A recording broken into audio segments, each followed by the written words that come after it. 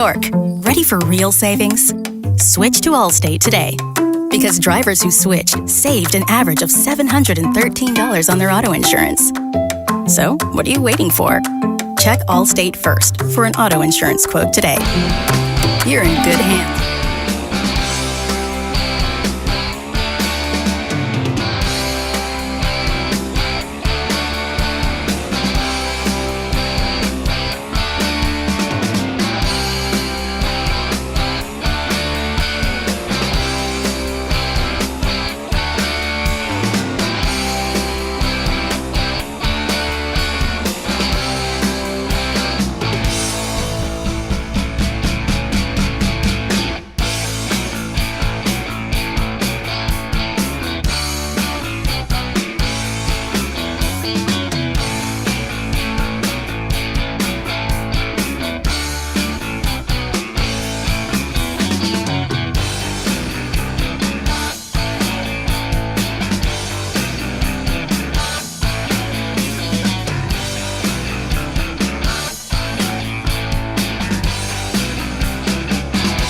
Hour, 7 to midnight. WFAN, WFAN FM, WFAN FM HD1 New York, and Odyssey Sports Station.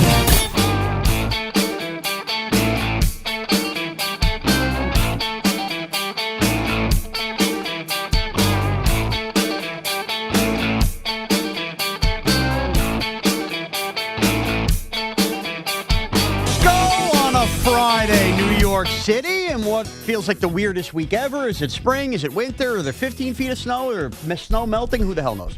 It's Evan and Tiki with Shaun Morash here. Evan's still on vacation. Connor Green with us. Tiki with us. Combine talk. We're awake for this, unlike Aaron Glenn. We'll get to that in a little bit. A lot of fun as we take you into your weekend and 2 o'clock. But Tiki, there is plenty of Giant speculation. Yesterday we got the Jermaine Johnson trade news as the Jets dealt him for T'Vondre Sweat right around this time 24 hours ago. And then it suddenly sent off alarms and whistles everywhere in Giant land with their reporters and the murmurs going on at the Combine. So I'm going to play you some audio from Connor Hughes, and we're going to get into it. Connor, take it away. Connor Green. One New York defensive end was traded away in Jermaine Johnson to the Tennessee Titans. Could another one be going as well? A name to keep an eye on, New York Giants, Kayvon Thibodeaux. You know they have Brian Burns at one edge, Abdul Carter on the other. Those two, along with Dexter Lawrence, going to be at the heart of this defense. But Kayvon might be the one that is a little bit more expendable. At least somebody that the Giants are willing to listen to offers on. And from teams that I've talked to around the NFL Combine, believe he is available for the right price. He's someone who needs to be paid shortly. He's somebody who probably doesn't factor into the Giants' long-term plans. So if John Harbaugh and Joe Schoen can get something for Thibodeaux that can both help the Giants this year and moving forward, it certainly sounds like from the discussions I've had, that's something they're going to consider. That is interesting. Now, he's on a relative for a productive player. Remember, he had 11 and a half sacks in 23, and then his production has kind of fallen off 2.5 last year after I won't call it a rough season, but he got hurt. He missed a lot of time. He got replaced as the top pass rusher, obviously, by Brian Burns, who had an all-pro type season, and then obviously they drafted Abdul Carter. And so to call him expendable it's technically right, but it's marginalizing the importance of having multiple edge rushers on your team. And you have to look no farther than how Abdul Carter was used last year, schematically. Yeah, sometimes he was out on the edge, but a lot of times he was lining up over the center. He was making it 5-on-5 for the offensive linemen. So each of those pass rushers, Burns, Dexter Lawrence in the middle, Kayvon Thibodeaux, other D tackles, and whoever the blitzing linebacker would be, it's a one-on-one matchup. You're just more likely to succeed. And so Connor is right that he is expendable, but he also is kind of dismissing the fact that you need another edge rusher. Yep. You still need guys who can get after the quarterback. And Kayvon, and I think this is why Joe Schoen said this about Kayvon, he's with us right now. And they're going to need him. And if they do move on from him, they're going to have to replace him in some capacity. Yes, this is what scares me about the whole idea. Look, Tiki has said this. Was it this week or last week? And I think this goes for a lot of sports. You are judged a lot about where you're drafted. Yes. And your draft pick, and you can't shake it. And I think that when Giant fans hear this, there's probably a lot of Giant fans like, yeah, trade that bum Kayvon. What has he done? I totally get that. This is the same Giant fans that thought that Abdul Carter had a terrible rookie season. Right, exactly. I understand that Kayvon Thibodeaux is not giving you value of what a 5th overall pick could be. But he's still, I think, a pretty damn good NFL edge in terms of stopping the run, which he's gotten better at. You saw him in 2022 when the Giants had leads, and he could go pin his ears back, make game-changing plays, sacks of Lamar Jackson and Aaron Rodgers, and the big play versus the Commanders that helped get them into the playoffs. 2023, his sack numbers went up. He has been banged up. We've talked about whatever the hell is going on with his arms and the long thing and not having the span. And he doesn't have the twitch and the bend that Brian Burns and Abdul Carter has. But, man, when the Giants were great, they had more than 2 pass rushers. Exactly. They had 5. Yep. I mean, when you talk about 07, it wasn't just Strahan and OC. There was Justin Tuck, clearly. And then they drafted JPP and Matthias Kiwanuka, and they kept building that. So when they took Abdul Carter, I never once for a second thought, well, this means Kayvon Thibodeaux should be shown the door soon. You should be okay with waves of pass rush. Now, not nearly the same player. They did throw guaranteed money last year at Chauncey Golston, who'll still be on the roster, who I guess would presume that third edge. Yeah, hopefully he takes a step forward to what he's supposed to be. Here's my issue, though, Tiki. The Giants are going to have $100 million in cap space in 2027, next offseason. They don't need the cap space this offseason. General managers and such can structure contracts to hire those cap hits in a year where you have more cap space next year. By the way, he's already accounted for, Kayvon Thibodeaux, because they picked up his 5th-year option, which is $14.5 or something like that $1 million. So if they're looking to shed his salary this year, it tells me that there's going to be a little more than what we expect from John Harbaugh on the overhaul of the roster. Right. Now, the next issue is value in what you get back. I'm not going to stomp my feet and go, you can't trade Kayvon Thibodeaux if this is what the vision is for John Harbaugh, Tiki, but you also can't just dump off Kayvon Thibodeaux because you don't have a 3rd-round pick or for a 4th-round pick, because that's what's being speculated now. Now, there's also some player-for-player stuff, which maybe I'd be more interested in, but the Jets got better yesterday by trading Jermaine Johnson because they hold the 2nd overall pick to replace Jermaine Johnson while getting a player of a position they need at nose tackle. I am far more interested in a trade like that for Kayvon Thibodeaux than I am taking a flyer on a 4th-round pick. Right. So if you're going to trade him, you need to get something else that you need. Yeah. Whether that's a cornerback or a linebacker, even though it looks like some of these linebackers, and we'll get to Sonny Styles' combine in a little bit. He's just a freak athlete. But you have to replace, if you're going to get rid of I don't want to call him a star, but a guy who has played well for you in certain spots over his 4 years so far, then you got to bring some value. It can't just be draft equity, because draft equity is fantastic until you miss on that draft pick. Yeah, and just think about all the Giants' 3rd and 4th-round picks. I mean, you trading Kayvon Thibodeaux for Theo Johnson? You're trading him, and look, who knows what his future holds for Darius Alexander? Right. That's what we're talking about here. I would rather go to war next year with 3 pass rushers. And, oh, by the way, I mean, pretty wild assumption to assume that Brian Burns and Abdul Carter are just going to be healthy for 17 games next year, too. I like the idea of playing from a strength at edge. Now, I'm going to give you a couple names because they're out there also being speculated in their markets. Tremaine Edmonds. Linebacker, Bears, was with the Bills when Joe Schoen was there. The Bears have given him permission to seek a trade, or he could end up getting cut. He has a $15 million salary and bonuses here this year.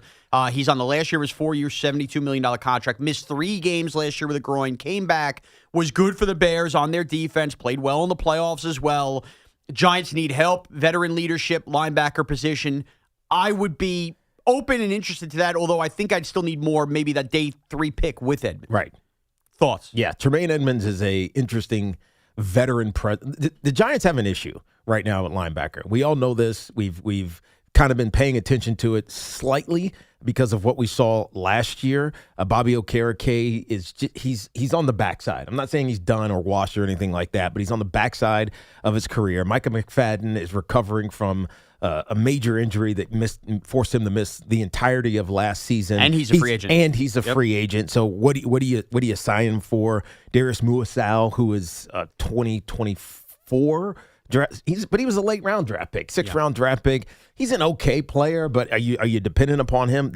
The Giants need an impact linebacker. Now, luckily, this draft has a bunch of guys in it. But even if you do get a right away starter, You're going to need depth there. You're going to need a veteran presence there. And I do like Edmonds. I do think he is an impact player. I do think that he's a good leader, most importantly. And that's what this position is going to need, especially if it turns over all those guys that we had last season. And you could definitely restructure his deal and extend him and have some lower cap hits as well. So that's the kind of – I would be more open to that. The other guy that got floated around last night, the Lions – might be willing, based on what they're going to have to pay him in the future, to shop Sam Laporta, the tight end. Now, Sam Laporta, really? Theo Johnson. That's surprising. Dan Graziano listed this as well from ESPN. There might be some murmurs around there. Yeah. And I think Laporta is still another year away, really, from having that member. Not a first round, or was he a first rounder? I think he was. He was. I think they had two, right? Because it was Jahmyr Gibbs and Laporta that year. Yeah, I have to go back. The Lions have had good drafts and weird drafts. I forget who was in the second round, who was in the first. Regardless of that, that's another one that would interest me. I'm not saying tight end is the biggest need for the Giants this offseason. I have promised for Theo Johnson. Laporta was a second rounder. You're right. Second rounder, so he doesn't have the fifth-year option. Right. That interests me as a weapon. Another weapon there for Jackson Dart. And again, Theo Johnson's not stopping me from upgrading the tight end room. You told me, and the Lions seem to be on the hunt for another edge next to Aiden Hutchinson. Yep. I would be interested in that. That's interesting. I mean, if you could steal Laporta, because this is his fourth year, so this is his contract year this year. If you could steal Sam Laporta, who has been one of the better tight ends in the NFL, for Kayvon Thibodeaux, you would do that. Yeah, I would. Right? That would because fire me up. There's a value that's coming back now. It obviously makes it difficult because of Theo Johnson's development. Is where. Look, I don't know what people think about Theo Johnson. I think he has potential. I think he's still young. I think he's got to learn, and this is going to be on his tight end coach, some bad ball catching, because that's really where he's struggled. He can't get it when he's in a compromised body position. He can't get his hands where they need to be to catch a football. And so, but you can teach that, right? Howard Cross used to rep this thing all day on the jugs machine after training camp or after practice, and just throw me some bad balls, man. Let me get my hands used to catching balls that aren't ideal.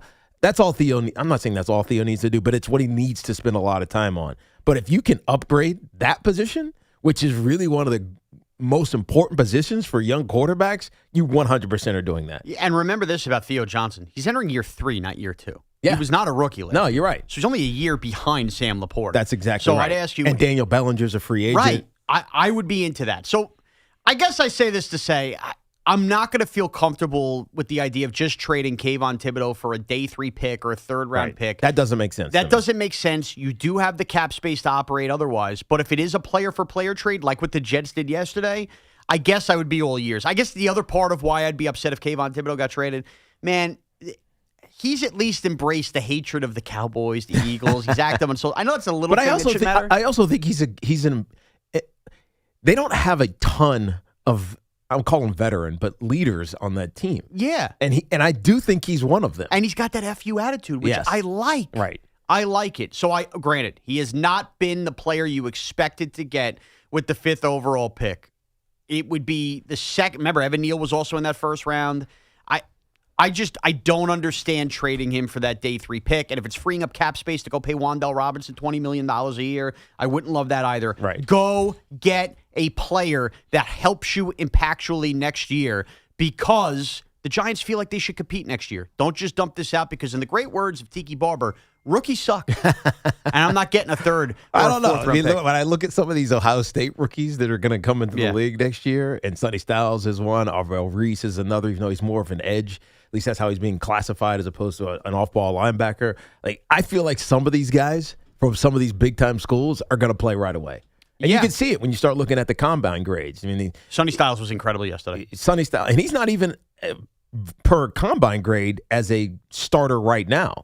He will ultimately be. Yeah. Like if your grade is over 6. I think it's 7, 6, 7. Oh, no. I'm being honest, though. I'm being for real. Right. So you're a boomer bust potential if you're in the 6'5", 6'6". But if you're 6'7" or above, you're like a right now starter. And so I think he is just below that, but he's ultimately going to obviously be that. He didn't miss any tackles last year. I know. I think officially it was like 2, but whatever. 600 attempts, 600 plays. He missed 2 tackles all season long. So he's going to be one of those impact players. Yeah, and the Giants are going to need 2 linebackers anyway. So if you got Styles and traded for Edmonds or signed a Leo Chanel, I'd be all in. But the roster overhaul seems like it is now in play for John Harbaugh's Giants if you listen to any of the rumors and any of the murmurs at the Combine. How about a little early call? Why not? Let's get it going. Alex in West Long Branch. Alex, what's up? What's up, Alex? Hey, thank you for taking my call. I'm not exactly that high on Tibido after watching last year's performance. Yeah. And my reason for that is I really believe the first obligation as an edge rusher is to make sure you seal the side, seal the end. Yep. So that if there is somebody running, you push them back towards the linebackers. Right. It seems Tibido wanted to always make a direct line over to the quarterback and boom, hand it off to the to the running back, and there they go. What was third and long is now a first down. So I really held them accountable for not sealing the edge. Yeah. No, I think we had a lot of issues with that, not just with Kayvon. There was a bunch of issues with that came up. I think it was a second Eagle game where Saquon had that big run, and it was really just about gap control. Mm-hmm. I think it was Muasau who he took an inside track as opposed to taking the outside track, and Saquon burnt him.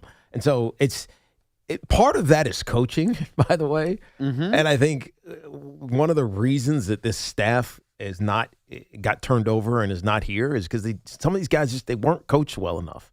Yeah. Period. Kayvon wouldn't be the only guy we pointed to on the defense and asked what the heck happened. Yes. I wonder why the angles Tyler Nubin took last year. Who was great as a rookie and regressed as a second year. Some of the issues that Drew Phillips had in year two. Go down the line, yes. And how much of that do you attribute to Kayvon Thibodeaux, who clearly was a better player with Wink Martindale? Yeah. Clearly in 2022, No, 2023. you're absolutely right. And that's no surprise. 888-808-1019. All right, we'll continue to take your calls on the open here with Kayvon Thibodeaux, plus a certain rookie quarterback seems to love the New York Jets. We'll get into that. And I have a theory on a giant smokescreen that's coming out of the Combine. It's Evan and Tiki with Shaun Morash and Connor Green here on a Friday. I guess a football Friday of sorts.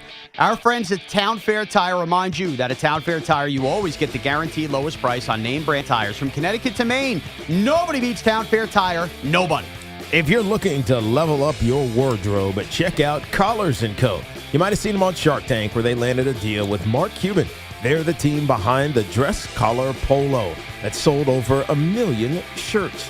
Now they've launched the Maverick Performance Blazer, and this thing is legit. Sharp, lightweight, and completely wrinkle-resistant, making it perfect for travel. Just pack it up, and it comes out looking fresh. Plus, get smart features like security zip pockets, a sunglasses loop, and an optional pocket square. So hit up my boys over at collarsandco.com. Use code TIKI for 20% off at collarsandco.com.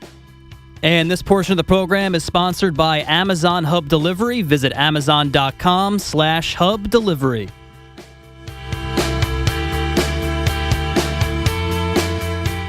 Right to Sharp, pass out Williams, right wing three. Good! The Nets head to Boston to meet up with the Celtics. 7:30 tonight. Back to Zaire to the rim and a two-hand slam. The home of Brooklyn Nets basketball is The Fan. 101.9 FM and always live on the iHeartRadio, TuneIn, and Odyssey apps. Hey, did you know Verizon Home Internet covers more homes with faster speeds across the country than any other provider? Now you can get award-winning Fios Internet for just $20 a month for 3 years. Switch today and enjoy savings you can count on. Verizon Home Internet consists of Fios and 5G Home. Availability varies. Comparison based on FCC BDS data of home internet providers with download speeds over 50 megabytes per second, June 2025. Limited time offer for eligible new customers. Fios $20 per month plan with auto pay, mobile phone plan, mobile plus home, and bonus discount. Enrollment required. 3-year price guarantee applies only to the then current base monthly rate for Fios. Additional terms may apply. Diving for that grounder got you grounded? Oof. We've got specialists for that. Layup, take you down? We've got specialists for that. With 45 Castle Connolly top doctors, Orland & Cohen specialists are considered among the best in the nation by their peers, which can mean a better outcome for you. From Staten Island to Southampton, our network is open 7 days a week, so you can feel better, faster. Visit OrlandCohen.com. We all hear the radio ads about the IRS. They tell you to be afraid, to be scared, and they try to frighten you into calling. I'm not here to do that. Tax Relief Advocates is different. TRA is here to tell you that if you owe money to the IRS, whether it's $5,000, $50,000, or $500,000, we have a solution. It doesn't matter if you're sitting in your car, at work, or with your kids. No matter where you are, call now. 800-575-9834. Don't lose hope. TRA can eliminate or reduce what you owe to the IRS. Generous programs are now available that can give you a fresh start. Our passion is taxes and helping individuals fix their IRS problems. We have over 1,000 5-star reviews on Google and an A+ with the Better Business Bureau. You don't need to be afraid of the IRS any longer. End your tax nightmare today by visiting us online at TRA.com or call 800-575-9834. That's 800-575-9834. Tax Relief Advocates. Real solutions for real people. See what sets Mazda apart in the Mazda CX-5. The smart choice for those who expect more from their drive. With standard iActive all-wheel drive and advanced safety features, the CX-5 gives you confidence in every condition. Its effortless handling and responsive performance set it apart from the crowd. Inside, you'll find thoughtful, crafted design for comfort and connection. There's more to a Mazda. Lease the 2025 Mazda CX-5 for $209 a month. Visit your local Mazda dealer or MazdaUSA.com. Question: what business couldn't use extra income? Hey, it's Tiki Barber. Right now, Amazon Hub Delivery is looking to partner with ambitious New York businesses to become Amazon Hub partners. You and your staff will deliver packages to customers in your area when it's convenient for you. With each package delivered, your business gets paid. Sign up at Amazon.com/Hub Delivery. That's Amazon.com/HUB Delivery. Did you know about 1 in 3 people with plaque psoriasis may also develop psoriatic arthritis, which causes joint pain, stiffness, and swelling? Does this sound like you? Listen to what it sounds like to be a million miles away. Tremfya guselkumab, taken by injection, is a prescription medicine for adults with moderate to severe plaque psoriasis who may benefit from taking injections or pills or phototherapy, and for adults with active psoriatic arthritis.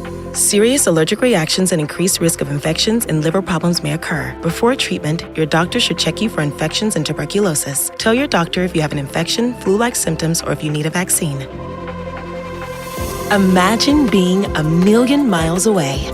Explore what's possible. Ask your doctor about Tremfya. Visit Tremfya.com or call 1-800-526-7736. Hey, this is Tiki Barber. Those of us living in New Jersey got hit with a 20% electric rate increase. If your current heating system is over 15 years old, it's time for a new high-efficiency Carrier system. And there's only one company to call for a new one. My friends at Edison Heating and Cooling, New Jersey's heating experts for over 38 years. Older heating systems waste gas. So get your system checked now and save money with Edison Heating and Cooling. Contact them now at EdisonHVAC.com. That's EdisonHVAC.com. Ever wanted to go to the NBA Finals? Well, now's your chance, courtesy of FanDuel. All you have to do is use your profit boost on an NBA future, and you'll be entered for a shot to win an NBA Finals trip for 2.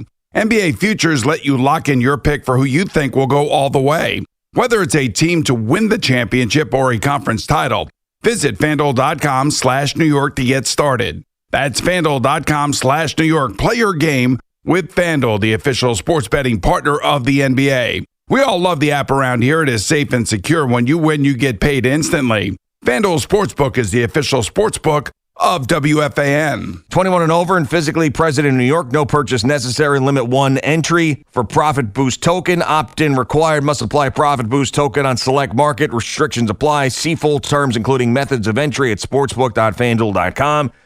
Help with a gambling problem, call 877-8-HOPE-NY or text HOPE-NY 467-369. It's Dunkin's World and you're living in it, which means breakfast is easy and costs $5 with Dunkin's $5 meal deal. You get 6 crispy hash browns, a wake-up wrap, and a medium hot or iced coffee. Whatever your mood calls for. Bring your friend, your brother, your mother, your cousin, or just bring yourself. Because at Dunkin', they make deals for everyone. Get Dunkin's $5 meal deal only at Dunkin'. No substitutions. Participation and times may vary. Offer price varies in California and Hawaii. Limited time offer cannot be combined with other offers. Exclusions and terms apply. Your official home to talk New York sports is WFAN. Call us anytime at 888-808-1019. The Fan, 1019 FM, and always live. Yeah, and of course they pissed off Adam Fox in the process, but more on that later. But hey, as long as we won a gold medal. All right. The other Giants news before we get back to the calls, Tiki. There's at least enough whispers on social media and from certain reporters saying don't discount the Giants taking Jeremiah Love at number 5 overall. Why? I don't want to say there's a full head of steam. I think Jordan Renan mentioned something. This feels like smoke to get someone to trade up with you. Thank you, Tiki. That was my theory. Right. It has to be. Your antennas have to be up. There is no way. Unless they're really concerned about Cam Thibodeaux. Okay. Which I haven't heard any reports on him yet about health-wise and whether or not his ankle is back to 100% or where he is in his, rehabilitation. But I do know that you have Tyrone Tracy, who's a pretty damn good running back. Well, and this is part of it, right? I understand that John Harbaugh probably wants to, have the ground game working. That seems to be an area of strength for the Giants with Thibodeaux and Tracy. Yes, I agree with Thibodeaux screams the type of football player that John Harbaugh preached that he wants to have. He is on his rookie deal. Why would you add a second running back like Jeremiah Love, who, if you take it 5 overall, has to be the bell cow? Yes. You cannot do a running back by committee and use your 5th overall pick as an asset on a running back. Right. You can't. You've now marginalized 2 really good players on your team. Exactly. That doesn't make sense. It doesn't make sense. So I'm glad you said that. When I hear these murmurs and I hear those whispers, I mean, you're also talking about John Harbaugh who had no problem leaving Derrick Henry on the sidelines at points. I thought the same thing. That wasn't all on him. I know. Part of that was Todd Monken just getting ahead of himself or maybe not overthinking it, I think. Which is fine. But I'm glad you brought up smokescreen because it has to be that. Jeremiah Love, a lot of people might think could be the best prospect in the draft, but again, still a running back. He has to be the bell cow. The Giants at 5th overall, I'm sure, look at the board and go, we'd like some assets. They probably know certain teams love a Jeremiah Love. So that feels like the perfect player in the perfect sweet spot at 5 to put out there that you like and hope you get a team to bite and trade with you. Because remember, the Giants are also operating without a 3rd-round pick. Right. Based on NFL grades, Jeremiah Love is the 6th best prospect in this draft. The top prospect is Arvell Reese. He's almost a can't miss edge / linebacker who ran as fast a 40, by the way, as Sonny Styles at 4.46, and he's a mountain of a player. So, and he played at Ohio State, and so that the pedigree is right. But Jeremiah Love, for his position, he's way up there. But by the way, the other top running back in this league was his teammate at Notre Dame. The 2 top running backs in this year's draft are Jeremiah Love and Jadarian Price. Jadarian Price. Both Notre Dame backs. Yep. Both Notre Dame backs are the 2 best running back prospects in this draft. Yeah, it would just be a really sour start to the John Harbaugh tenure if you go do the whole Saquon discussion again. Of course. Again. It's because it's going to create debate that's unnecessary. It's going to create, what are you thinking? Yes. You don't need that player. You don't need that player. And then it will also lead to what happened with Saquon here, which is you're immediately going to, of course, love Jeremiah Love. Of course. For lack of a better term. Because he's the running back, because he's the big 1st-round pick. But deep down, you're going to know as much as I like this guy, it was the wrong pick. Mm-hmm. That's what sucked about the whole Saquon thing. You wanted to love him, you loved him, and then you at the same time going, but this was the wrong pick. Fans should never be in that spot. All right, back to your calls. 888-808-1019. Justin in Union. Justin, what's up? Hey, you just answered my question. I'm a big believer in Jeremiah Love. And the one thing, the number one thing that the Giants need to do is protect Jackson Dart. And I think having a running game will help do that other than building an amazing offensive line. So I'm a Notre Dame fan. I watched him throughout the season. He is an immediate impact player, which will help protect Jackson Dart. Right. And will help the overall team make it immediate. We wouldn't have won a Super Bowl if it wasn't for Tiki running that ball. It wasn't me. We wouldn't have it. You were such an intricate part of that Super Bowl run. No, the Super Bowl run was the guys that came after me. But to your point, look, let's not get this twisted. Jeremiah Love is a great player, and the New York Giants are getting back to what they used to do during those Super Bowl runs. Run the football, get after the quarterback. Yes. Right? The Giants in 2025 were the 5th, not the 15th, not the 25th, the 5th best rushing offense in the NFL. And that's after losing Cam Thibodeaux and having Tyrone Tracy deal with a shoulder injury for, I don't know, 6 weeks or whatever it was, 7 weeks. Felt like it lingered far beyond that. The Giants had the 5th best rushing offense in the NFL, and they averaged 4.7 or so yards per carry. Part of that is obviously Jackson Dart and his running ability, but their run game was one of the best in the NFL a year ago. So I hear you. Yeah, running back, skill position players, they help your quarterback. Go get a wide receiver. Go get an elite tight end. You don't need running backs. The run game is solid. To that point, how many more yards/touchdowns are the Giants generating on the ground game by adding Jeremiah Love with the 5th pick than they wouldn't next year with a healthy Tracy, Scadaboo, and Dart? Right. Like the trade-off is just not there. So, I hear the murmurs, I hear the whispers. Tiki hit the nail on the head. Feels like a smokescreen. And I think the Giants should be open for business at 5th overall and identifying the right player that they think. And by the way, they teams, already said that, didn't they? Yeah, they did. So identifying the player that you think teams might be willing to trade up for is smart business. Agreed. Play the bait game. Every other team does it. Right. All right. Long Island Lou in Glen Cove. Long Island Lou, what's up? What up, Lou? Guys, I thank you for taking my call. I would hold on to the 5th pick. You have 2 linebackers on the defense right now that they should make linebackers, Thibodeaux and Carter. They, personally, I believe, they're not weak. They're very fast players. They're not big enough. They're getting pushed around on that line like it's a joke. They get pushed all over the place. You're right. So instead Abdul Carter is not a traditional edge rusher. Right. He was a linebacker that. Right. Amen. I would put those 2 guys. Now you keep talking about, Ohio State. We have a linebacker. We have this. You got 2 of them sitting on the line that ain't doing. I won't say a bad word. Right. They ain't doing nothing. They're getting pushed all over the place. Right. Now, with that being said, Abdul Carter was one of the most effective linebackers in the NFL last year. And edges. Yes, but whatever. Yeah. Linebacker / edge, because a lot of that was from interior. He impacted games. He just didn't stow up stat-wise. And when you go look at the all-rookie teams, and by the way, this is not me or media or fans. This is the evaluators, PFFs of the world.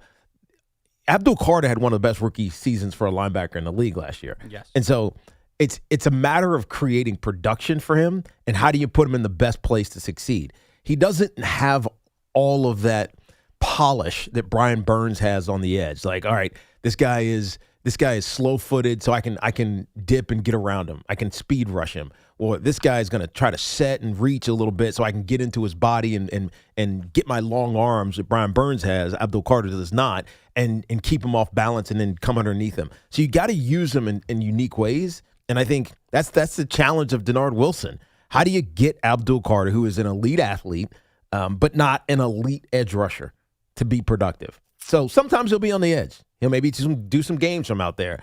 But a lot of times they need to keep him around and floating in the middle of the field. Yeah, shuffle around. I'm not willing to. Lou's not wrong about him being more like a linebacker than he is an edge rusher. But at the same time, the comparisons were, and goes for the same kind of player, Micah Parsons was supposed to be that. Yeah, of course. But he was able to get after the quarterback, and you realize that's just where the value he got is. so strong, man. Yeah. Micah Parsons developed from year 2 to year 3 into this maniac. Now, he was good as a rookie. But year 3, he was a maniac. And that's what Carter needs to do. Right. He needs to follow in that. But even the last 4 games down the stretch after the whole Patriots benching, right, you could see the edge moves start to, there was more in his chest or toolbox there. God, this is so, whenever Evan's out, I realize why Evan makes all these mistakes. You start to think quickly and you make these stupid idioms chest mistakes. is right. All right, we got it. Most people don't know what a chest is, but I know it. It's a chest. I put together idiots with idioms this morning. Yes. And there were like 3 times it came to me. I was like, oh, yeah, I made that mistake. I'm very much highlighted today. That comes your way in about 3 hours or so. Idiots with idioms. 888-808-1019. Joe in upstate New York. Joe, what's going on, man? Hey, Joe. Hey, fellas. How's it going this morning? All's well. Yeah, in regards to the love. Can you hear me? Yeah, we got you. Hello? Yep. Oh, okay, yeah. So in regards to the running back deal, yeah, that's definitely a smokescreen. I'd much rather see him take a Mike Washington Jr. on day 2 or day 3 to give that old earth, wind, and fire again. But the reason for the call, I like that. Mike Washington's a big back. He's 6'1", 220. Yeah. You throw him in there with Scadaboo, and you throw him in there with Tracy. I don't know if he's going to last. Aspect. I think he might go early second or something like that. But he is a good player, though. Yeah, I like the way he runs. They were saying that he was the best athlete on the field for Arkansas when he got there last year. But in regards to the Tremaine Edmonds trade, I think that would be total malpractice. You got one of the deepest inside linebacker drafts, and I can't tell you how long. You got guys like Anthony Hill Jr., you got C.J. Allen. Even later on, you got Bryce Betcher. But Joe, remember, turn around and trade for. Joe, just remember, they're going to restructure the deal and extend them where it would be a lower cap, but they need more than one linebacker anyway. Giants need to have two linebackers this offseason. To turn around and get Jacob Rodriguez has the potential to be this year's. Yeah, he has the potential to be this year's Carson Schwarzenegger. You know what I mean? Right. If you take a look at his shuttle time and his speed, I mean, again, is he going to last? That's the question. But, I mean, that could be somebody to look at in the early second while they turn around and grab a Cardinal Tate in the first. Yeah, Joe, to pair with neighbors. Right. Or another. No, I was going to say, just remember. One last thing. Well, the last thing that I was going to say is that a trade that could work out, because the Steelers are actually negotiating a trade right now for Brian Thomas Jr., would be potentially offering Kayvon for Brian Thomas Jr. as a straight-up trade. And then you could address the other positions, because I know the Steelers are trying to work out a deal right now, according to what they're saying on X or Twitter or whatever. Yeah, I saw Andrew Filipponi pair had up neighbors that. with his old running mate. That would be great. Yeah, I saw Andrew Filipponi had that, and I love Pony, but with all due respect, I'm not sure I'm buying the Brian Thomas, the Steelers rumors. He's had some misses before. Yeah. Now, I'd be interested, but why would the Jaguars... What was it? What did he hurt last year? Brian Thomas? Yeah, because he missed time. He missed time, and then he came back, got better post Travis Hunter getting hurt. Right. I forgot what the injury was early, and he had less production than his rookie year. He wasn't the same player when they traded for Jacoby Myers. Yeah, Jacoby Myers kind of helped that offense become what it was the second half of the season. And he had a low-grade high ankle sprain. Okay. Well, those things are a pain in the butt. He was Malik Neighbors' running mate at LSU, too. Yes. So that's one that I'd be open to. I just don't know why the Jaguars would want Kayvon Thibodeaux when they just paid Josh Hines-Allen and they are about to trade Trayvon Walker. Right. So I don't know why they would dip their toe in that water. Now, what I was trying to say, trading for Tremaine Edmonds, if the excuse is I want to draft a linebacker, the Giants, like a news flash, somebody out there, they're going to end up cutting Bobby Okereke here in the next 2 weeks. That seems like the most obvious, glaring cap hit. Tiki alluded to him not being the same player. They're not, or at the very least, not going to pay him what he's getting paid. Yes. Micah McFadden is off the books. They may bring him back on a very cheap deal, but he was not with, the John Harbaugh, Denard Wilson defense. The Giants are likely to have two new starting linebackers last year than a year ago. So if you trade for Edmonds and get the lower cap hit and then go draft somebody, those are your two linebackers. One doesn't prevent you from the other. Yeah. Here's the thing. Tremaine Edmonds feels young, and he is young because he's only 27 years old, but he was drafted when he was 20. Yeah, so very young with the Bills. This is his 9th year. Yeah. He's played mileage. This season is his 9th season in the NFL, and so there's mileage there. I'm not saying it's a bad thing.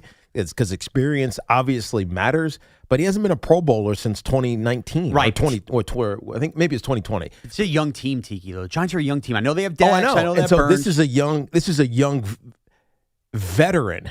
This is a young veteran. He's got 9 years. This will be his 9th season. He'll be 28 years old. And that's why I like him. They need a guy like that. Not everybody has to be 20, 22, 23. They need somebody. He's still young. Playoffs. He just has a ton of experience. Played some playoff games with Buffalo as well. Right. Like he has that experience. That's why I'd be into it. I'm not telling you they have to do it. I'm just saying that's the kind of deal I'm more open to trading Kayvon in than just going, oh, here's this 4th-round pick. That doesn't do much for me. Trevor in Brick. Trevor, what's up? Hey, how's it going, guys? What's going on, Trevor? Yeah, I'm Justin Kerry's uncle. Oh, yes. What's That's up, dude? right. What's up, man? Yeah, nothing much. This is going to be a big draft for Shane, Mr. D+ on that NFLPA thing. Yeah, they did not treat him kindly. No, they did not. So I think, I don't know, I was going back and forth, but I think love is the answer. Everybody loves their running back. It's almost like it's like the Giant fan is pining for the 80s and the 90s and the early 2000s. Hey, it's been that long since we won. True. It's sad, but the thing is that you're going to keep defenses on their toes and with different looks from different running backs. And the fact that you could probably draft, go back in the draft and maybe pick up a serviceable linebacker and bring in Edmonds, and he can probably be a driving force, or at least be a team leader, right, to help these young kids. Yeah, I mean, look, he could ultimately appreciate you, Trev. I think what the Giants tried to do with Bobby Okereke was bring in a veteran who's still playing at a high level. It just fell off really quickly. It did, and that's nobody's fault. That's just the football attrition catching up to you. Yes, Tremaine Edmonds allows them to do that again with a younger, albeit very veteran player. Yep. Yeah, he should get by with 3 years. That's all you're looking for, I think. 3 Right. years is the lifespan on that contract, essentially. That's all I'd be looking at. But I got to go back to the Jeremiah Love thing. Like, you're talking about everybody reminiscing. And they could give backs with different looks. If you draft Jeremiah Love 5th overall, I understand. You can't draft him 5th overall. You cannot. You just cannot. You cannot then go, well, now we're going to do running back by committee. Also, we go back to the whole Kayvon thing. They don't have a 3rd-round pick. So you mean to tell me they only have 2 picks until the 4th round? For now. I mean, they could trade or whatever. But if they spent that pick on Jeremiah Love, one of their 2 picks before they see day 3 is going to be a running back? Right. Come on. No, that doesn't make any sense. Come Especially on. when you have 2 really good ones. You can't. It's a total smokescreen. I'm not buying it. Chris and Merrick. Chris, what's up? What's going on, guys? Perfect timing. Sean, I couldn't agree with you more. I think this is a smokescreen to try and get a team like the Chiefs at 9 or the Saints at 8 to move up. That's because right. I think that you stay in the top 10, and then you can pick whether it be Downs, whether it be Sonny Styles, or Mansour Delaney as your defensive stalwart, and then you pick up an extra 3rd, possibly more. They are not taking him at 5. I doubt that they start the Harbaugh regime with kind of a luxury pick of a premier running back. You know what? That's a great way to put it, Chris. A luxury pick. You're not good enough yet to have to just luxury pick. No, you still have a 2-bedroom apartment. You can't afford the Ferrari. Right. That's exactly right. You could, but that Ferrari might be the only thing you have. Yeah, you pick up the girl in the Ferrari, you bring it back home, and you're like, well, this is where you live? Exactly. That's exactly what that would be, taking Jeremiah Love at 5th overall. I like that, a luxury pick. He does, but those are 2 good teams to point out, because that's the other thing. When you want to trade, you don't want to fall too far back, and they drafted people of cold light. If you could get a guy you might be targeting at pick 8 or 9 and get the Chiefs or Saints to come up with you, plus pick up an extra, maybe that's where they get their 3rd-round pick back. That's a home run draft for the Giants. So I'm totally fine if that's the game they're playing, and I won't buy it until I see it. But you will have a very angry me looking into some camera that Digital puts out and slaps up the Helix Wireless logo on if they take Jeremiah Love 5th overall. Connor knows what the hell I'm talking about. 888-808-1019. You get a lot of angry comments on that video, probably, too. Yeah. This fat bastard doesn't know anything about running the football. Dominic in New Rochelle. Dominic, what's up? What's up, Dom? What's up, gentlemen?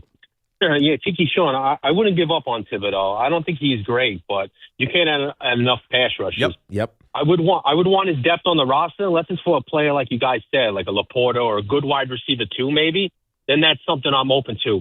It's unfortunate being drafted that high that now you're considered to be depth and a rotating player on the line. Dominic, you know what it reminds me of? Dominic, enough. I'm going to keep you on. You know what it reminds me of? Just came to me? Leonard Williams. How many Jet fans killed the Leonard Williams pick because he didn't have the value where he was picked? Turned out to be a pretty good football player that just helped the Seahawks win a Super Bowl, right? 100%.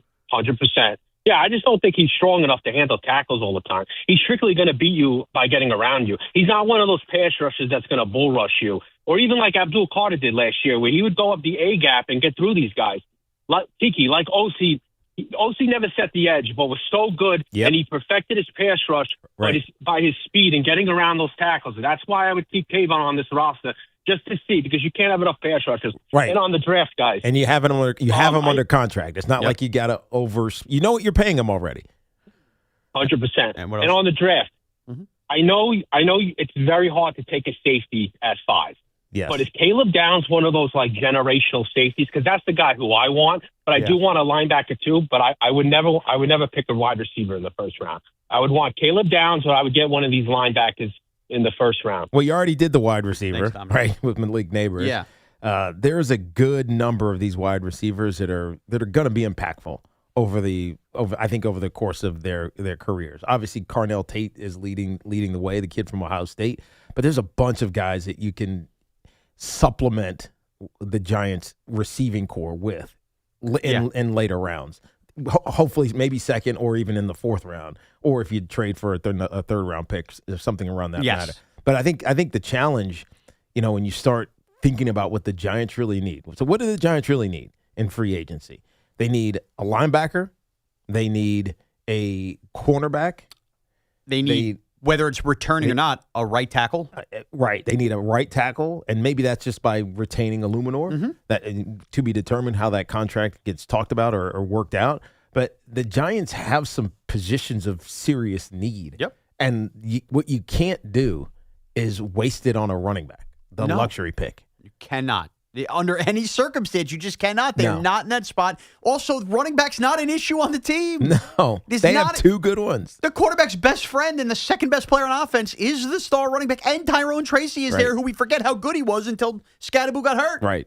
Truly cannot do it. Dr. Gaston in North Carolina. Doctor, what's up? Hey, what's going on? What's what's going on, Tiki? It's my first time talking to you, man. I appreciate I've been a fan of you. Well, thank you for calling, calling, 23 Doc. years in the military. Yeah, Oh, man, thank you for your service, brother. Appreciate it. So let me get to the gusto. Tiki, I'm going to ask you a question, Mars. I'm going to ask you a question. Why do Giants fans every year do this stuff to themselves? You do not need a running back. I don't know. Understand it. I don't know. Well, Doc, look how we picked up Cam. Cam Scatterboo was the third-round pick. Later. Yes. Third-round pick. Maybe it was fourth round pick. And you know what happens and we every loved year, them. Tiki? We loved them. Tyrone Tracy's a fifth-round pick. Yeah. Right.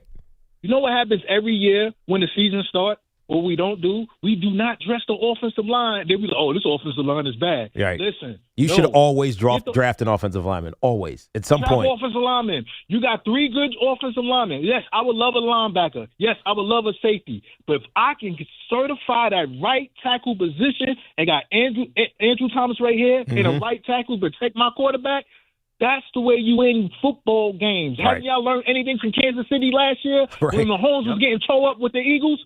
Come on now. Why we do this every year? Yeah, that's a good point. Right. 2 years ago, we talked about that Super Bowl. Appreciate you, Dr. Gasson. Like two years ago, that Seahawks or that Chiefs Eagles Super Bowl, they didn't even rush five guys. No. I don't think in the whole game. Maybe they rushed five one time or two times. Maybe Zach Bowen came up a couple times. That was it. They dominated on the edge because the Kansas City Chiefs tackles were compromised. And this is still when Pat Mahomes had his superpower, so to speak. Now I'm using this term because of Aaron Glenn. And so, like, if you can, and again, every year you should take an offensive lineman, especially when you have a massive need at one if you don't re-sign Jermaine Luminor. Yeah, and it goes back to the Jeremiah Love thing. If you're going to do that, at fifth overall, if the tackle from Miami, I'm forgetting his name, is there, like Francis Muaga. Even if they sign a Muagao. you're never going to get a complaint from me if you take a swing on the offensive line, especially with Andrew Thomas's health. Right. And Illuminor, by the way, is flexible and versatile if you had to move around after he was signed anyway. Once he's gotten his bag, who cares? Tiki, you know how maybe you don't. Every once in a while you do a show and you go home and something's going to bother you from the show. Yes. I know Evan thinks this way. This is how I think this way. I'm sick like this. It is going to bother me. And actually, I'm not back until the week after next. That I didn't follow that up with, what's up, Doc? I sat here for 30 seconds after going, damn it. Why didn't I say, what's up, Doc? It's going to ruin me now. That's hilarious. So if anybody else wants to say they're a doctor, please call. William in Somerset. William, what's up? Hey, William. Hey, what's up, fellas? Big fans of the show. Sorry, I'm not a doctor. Nah, it's all right. It's all good. Hey, so I really think that the Jeremiah Love chatter it's got to be a smokescreen. We don't need a running back at all. And if it was up to me, I'm really hoping that they take Caleb Downs. And I watch a lot of college football, and if you watched him in the college football playoffs specifically, he's I think going to be a generational player. His IQ is off the charts. Right. If you look at Harbaugh when he was with the Ravens with Kyle Hamilton, I think he could really be the Kyle Hamilton player for the Giants. So that's what I'm really hoping. Yeah. That they end up going with him. Yeah, it feels high at 5 because you mentioned this, William. Safeties just don't get drafted that high.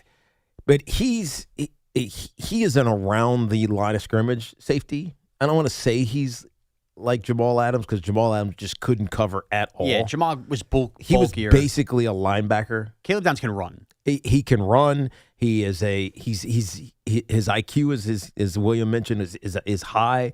But he's an in the box disruptor.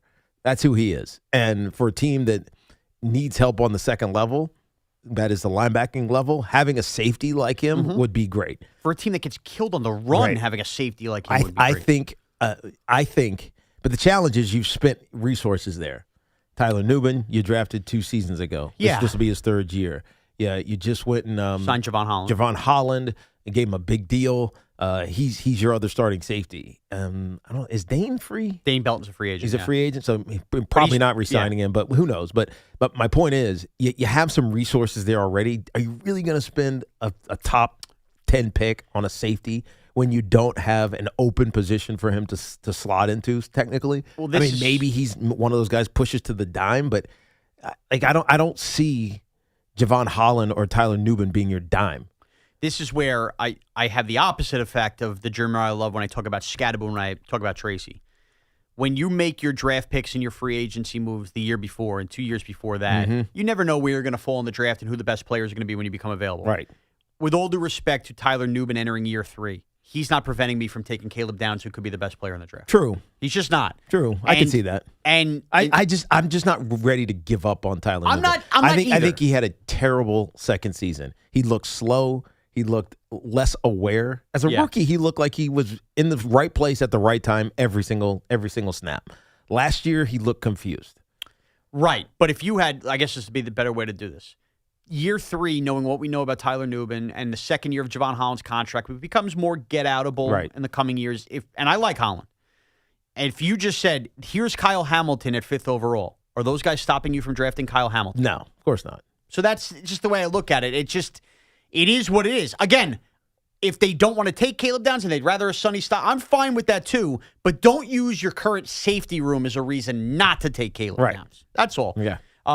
Pete and Vernon. Pete, what's up? Hey, Pete. Hey, guys. Hey, thanks, Tiki, for everything, brother. Appreciate it, man. Thank you, man. No. I was there at the 2000 games, and they were the best. Hey, listen, guys. In my opinion, just from watching who made the playoffs last year, think about the defenses that made the playoffs. What the defense that won that Super Bowl. Defenses win, man. We got to shore up that defense. We gave up 150, 200 yards every game last year in the run. Right. It was terrible. We had 6 games that we were winning in the fourth quarter, but the defense couldn't hold. Defense still wins in this league. Look at Houston. Look at Seattle, even New England. New England had a great defense. That's really what got them there. Denver. And I want Harbaugh to concentrate on that. Now, the only other thing I think that the Giants and let's face it, the last regime didn't concentrate on this was the kicking game. It cost us. It cost us. It's I know so true. it sounds funny. It's so true, though. But it cost us games. Don't it sound cost funny. Us games. I asked the GM about it when we were there. I couldn't let that go. It did cost them games. Now, I like Ben Souls. We've talked about Ben Souls. I'm okay with keeping him, but if you upgrade, go get a kicker and kick 60-yard field goals. Souls felt competent. Yeah, Souls good, man. That's my word of like this year. Competent. Just be competent. That's what man. we're settling on. Matt in West Haven's been hanging on. Matt, what's up? What's up, guys? What's happening? All the Hall of Fame talk from you like weeks ago. I was just curious what you guys thought about Brandon Marshall and London Fletcher being Hall of Famers. I know it doesn't come down to all stats, but they do have their Pro Bowls and they're all pros as well. Yeah, London I Fletcher know was. it's a really hard thing to get into, but Yeah. No, thanks, Matt. I've felt no buzz for London. Yeah. And I love London Fletcher. Good friend, obviously an adversary for a couple of those years. We're actually really basically a lot of those Washington years. and Buffalo was Yeah, great. Buffalo and St. Louis was where he started. St. but, Louis too, yeah. And he has the accumulation numbers, but I just don't know if he feels like the Frank Gore of linebackers. Yeah, but he also didn't get really, really good until the end. That's true. When he was in his 30s. Great tackling machine. You're right. I think both of those guys probably just fall short for me. Yeah. Just fall short. And I liked Brandon Marshall. He had an electrifying career. But you think about some of the wide receivers that have struggled to get into the Hall of Fame, like Torrey Holt. Yeah. I thought Torrey Holt was a better wide receiver overall in his career than Brandon Marshall was. The wide receivers, it feels like it's very tough to get into. Those guys wait a long time. They do wait a long time. And then look at Reggie. Yeah, Reggie Wayne, exactly. Waited a long time. So probably just short for me, both of those guys. Right. 888-808-1019. Obviously, plenty of Giants on the table. We do have to address the elephant in the room, which is, should Aaron Glenn have had a pillow at the Combine? We'll get into all of that as well. It's Evan and Tiki with Shaun Morash here on The Fan. If you've been thinking about replacing those old chilly windows and doors, now's the time. Windorama is kicking off their winter warm-up sale. And you could save up to 40% on your installation project when you purchase and install through Windorama. 40% off, big savings, great products and brands, and expert installation. Hard to beat that. Keep the warm air in, the cold air out, and upgrade your home the right way. Visit Windorama.com or stop by one of their showrooms today. Windorama, your window and door specialist since 1977.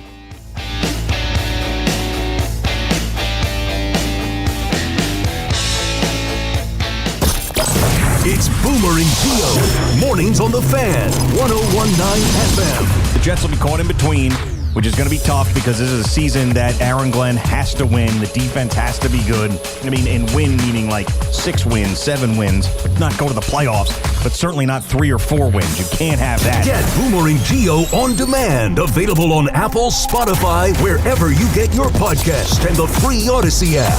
This Rutgers Report is brought to you by RWJ Barnabas Health, the official healthcare provider of Rutgers Athletics. Let's be healthy together. Winding down the regular season for the Rutgers men's basketball team. 3 Big Ten games to go, including Sunday's road trip to College Park and a noon tip-off against Maryland. The Scarlet Knights and the Terps both 4-13 in conference play, along with Northwestern and Oregon. So you've got conference tournament seeding still up for grabs with a week to go. Coverage of Rutgers, Maryland, beginning at 11:45 Sunday morning here on The Fan with our own Jerry Recco. The Rutgers wrestling team ranked 11th in the country, prepping for next weekend's Big Ten championships at Penn State. And the nationally ranked men's lacrosse team back in action tomorrow, hosting Hofstra as part of a doubleheader following the women's team. They also will play Hofstra. That's this week's Rutgers Report, brought to you by RWJ Barnabas Health, the official healthcare provider of Rutgers Athletics. I'm Chris Lopresti. This is an Odyssey Sports Minute. The number one team that needs to sign Tyreek Hill now that he's a free agent is the Buffalo Bills. Buffalo has to get Josh Allen some help on the outside and certainly some speed on the outside. And while there's questions about Tyreek at 32 coming off a torn ACL, he is definitely a worthy gamble for a Buffalo team that's all in on getting to the Super Bowl and absolutely needs speed. Buffalo should be the team to sign Tyreek Hill. I'm Nick Costos. America, look around. Everywhere you go, prices are still high. Rates have been whipsawing markets, and the debt and spending don't exactly scream stability. If your retirement is mostly stocks and bonds, you may be taking a risk, more risk than you think. And when you're near retirement, a sharp drawdown at the wrong time can do real damage. Experts say diversifying with intention is the #1 secret account that all Americans' smart money uses to hedge against instability. Its precious metals, silver, and gold is having a spectacular bull run. Would it not make sense to get in before the rocket takes off? Monetary Gold have been around since 2000, witnessing multiple economic setbacks. They have the experience to help tailor your portfolio to your needs. If you call now, they will cover up to a lifetime of your IRA fees on qualified accounts. Call Monetary Gold now at 877-NOW-GOLD. That's 877-NOW-GOLD. Performance may vary. You should always consult your financial and tax professional. That's 877-NOW-GOLD. Looking for the lowest price on name brand tires? Get to Town Fair Tire and get the guaranteed lowest price on any name brand tire. Nobody beats a Town Fair Tire deal. Nobody. Name brands at discount prices. Town Fair Tire. Finding great candidates to hire can be like, well, trying to find a needle in a haystack. Sure, you can post your job to some job board, but then all you can do is hope the right person comes along. Which is why you should try ZipRecruiter for free at ZipRecruiter.com/free. ZipRecruiter doesn't depend on candidates finding you. It finds them for you. Its powerful technology identifies people with the right experience and actively invites them to apply to your job. You get qualified candidates fast. So while other companies might deliver a lot of hay, ZipRecruiter finds you what you're looking for.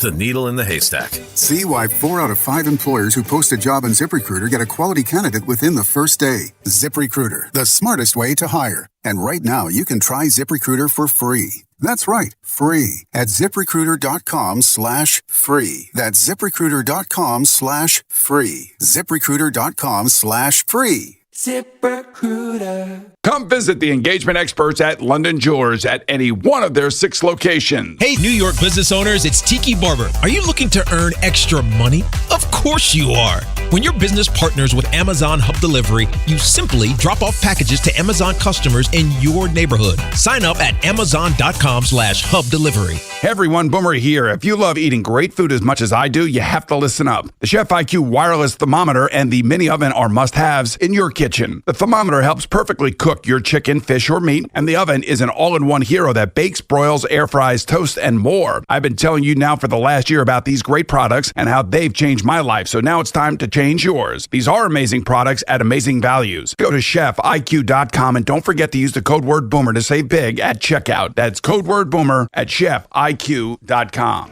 Why does it matter to members that Aetna was named a Best Medicare Advantage company by U.S. News & World Report? Because they chose a plan that gives them real support, real people, and real care. We show up with care management that ensures doctors work together on complicated conditions. We show up with the latest in online tools to make healthcare easier to use anytime. We don't show up for awards. We show up for you.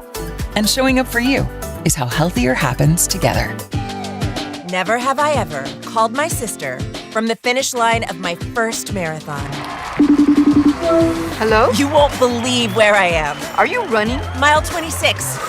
I'm gonna make it. Switch to T-Mobile's 55 Plus plan and get iPhone 16e with its advanced camera system on us. Plus, 2 lines for just $30 a line. Guys, I can't believe it. I knew you could do it, babe. That was amazing. Mom, how do you feel? I feel great. I can't feel my feet. Let's take a picture, and then you may carry me to the car. Share every stride, every mile, every memory on America's best network. Switch to T-Mobile's 55 Plus plan and get iPhone 16e on us and 2 lines for just $30 a line. With 24 monthly bill credits and 2 eligible port-ins on Essentials 55 Plus for well-qualified customers with autopay plus taxes, fees, and $35 device connection charge. Credits end and balance due if you pay off early or cancel. Contact us. Finance agreement 128 gigabytes, $599.99 required. Best mobile network in the U.S. based on analysis by Ookla of Speed Test Intelligence data 1H 2025. Visit T-Mobile.com. Hey, did you know Verizon Home Internet covers more homes with faster speeds across the country than any other provider? Now you can get award-winning Fios Internet for just $20 a month for 3 years. Switch today and enjoy savings you can count on. Verizon Home Internet consists of Fios and 5G Home. Availability varies. Comparison based on FCC BDS data of home internet providers with download speeds over 50 megabytes per second, June 2025. Limited time offer for eligible new customers. Fios $20 per month plan with auto pay, mobile phone plan, mobile plus home, and bonus discount. Enrollment required. 3-year price guarantee. Applies only to the then current base monthly rate for Fios. Additional terms may apply. It's Dunkin's World and you're living in it, which means breakfast is easy and costs $5 with Dunkin's $5 meal deal. You get 6 crispy hash browns, a wake-up wrap, and a medium hot or iced coffee, whatever your mood calls for. Bring your friend, your brother, your mother, your cousin, or just bring yourself, because at Dunkin', they make deals for everyone. Get Dunkin's $5 meal deal only at Dunkin'. No substitutions, participations and times may vary. Offer prices varies in California and Hawaii. Limited time offer cannot be combined with other offers. Exclusions and terms apply.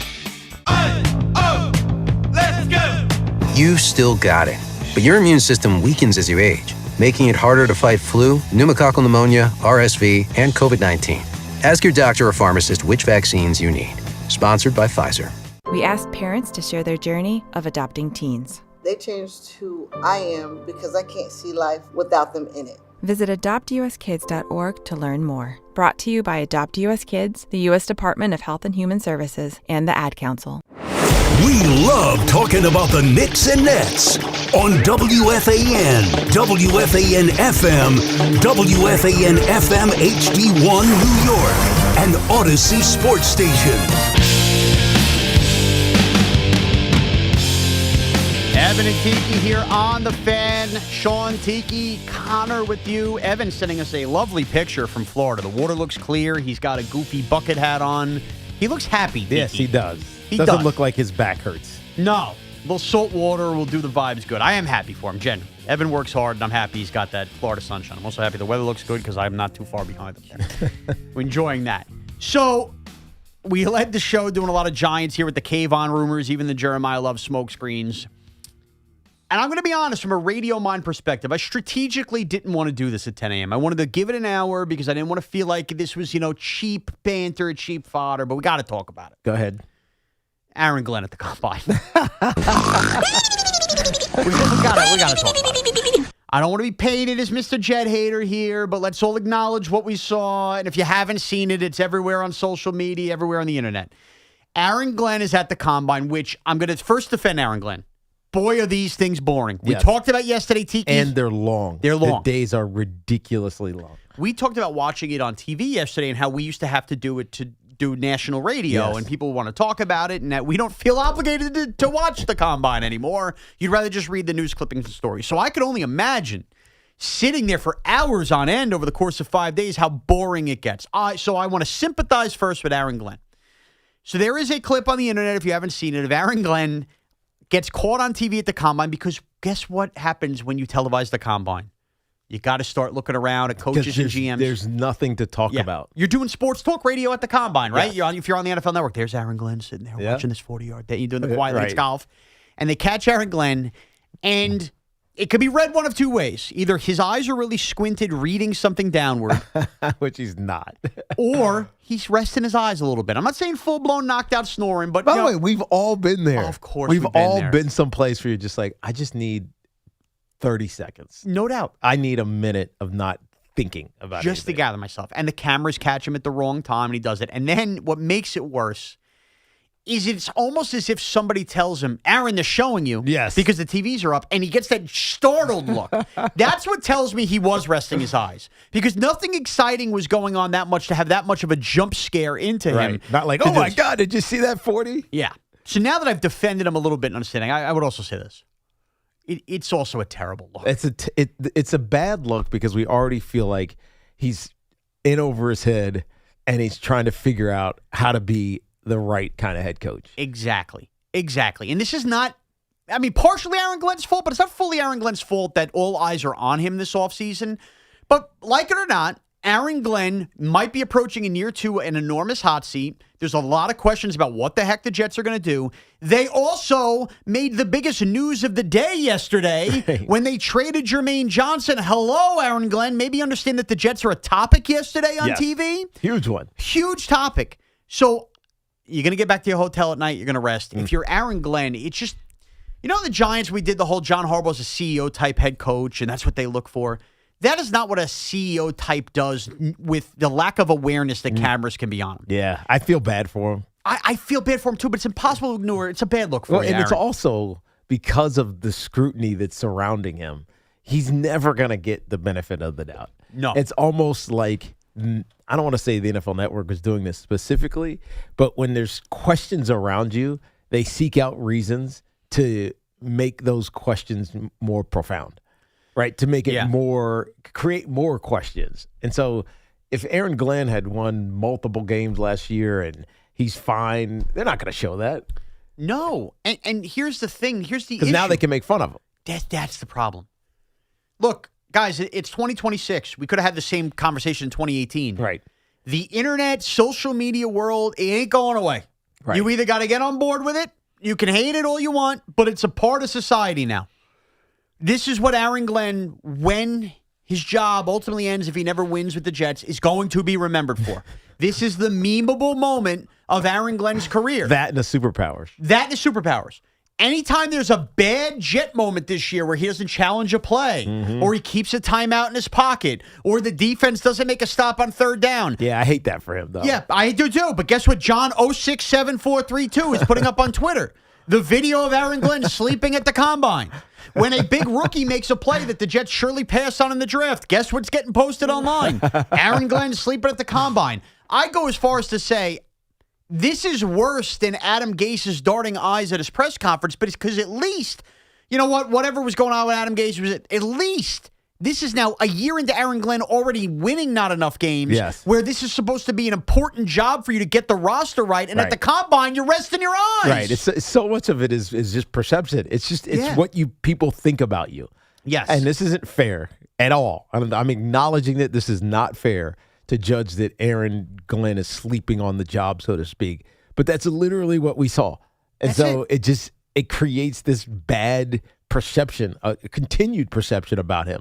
And look, are there ways to combat like negative press? Of course there is. Mm-hmm. Part of it is presenting yourself and doing it in a very confident way and assured way. But media doesn't. It's not fair. It's not fair. It's not like they're going to give you the chance to do that. They're going to take advantage of any bad moment when you're already getting beat down. And that's where Aaron Glenn and the Jets, that's where they are right now. They're getting beat down, so it's really easy to just keep beating them down. That's it. I felt bad for Aaron Glenn yesterday, but also I had to be real about it. Just you have to be more self-aware if you're Aaron Glenn. You have to. It's inexcusable, and I don't think he shakes this. I think it'll be what he gets remembered for. Hell, think about the great Hall of Fame radio career Mike Francesa had on these airwaves. Yeah. And when you ask people, what do you remember about Mike? Within the first 5 things they rattle off is he was sleeping during the Sweeney murder. People don't forget that. No. It's like the kid who farts in 3rd grade. You get remembered for that throughout high school. Oh, remember the time you farted in math class? Like, you just get identified for these certain moments. Mark Sanchez, the butt fumble. Mm-hmm. Aaron Glenn added to Jet lore yesterday. Your coach was asleep at the combine. It's unfair, like Tiki said, but it's the reality. And that's on Aaron Glenn for not being aware that the Jets are a story yesterday, and that box was going to be shown 1 million times on NFL Network. Yeah. Sorry. Right. Now, our resident Jet fan since Evan is out is Connor Green. First time we're going to really hear from him today. Connor Green, the voice of the Jets here on our midday show today. How do you feel about Aaron Glenn sleeping on the job? It's just, why does it always have to be the Jets? Because it's the LOL Jets, Connor. You know this. It just never, ever ends. This is a team that has not been relevant in 20 years, and yet almost every single week there is some kind of story or something that happens that embarrasses the Jet fan to the point that I don't even care at this point if they go to the playoffs or if they're good. Just please stop embarrassing the fan base, whether it's the butt fumble, the foot fetish thing, Geno Smith getting his jaw broken in the fight in the locker room. The foot fetish thing was kind of cool, though. It was. And at least Rex won, so you were okay with it. We finally get all excited about Aaron Rodgers torn Achilles in the first 30 seconds of the first game of the season. It never ends with the Jets. Jets down 17-0 in the first half of week 1. Guess what you're going to see all over Twitter? Aaron Glenn sleeping. Yeah. Like, it's it. Right. And the Photoshop picture of him with the blanket on and the sleepy hat on with the candle he's holding. Now you're giving people ideas. Well, they're all over. You can't, it's the Jets. It's amazing. Fernando and Weehawken. Fernando, what's up? What's up, dude? Hi, guys. This is crazy to me. You're sleeping on the job. What makes you think, right? Like, when he's watching film and he's dozing off, I mean, come on, take a walk, splash some water on your face. Yes, we've all been there. We all have been there. But Fernando, we're there when no one cares. Right? Nobody's looking at you. Yes and no, right? I have a pretty important job myself, and I can't be. If I am tired, right, long night, long morning, whatever it is, take a walk. Right. Take out your stopwatch. Right. Get up and start talking to somebody. Yeah. Like force yourself awake. Drink a Cuban espresso. Yes, you got to do something. Christ. Right. That's it, boys. Thank you, Fernando. He's so right. He's so right. All of us work and hard. It's funny because Jet fans are like taking it personal.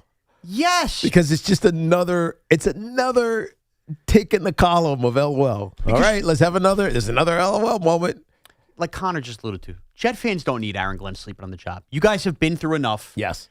You hate when I say something. You hate when, Gio says something or anything negative about the Jets, and this just adds fuel to the fire. We don't want to be making fun of Aaron Glenn today.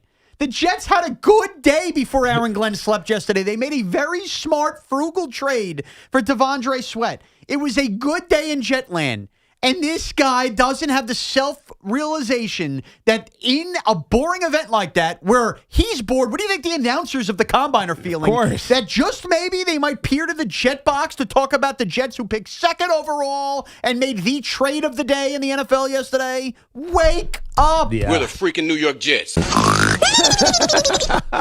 Come on, Connor. Wake up. Julian in South Plainfield. Julian, what's up? Hey, how you doing, guys? What's up? Appreciate the call. Question: do you think Aaron? What can he possibly do in the future to just right this wrong? I mean, a lot of C4. I honestly think maybe he's giving these guys a way out in the hopes of possibly just, with the second pick, Just what? Yeah. Oh, Julian, you fell asleep now. I think was that the bit? Yeah. The Jets better hit a home run with their second pick. Yeah. They better. They better. Now, it's almost impossible for them not to. I mean, they're not getting Fernando Mendoza. And as we talked about briefly yesterday, they shouldn't. No. I mean, you look at Dan Orlovsky now taking shots at Fernando Mendoza. There's not a lot of, clean pockets. It looks easy, not a bunch of tough throws, but I remember some tough throws. Yeah. I remember some moments where he was fantastic. Look at that Penn State game. You can't help who you play. Like No. when you're playing in the Big Ten, and some of those games are just whatever. Little sisters are poor games. It's not his fault. He just has to go make the easy throw and not mess it up and win football games. And he did, and he won a national championship along with winning the Heisman Trophy. Yeah. Like it was Joe Burrow-esque when Joe Burrow was at LSU. So you give him credit, but you can't take unnecessary shots because the competition is poor. But that being said, there are at least, I think, 4 or 5 guys who are no doubters in the NFL this upcoming draft. And Fernando Mendoza is going to start. I don't know if he's a no doubter. Quarterbacking is just hard. But I think Arvell Reese, automatic. I think Delaney, the guy from LSU, the cornerback, I think he's going to be great. I think Carnell Tate's going to be great. I think Bailey's going to be great. Yes. The Texas Tech linebacker. And Mendoza's a question mark. Right. So only because he plays quarterback. But you're going to get the best player in the draft. In your mind, who you view as the best player in the draft, the Jets have to hit this. Right. They are getting one of those 4 or 5 guys that I mentioned. They're getting one of those guys. But when you're asleep at the job, you forget the Jets need to add more than just that. They've picked number 16. They have a high second-round pick. Please, Aaron. Andy in Smithtown. Andy, what's up? What's up, guys? I've absolutely had it with this franchise. They need to blow it up, get rid of the actual franchise. It's time to go. Get rid of the New York Jets. I can't take it. I got to freaking brown bag it in February already. Put the brown bag over my head because it's not even worth it. Get rid of the New York Jets. Make them the Titans again. I don't care. Right. Well, they did. Robert Saleh and Jermaine Johnson are Titans. Right. Thanks, Andy. I hate this team. That's a good bit, though. Now I'm thinking of Jet fans showing up at the Combine with the brown paper bags early in February. I agree with him. Just fold the franchise. Move 'em to Quebec? I want to root for the Giants. I like John Harbaugh. I work the Giants games with Tiki and John Schmel. Is that what would happen to Jet fans? If the Jets, this is not happening ever. They make too much money for the league. But if the Jets folded, went away, would Jet fans become Giant fans? I think some of them would. Some would maybe just pick a random team. Yeah. I would pick the Giants. I like Jackson Dart, Big Blue, great ownership, John Mara. And I just don't, I can't deal with this anymore with the Jets. It's awful. Every year it's the same thing. You can't, we're falling asleep at the NFL Combine on national television. It's like a humiliation ritual. Every week there's a different story about this franchise. And they're trying hard. This is the ironic thing about it. They're trying so hard not to be in the spotlight. They're trying to stay below key and just not have the story be about them. It was the same thing they did last offseason, to the point, as we talked about yesterday, you just had no idea what to expect from the team. You didn't know what the coaching situation, the personality of the coaches. You didn't know any of that stuff because they were so low key. They were trying to do the same thing, and it's backfiring because people are really interested in them. Now, the thing I really do wonder, I don't know. Woody Johnson, right? We talked about a lot about the Aaron Glenn stuff and what may or may not have happened with the Wink Martindale situation. And then Aaron Glenn comes out the day before and talks about what his superpower is. Yes. Woody Johnson sees that clip yesterday. Do you think it has a non-effect on him? Is he upset by it? Or does he laugh at it? I really don't know. I'm curious. I'm trying to think. I think he laughs at it. Think he laughs at it? Because it really doesn't mean anything. It doesn't, but it makes the organization look worse. Yeah. It just does. I think he laughs at it. Okay. I laughed and thought to myself, God, this is a bad look. Yeah. I swear to you, last time I sent it. That was my gut, too. Yeah. My gut was, God, come on, man. Come on, exactly. I sent it to you and Evan last night, and Loogie, who doesn't answer. And I thought to myself, I'm like, it was a come on, man. I hate that I had to talk about this today. Right. I hate that. I think he has enough plausible deniability to say that maybe he was looking at his phone or a scouting report in front of him on the desk. But you can see he like jerks himself awake. Nobody looks up from a phone that way. No. Nobody looks up from a phone that way. We've all been there. And then I think he must have seen himself on a monitor that maybe had an NFL Network on, because you can see he kind of looks up and he puts his hand on his oh boy. And he realizes, oh crap, I'm screwed. He jumps up the same way I do when I'm trying to shut my eyes on the Long Island Railroad and the conductor comes by to check a ticket. I'm like, oh, all right, I got to get up. That's what Aaron Glenn had. It was the half asleep approach. 888-808-1019. Can I tell you something crazy real quick? What do you got? This has nothing to do with what we're talking about. Which is the best way I like to do radio. So I have an iPad, right? Mm-hmm. And I have an iMac. Okay. So Tracy just bought me this iMac. I was like, I need something with a top camera. All right. So if I have to do a Zoom or do something live hit with like camera. I can use the iPad, but the camera's on the side. And so you gotta tilt it. So it's just weird. Like it looks weird. Okay. And so Tracy buys me an iMac or whatever this thing is, or whatever the Apple laptop exactly. And so I'm scrolling on with the mouse on my iMac. Uh-huh. I go too far right, it goes onto my iPad. Oh, they connect like that? My mouse is controlling my iPad. My iMac mouse is now controlling my iPad. So you got a dual screen. So I have a dual screen. That's pretty cool. I was like, what the hell is that little arrow on my iPad? That's cool. So I like a dual screen. It's my computer mouse on my iPad. If you put your iPhone next to it, can you do 3? You know what? I'm going to try. Why not? I'm going to put my iPhone on the other side and see if it does the same thing.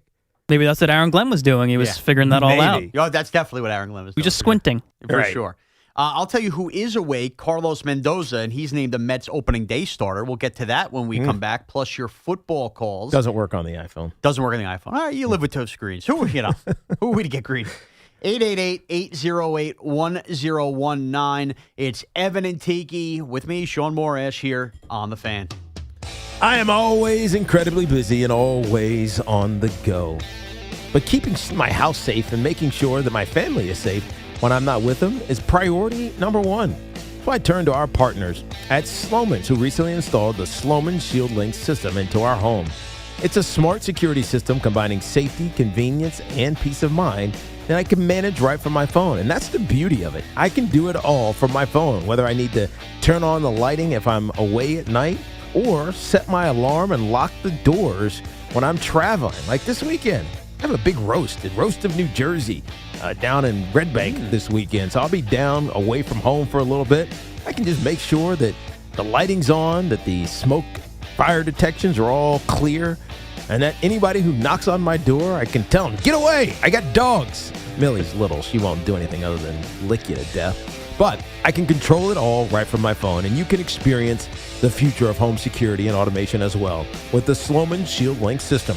Call 1-800-ALARM-ME. That's 1-800-ALARM-ME. Or visit slomans.com. Our friends at Town Fair Tire remind you that at Town Fair Tire, you always get the guaranteed lowest price on name brand tires from Connecticut to Maine. Nobody beats Town Fair Tire. Nobody. And this portion of the program is sponsored by Kalshi Trade on Anything. Basketball is in full swing, and now you can trade the game in all 50 states on Kalshi. From the pros to college, don't miss your shot on the hardwood. Download the Kalshi app and use code FAN to get $10 when you trade 100. Kalshi, trade on anything.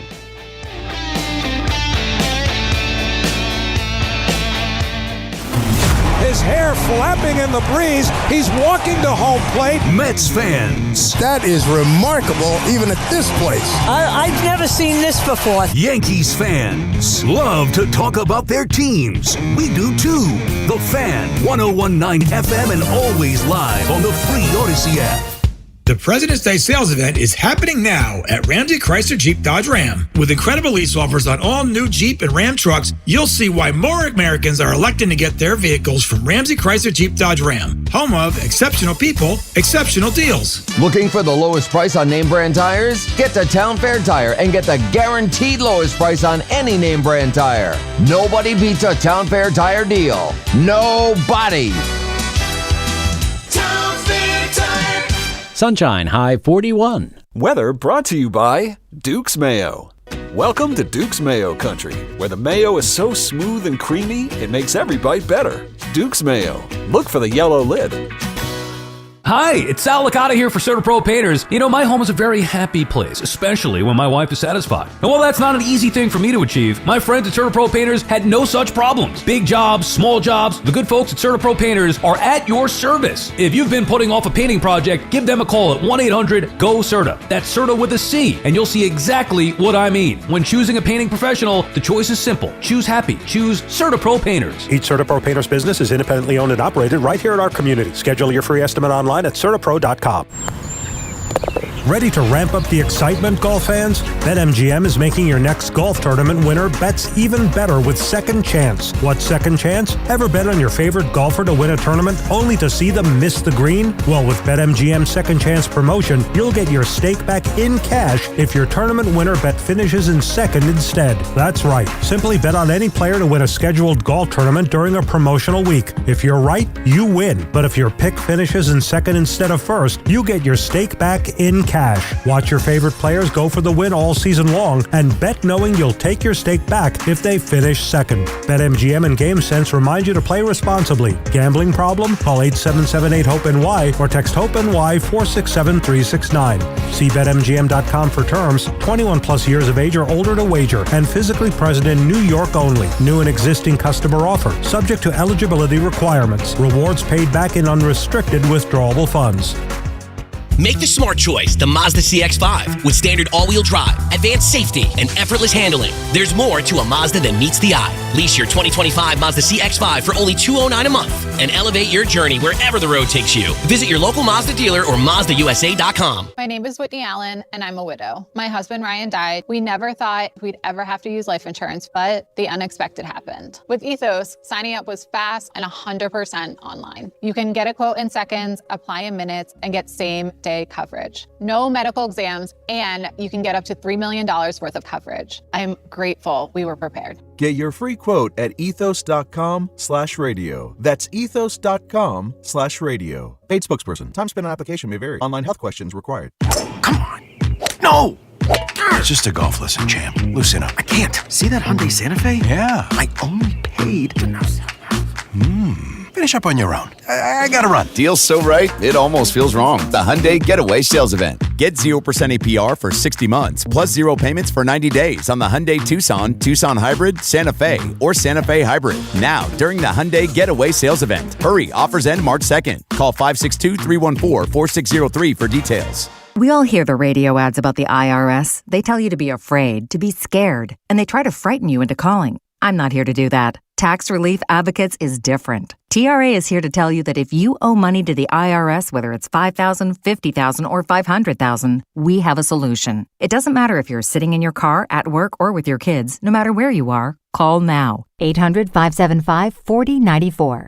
Don't lose hope. TRA can eliminate or reduce what you owe to the IRS. Generous programs are now available that can give you a fresh start. Our passion is taxes and helping individuals fix their IRS problems. We have over 1,000 5-star reviews on Google and an A+ with the Better Business Bureau. You don't need to be afraid of the IRS any longer. End your tax nightmare today by visiting us online at TRA.com or call 800-575-4094. That's 800-575-4094. Tax Relief Advocates. Real solutions for real people. That's the sound of James adding long-lasting Gain scent boosters to his laundry this morning. Several hours later, James sniffs the irresistible scent of Gain on his shirt. Gain. Several hours later, James has even caught the attention of his mother-in-law, and she never gives him attention. Ooh, you smell amazing, James. Oh, thanks, Mom. I love you too. I never said that. Add Gain scent boosters to your laundry. Add joy to your day. DQ presents The Spicy Menu. For a limited time, try the new Flamethrower Chicken Strip Basket for $6.99 with spicy, bold strips that heat you up. Served with a side of famous DQ soft serve as a dip to cool you down. That's right, dip those spicy chicken strips right into soft serve. Plus fries and toast, all for just $6.99. And add a new pineapple lemonade sparkler or cooler made with tahini. It's the limited time only Spicy Menu. Get it delivered in the DQ app. Happy, tastes good. Participation may vary. When equipment breaks down and operations come to a halt, every single second counts. So why is your maintenance team spending 60% of their time doing anything but turning wrenches?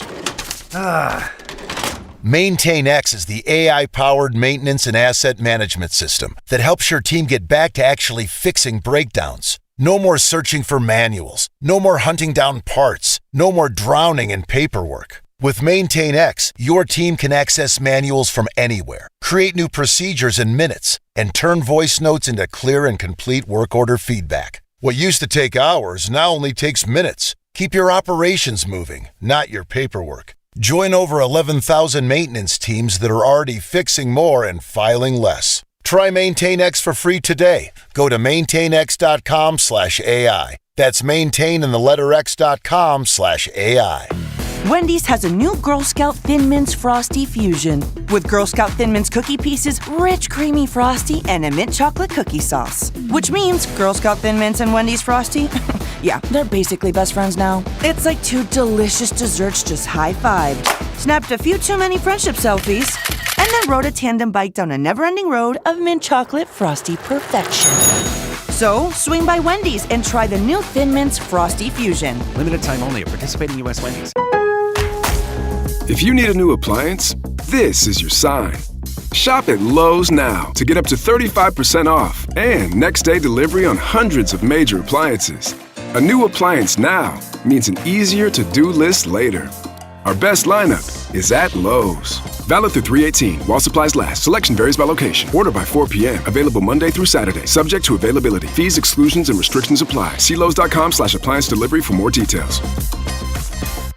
Where you learn matters. At Monmouth University, students study on a vibrant coastal campus with direct access to research, culture, and industry. From classrooms to competition, from creativity to career prep, Monmouth offers a vantage point shaped by location and purpose, blending a personalized learning experience with Division I pride and a rising national profile. Bigger thinking, more inspired. You amplified. Amplify your future at Monmouth University. Learn more at monmouth.edu/amplified. Hey, Boomer here. When the game's on the line, you need a winning play. And for electrical pros, that's Cooper Electric. With 70 locations all across the tri-state area and easy online ordering, my friends at Cooper Electric have the inventory and expertise to keep your projects moving. From tools to wire to lighting, Cooper is the playbook for pros who want to win every single job. Make the winning play. Visit cooper-electric.com today. That's cooper-electric.com. Cooper Electric, our knowledge is electric. Your official station to talk Jets. The Fan, 101.9 FM and always live on the free Odyssey app. Download it today.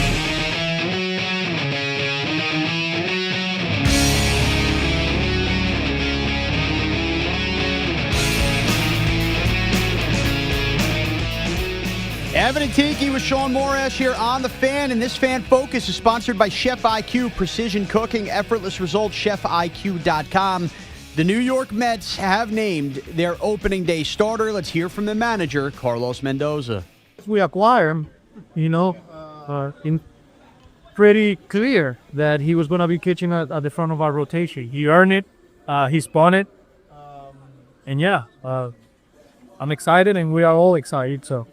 Freddie Peralta. Oh, I thought it was Nolan McClain. Freddie Peralta. And this Fan Focus was sponsored by Town Fair Tire. Nobody beats Town Fair Tire. Nobody. So that was Carlos Mendoza explaining why Freddie Peralta will be the opening day starter. Since they acquired him, they knew he'd be at the top of the rotation. Now, he didn't even say his name, did he? I know. I guess the sound picked up after he said it. But here's the issue I have. Met fans are excited about Nolan McClain. Of course they are. Pitched well yesterday. Yeah, exactly. He pitched fantastic yesterday. He is he's the wonder kid. He's the future. When you think about the Mets and the Mets' legacy, no matter what you want to laugh about with the LOL Mets stuff, they great pitchers, right? Seaver, DeGrom, the era Matt Harvey, and everything and go down the line. Like Mets and pitching are synonymous, and there was a lot of Met fans who believe that Nolan McClain has the opportunity to become the next great Met pitcher. Especially because he's homegrown. Right. And you want to you feel like he's here and he's going to be here for the long haul. And when you saw the schedule come out and knowing that the Mets were going to open up at home, so it's not even a matter of playing that they're opening up on the road. What's more important, your opening day starter, your home opener starter? The Mets get the opening day, home, the same deal, and Paul Skeens will be on that mound for the Pittsburgh Pirates. Wow. And you had an opportunity to give Met fans your young phenom. McClain versus Paul Skeens, one of the Wow. other young phenoms in baseball. I know Evans talked about it. That was what Evans' expectation was. And instead we get Freddie Peralta. Hey, Freddie Peralta's great. Like, he's fine. But he's here for 1 year. Or is he? And this is where I think this comes into play. So they're positioning. They're propping him up. They're giving him import. They're making him feel very wanted. I know that so far the track record of David Stearns and Steve Cohen, and if we want to call it a philosophy or whatever, has been we're not going to pay starting pitchers, we're going to pay the position players. I totally understand that. However, they went out and they traded for Freddie Peralta, who's going to be an impending free agent. Yes. So this is a different animal. Yes, who's pitching today, by the way. Who's pitching today. This is a different animal than going out and just spending in free agency to spend. When they trade assets for Freddie Peralta, I thought from the get-go, I think it was Evan that argued against me and said, well, how do you know they'd want to bring Freddie Peralta back? Well, you're trading for him. I'm assuming you want to be in the mix and negotiating why with would him. you trade for someone only to lose him a year later? Yeah. Unless we're winning a championship this year, and he's the missing piece. And I love the Met fans' optimism. That can't be your belief. No. I mean, you might hope that it's going to happen, but I can't imagine that all Met fans are saying we're winning a World Series this year. Right. And Freddie Peralta is helping us get there. And you got to be thinking, let's hope that we convince Freddie Peralta that we are a emerging organization and that we're going to consistently be in the postseason and we're winning a championship and we need you to do it. So they need to convince him. Exactly right. And also, but ultimately, it's going to come down to money. Well, this is why this whole thing is so silly. The free agent class next year in Major League Baseball, top to bottom, is viewed as weaker. And we all talk about the Dodgers signing everybody, this, that, and the other. The strength is in the pitching, and Freddie Peralta will be one of those guys. This just reeks to me of that. No matter what, whether Freddie Peralta was traded for or not, if the Mets threw the most money at Freddie Peralta in the offseason, there's a good chance he would choose pitching for the New York Mets. Of course. But I believe that in the back of the Mets' minds, knowing, I don't know, the perception is we let Pete Alonso walk, we let Brandon Nimmo, we traded him. I think they're just trying to get off to a good start here with Freddie Peralta. Remember how weird the whole Soto start was last year? He's not happy. He's shuffling. What's going on? Him and Lindor. We didn't really know. I think the Mets are going above and beyond. By naming Freddie Peralta the opening day starter, they know they have Nolan McClain under control anyway. He has more opening days to start. Yes. This is their way of just showing Freddie Peralta how much they love him and want him. This feels like a play towards keeping him next year, even if it comes down to money. They don't want to do any. Edwin Diaz pissed off the Mets for signing Devin Williams. True, but at 29, he's been in the league for, 6 years, 7 years, whatever it is. Yeah. So, did it again. Freddie Peralta should be your opening day starter. If this was any other team and they had a good prospect, it would be, of course it's Freddie Peralta. But because we saw Nolan McClain for, 6, 7 starts last year? 6, 7. Right, whatever it was. I do that on purpose. I know. We saw him for some starts last year, and he was fantastic. Yep. And spring training, he looks fantastic. And you know that he's here for the long haul. He's going to be fantastic. It's a unique situation where I feel like the Met fan feels like Nolan McClain should have been the opening day starter because that's who you know is yours. And that's where I want to hear from Met fans right now. Maybe I have the wrong read on this, but ultimately it's not going to matter. It's not going to, but I would say this. If I had tickets to opening day, and a lot of you Met fans are diehards that make this a tradition to go every year, I would think that somewhere along the lines in the last month, 2 months, as you have gone through this horrendous winter and look forward to sitting at Citi Field with those great chicken fingers, maybe standing on that Shake Shack line, enjoying a beer and watching baseball outside, somewhere in the back of your mind was, how cool is that? We get to see Nolan McClain versus Paul Skeens. Yeah. And that is now gone from you. Will that take anything away from your approach and excitedness about opening day, not getting to see Nolan McClain on opening day versus Paul Skeens? 888-808-1019. I think it's only an issue if Freddie Peralta doesn't look good. Yeah, well, probably true. Donnie in West Harrison. Donnie, what's up? What's up, Donnie? Hey, guys. Thanks for taking my call. Just to pivot back to the Giants and the draft. Yes. I think we all agree that stopping the run is a main focal point for us. Right. But the fact that our O-line still has so many holes, what do you guys think about signing an Illuminor and having the flexibility of putting him at guard and drafting either Mowaga or Fano, if they're a plug-and-play 10-year right tackle, to me it makes all the sense in the world. What do you guys think? Okay, so Spencer Fano, who is from Utah, is a kid from Utah. Muwagao, who is the Miami kid. Yeah, he's the top prospect, even though they're tight. Yes, right. They're all good players. Caden Proctor from Alabama. You're always the top prospect until you're not. Exactly. Depends what a team thinks. There's some good start probably in year one. I'm saying probably because you just never know. Sometimes you get the Evan Neals, but there are probably 4 start in year one tackles in this draft. And the question he's asking is, should the Giants think about, I don't know, doubling down and going to get another offensive tackle, because you already have Andrew Thomas. Signing a Luminor is going to be the question mark, because I can't get a beat on what the market's going to be for him. Yes, and remember, they do have Marcus Bowe. Yeah, who was a 5th-round pick. Yeah. They drafted him last year. He was pretty good in his limited playing time because of Andrew Thomas and injury. But I can't get a beat on the Luminor market. And the one thing that I can't abide or just swallow is him getting overpaid, simply because he's one of not a lot of them. Yeah. Right? There's not a ton that are available this offseason. And so he's probably going to top the market, and I don't want to overpay for that. Yeah, and that's what worries me about trading Kayvon, if that's part of what you're doing there. The only thing I would say about that is what he gets. I still would prefer a veteran at right tackle next year. I'm not anti, as I said, taking a tackle. What I don't think adds up, though, is I think down the line you could use Jermaine Illuminor's versatility and flipping it back to your strength. But I think it's going to be very hard for him to stomach you signing him to that right tackle deal where he's settled and expected, and then telling him a month later, by the way, now we got to switch you to guard. Yeah, I don't think that's good business with the player. No, because he wants to get paid as a tackle. Yes, no doubt. 888-808-1019. Alex in Dallas. Alex, what's up? Hey, Alex. Hey, gents. How we doing today? All's good. Good. Hey, as a Mets fan, I wanted to kind of comment on the Freddie Peralta getting the opening day nod from Mendy this morning. Love it, hate it, love it, love it, love it, hate it, love it.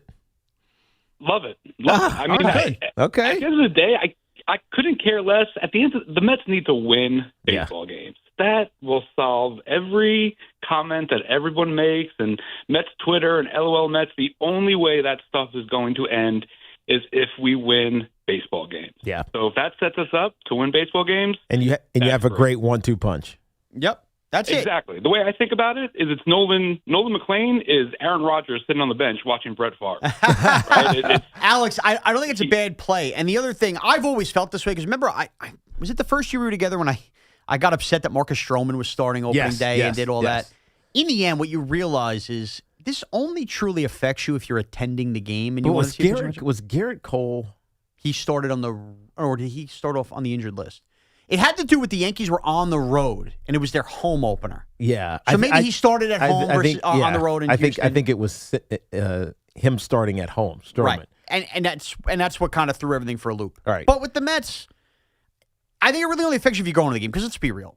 We always get pumped up for opening day, and then you realize there's 161 more. Yeah. So if Nolan McClain pitches on day 2 and then pitches on day 7, that's totally fine in the long run. It just matters if you had opening day tickets and you thought you were getting McClain and Paul Skeens, and you're like, we're not pitching our guy? Really? We're kissing the ass of Freddie Peralta now? Oh, I have a bias towards McClain in a good way, because he was a football player growing up. Yeah. Right? He also played football. I mean, he was clearly always a baseball player, but he also played football. And there's just a mentality that comes with guys that put on shoulder pads. Mental toughness. And hit people. And you see it in his shoulders. Like, he's got like a build of a guy who could run you over. Yeah. Or I don't know, wrestle cows or whatever the heck they do. Wrestle cows? I mean, that's like, you see these ridiculously strong dudes. Are they wrestling cows now? Whatever. They're just they're picking up cows or bales of hay. Bales of hay. Okay. Just they're country boys, man. I know they're country boys, but I don't know what. I thought cows were just getting milked. Those were some of the biggest dudes I've ever played with.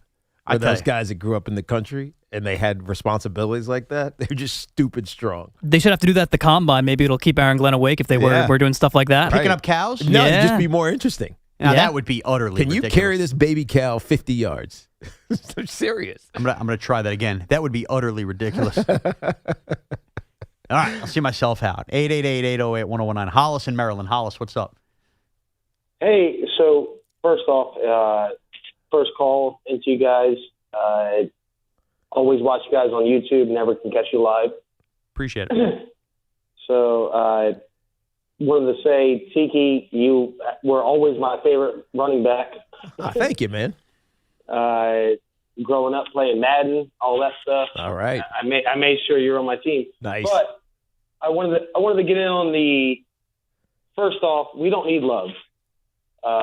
Love is all you need. Jeremiah love. Yes. There's no reason why the Giants need love. Thank you, Hollis. He's a great player. Yes, of course he is. Everything else, but with Scadaboo and Tyrone Tracy, we already have lightning and thunder. Right. So we got that. That's fine and grand. And I also think Nolan McClain, it would boost his confidence to be named the opening day starter all that much more as a young player versus a veteran player getting named the opening day starter. I think Nolan McClain should have gotten named it, and he can start day 2. Yeah. I also think he's going to have a better – I think Hollis, appreciate you. I think he's going to have a better season. McClain? McClain. Then Peralta. Like, we don't know if Freddie Peralta, who was pitching in Milwaukee. I mean, Citi Field's not generally a big hitter's park either. I'm not even talking about that. Yeah. I'm just talking about the pressure, just being in New York. Yeah, with the team that has these ridiculous expectations. Yes, Maybe I'll be wrong. Yeah, maybe I'll be absolutely wrong. And Freddie Peralta's gonna he's getting nerves of steel. He's perfectly fine. But we saw Nolan McClain do it last year, and Nolan McClain has like 6 pitches that he throws from the four-seamer, the sinker, and cutter. I was just reading this article about why he throws all of them, how he throws all of them. He just feels like he's that guy. He's that dude. And, I mean, Met fans, I think, want to see him. Look. Now, they're going to see him anyway, so who cares? And if all goes according to plan, Nolan McClain is going to start plenty of opening days in the future with the New York Mets. No doubt. Especially when Freddie Peralta leaves after a season. I am surprised. And maybe I just work with Evan and listen to Evan too much because he felt like it was going to be ridiculous if Freddie Peralta started when I first mentioned this when they acquired Peralta. Right. No, it's got to be Skeens. It's got to be McClain. Maybe I have the wrong read on it. Victor in Sacramento. Victor, what's up? Hey, what's going on? How are you? All's good, man. Shaun, real quick, Shaun, last week loved you. Thank you I was the emailer that suggested the Cinco about non-major sports events. Yes. But then hope you enjoyed it. I appreciate.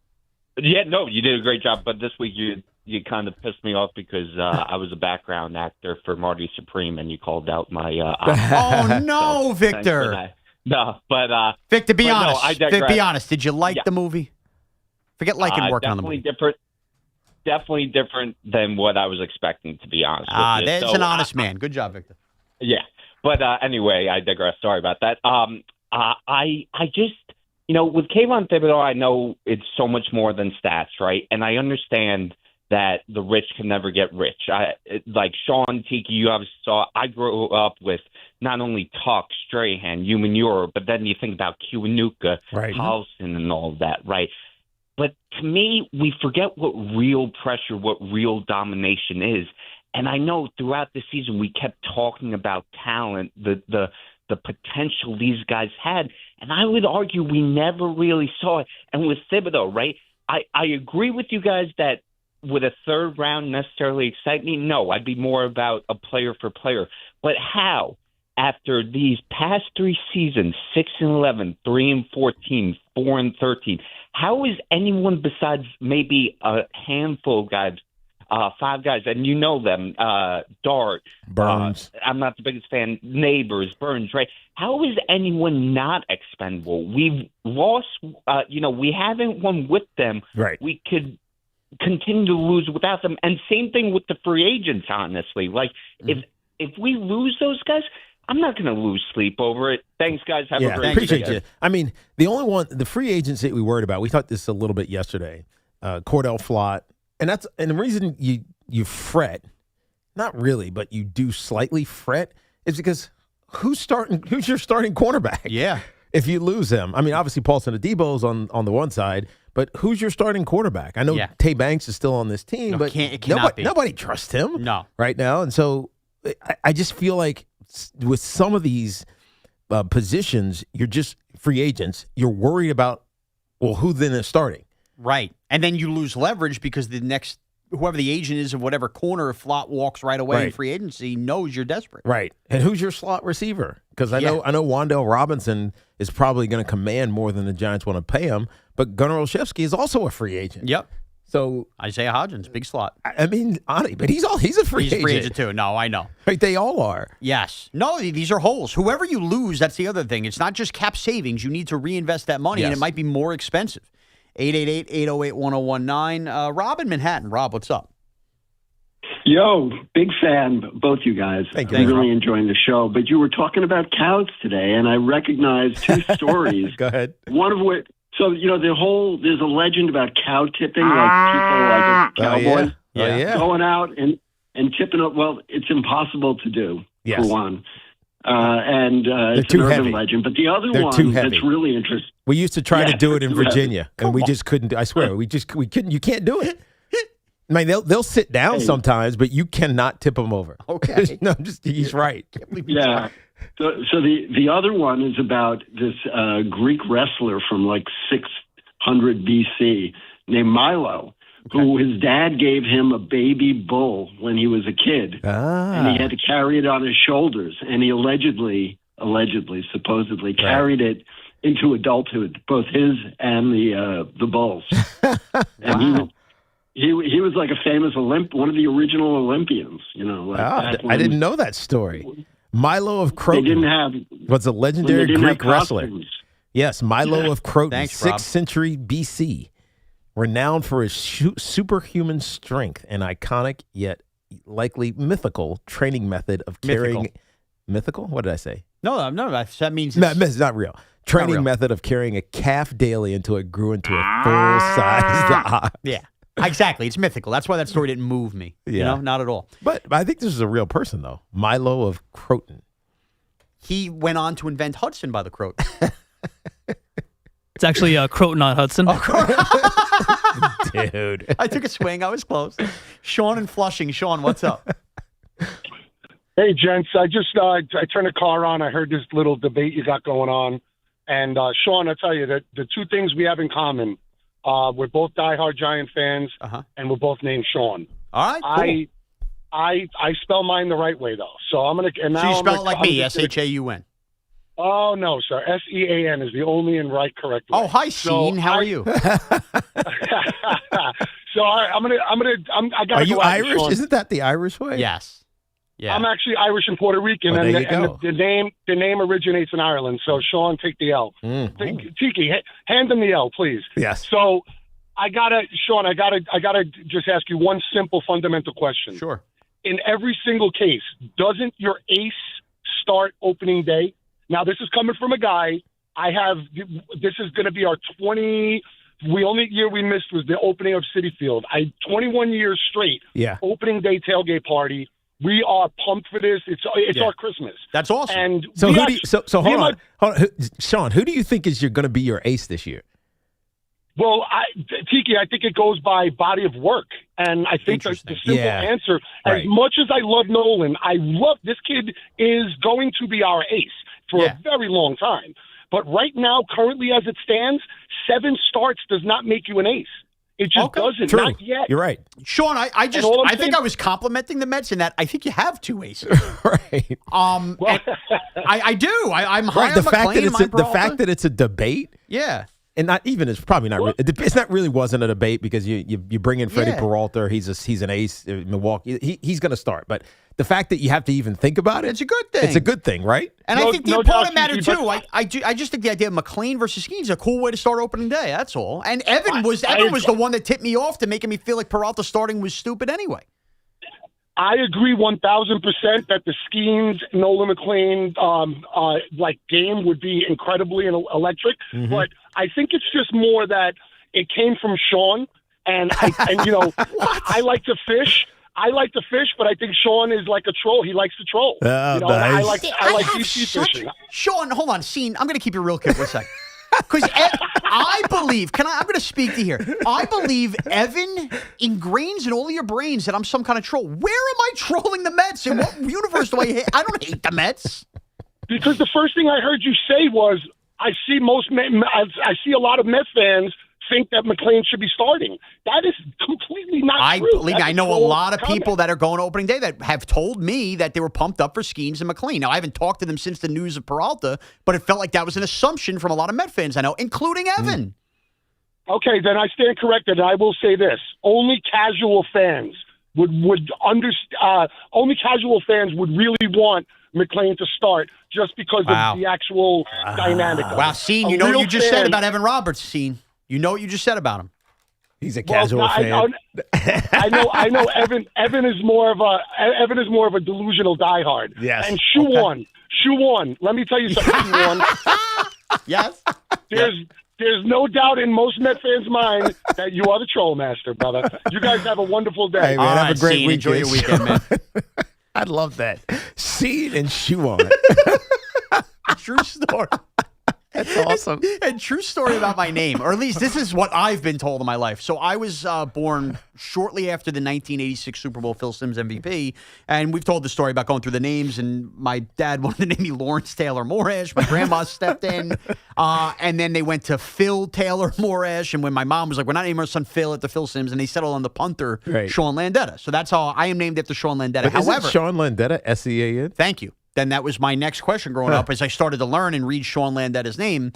And it turns out my parents had such little hope for me in life that I'm not kidding. They said, well, you were our first kid, and we feared that you wouldn't understand the pronunciations of letters if you read S-E-A-N. So we went with the sh sound with the Shaun, S-H-A-U-N. Wow. So I was named after Shaun Landeta, but they were worried I would be stupid. But you're not Irish. I'm everything. So you do have Irish. I'm Irish, Italian, French, Canadian, and like German. I'm a true mutt of mutts. Right. Morash is French Canadian, which speaks to my hockey love. So S-E-A-N. I had a grandma Vitali. S-E-A-N is Irish. Irish, yeah. S-H-A-W-N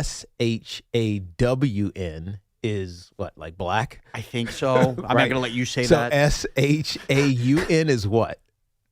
I don't know. But then again, Sean Williams was black, and he spelled it S-H-A-U-N. No, it's true. Sean Taylor spelled it S-H-A-U-N.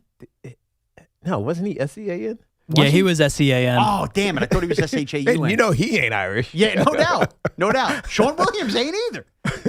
I don't know. I'm just telling you how my parents told me. They had so little hope for me. Rules are rules.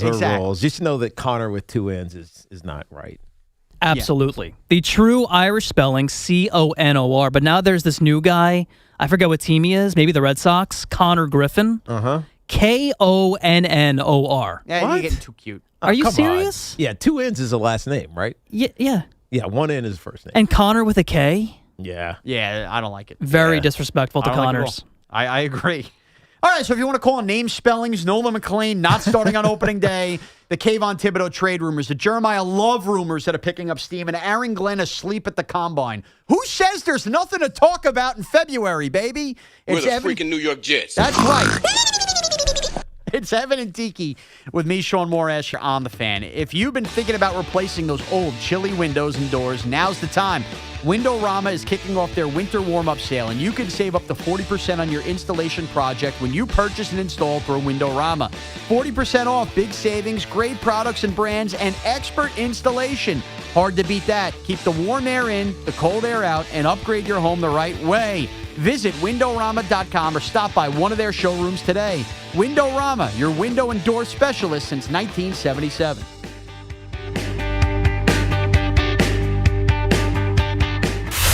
It's The Carton Show with Craig Carton and Chris McMonagle. Afternoons 2 to 7 on The Fan, 101.9 FM. Aaron Glenn again publicly said the only thing Woody Johnson has ever said to me when I've gone to him saying, these are the guys I want to hire for my coaching staff. Yep. These are the guys I want to trade for. These are the guys I want to draft. That the only thing Woody Johnson has ever said to him was, how can I help? Get The Carton Show on demand. Available on Apple, Spotify, wherever you get your podcasts, and the free Odyssey app. This is is an Odyssey Sports Minute. The Dallas Cowboys are likely to place the franchise tag on wide receiver George Pickens, but if it were up to me, I would trade Pickens after franchise tagging him. Dallas already is paying wide receiver CeeDee Lamb a ton of money. Dallas traded Micah Parsons because the cap was getting too heavy on a few select players. The defense needs to be rebuilt. If I'm Dallas, I'm franchising George Pickens and trading him for assets to rebuild the defense. I'm Nick Customs.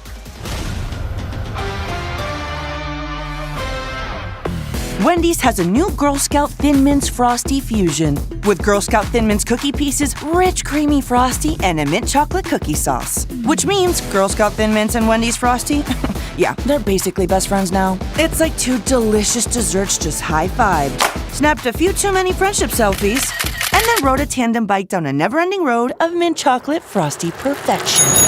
So, swing by Wendy's and try the new Thin Mints Frosty Fusion. Limited time only at participating U.S. Wendy's.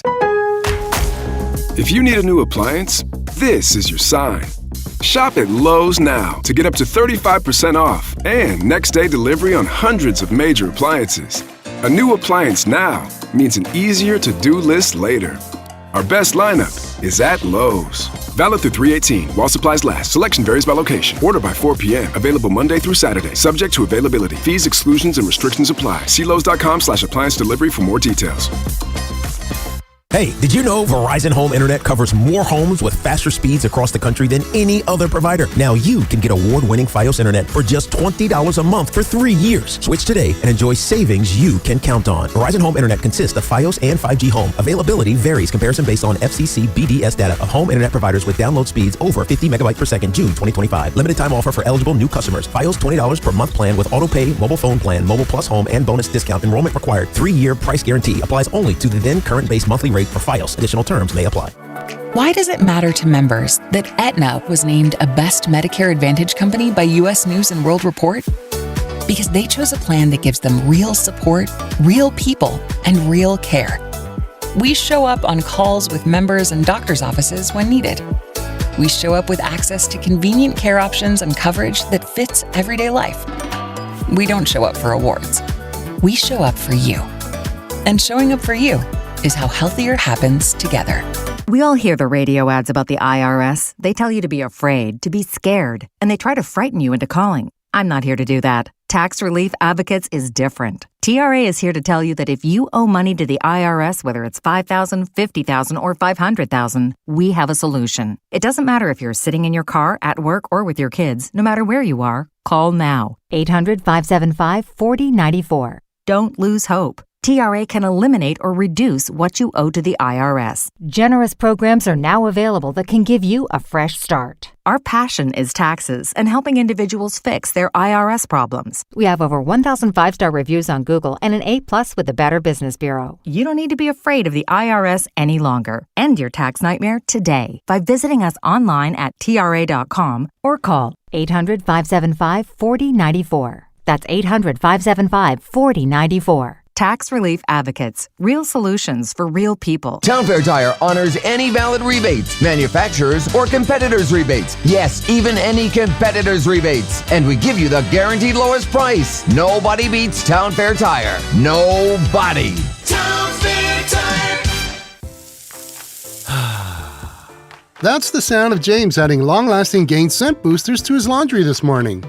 Several hours later, James sniffs the irresistible scent of Gain on his shirt. Gain. Several hours later, James has even caught the attention of his mother-in-law, and she never gives him attention. Ooh, you smell amazing, James. Oh, thanks, Mom. I love you too. I never said that. Add Gain scent boosters to your laundry. Add joy to your day. DQ presents The Spicy Menu. For a limited time, try the new Flamethrower Chicken Strip Basket for $6.99 with spicy, bold strips that heat you up. Served with a side of famous DQ Soft Serve as a dip to cool you down.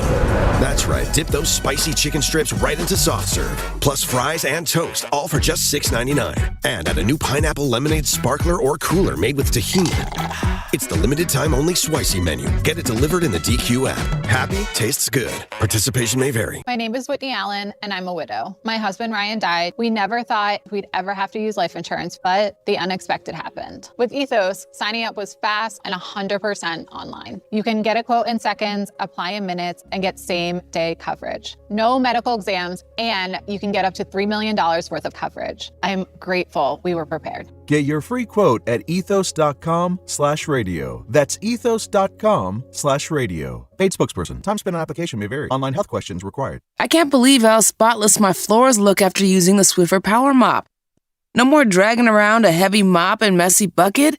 Now I get the same deep clean without all the work. Thanks to the powerful solution and scrubbing pad of the Swiffer Power Mop, dirt and grime don't stand a chance, and I don't break a sweat. Mic drop. Mop drop. Swiffer Power Mop. Swiffer Power Mop. A smarter way to mop. Try it or your money back. Take the guesswork out of cooking, folks. The Chef IQ senses a must-have wireless cooking thermometer that eliminates under or overcooking chicken, fish, or steak. Order the newly released third-generation Chef IQ Sense at chefiq.com. That's chefiq.com. Talk sports after hours with Tommy Lugauer, 7 to midnight. WFAN, WFAN FM, WFAN FM HD1 New York, and Odyssey Sports Station.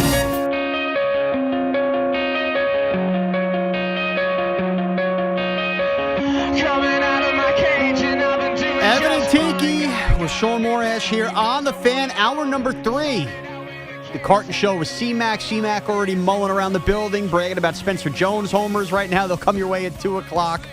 We've got a lot on the table to call about. Of course, the Kayvon Thibodeaux trade rumors, the Jeremiah Love to the Giants buzz building at the Combine, Aaron Glenn asleep, Nolan McLean is not the opening day starter, Freddie Peralta is. Yeah. But Tiki, I did want to get into the report cards that surfaced yesterday. So I thought they were done with those. Okay, so this is what's really funny about this. The report cards that apparently players vote on, that the NFLPA has, that the ownership pushed against having those revealed publicly. Remember that was the story a month ago? But if they're made, if they are created, they are going to get released. And that's exactly There's no doubt about it. So ESPN, quote unquote, obtained the report cards that were supposed to be held in privacy yesterday, and of course got leaked, which tells you players wanted them to know. I mean, everything gets leaked these days. Yeah, so let's go over some of the Giant and Jet stuff, and let's just determine if any of this matters. First off, from a Giant standpoint, Joe Schoen got a D+. I only view that as important from this standpoint. It was the lowest grade any general manager in the sport got. Mm-hmm. So he got the worst grade of any GM. But this is from the players. From the players. And you can understand why the players would say that, because especially because it's only got to be Giant players. I mean, who else is voting on this from a Joe Schoen standpoint? So yeah, it is Giant players who have seen some of their friends and stars, like Saquon Barkley, like Julian Love, and others, leave, go other places, have a ton of success, and in multiple cases win Super Bowls. Leonard Williams, right? So it's you're watching this team get put together, Giants, and you can't win, and you're watching your stars go other places and win. Yeah. What else would you give them? I'm surprised it's not an F from the players. Well, what's interesting is Brian Dable gets fired. Mike Kafka's not back. Head coach got a C. So the head coach grade got graded out higher than the general manager grade. Yes. And the head coach was the one to go. Fascinating. Right. Offensive coordinator. C+. Defensive coordinator, D+. Position coaches, B. And they kept a couple of the position coaches around. Right. The other things I thought were interesting, remember the Giants, we went there for the John Harbaugh press conference. One thing that was of note is they were ripping up the entire facility. Yeah. The locker room was graded as a D. The weight room, though, was graded as a B. But I didn't know. I mean, the food dining area, B+. B+. I always thought the food dining, but I'm comparing it to what we had, which was nothing. Like basically a picnic, like a flea market food court. Exactly. No, it wasn't even. We didn't even. Did you have just benches with tables like it was school? And so I was never in the new facility. So in the old, we didn't have any. We had to go upstairs to have decent food. They put food in the hallway. It was bad. Subway sandwich platter. So to me, the dining area was great, but they are redoing that.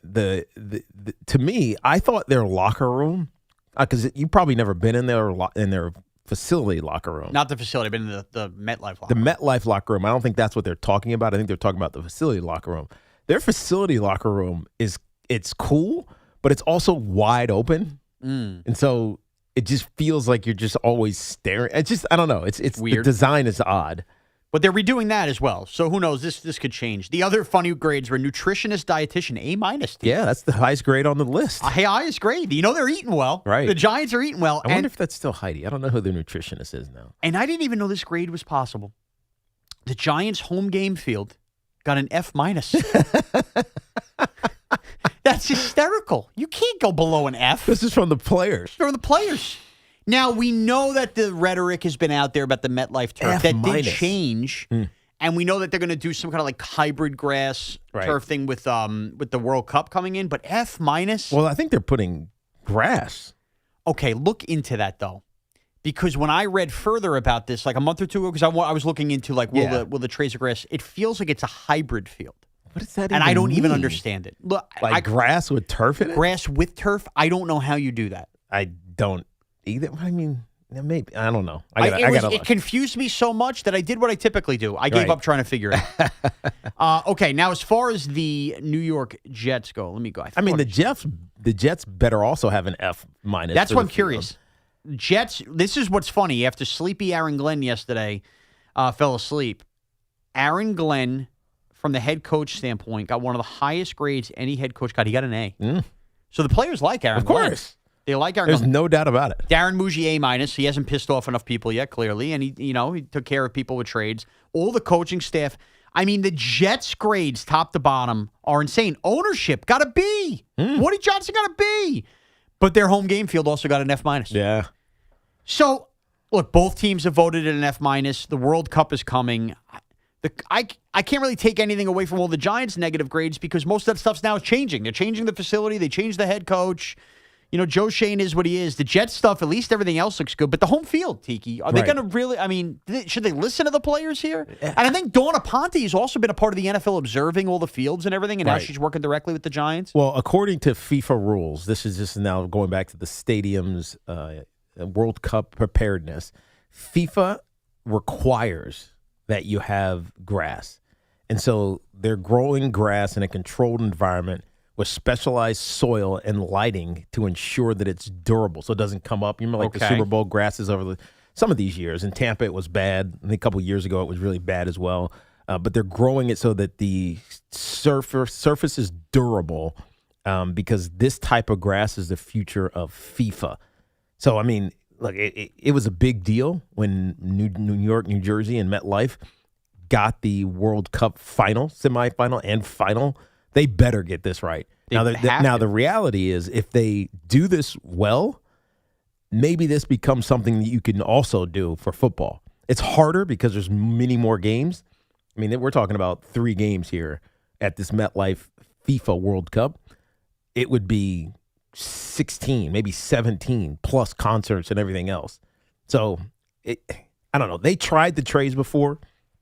I think the technology back, because that was 2000 and maybe it was 90s, 99, 2000, right around that time. Remember we had those trays? Yeah. They were terrible because the seams would keep coming up, and as soon as it got cold and the grass started to die a little bit, you're stepping in the seam as opposed to it was bad. Bad. The field of painted mud. Right. So I'm just reading this excerpt from the New York Times on this.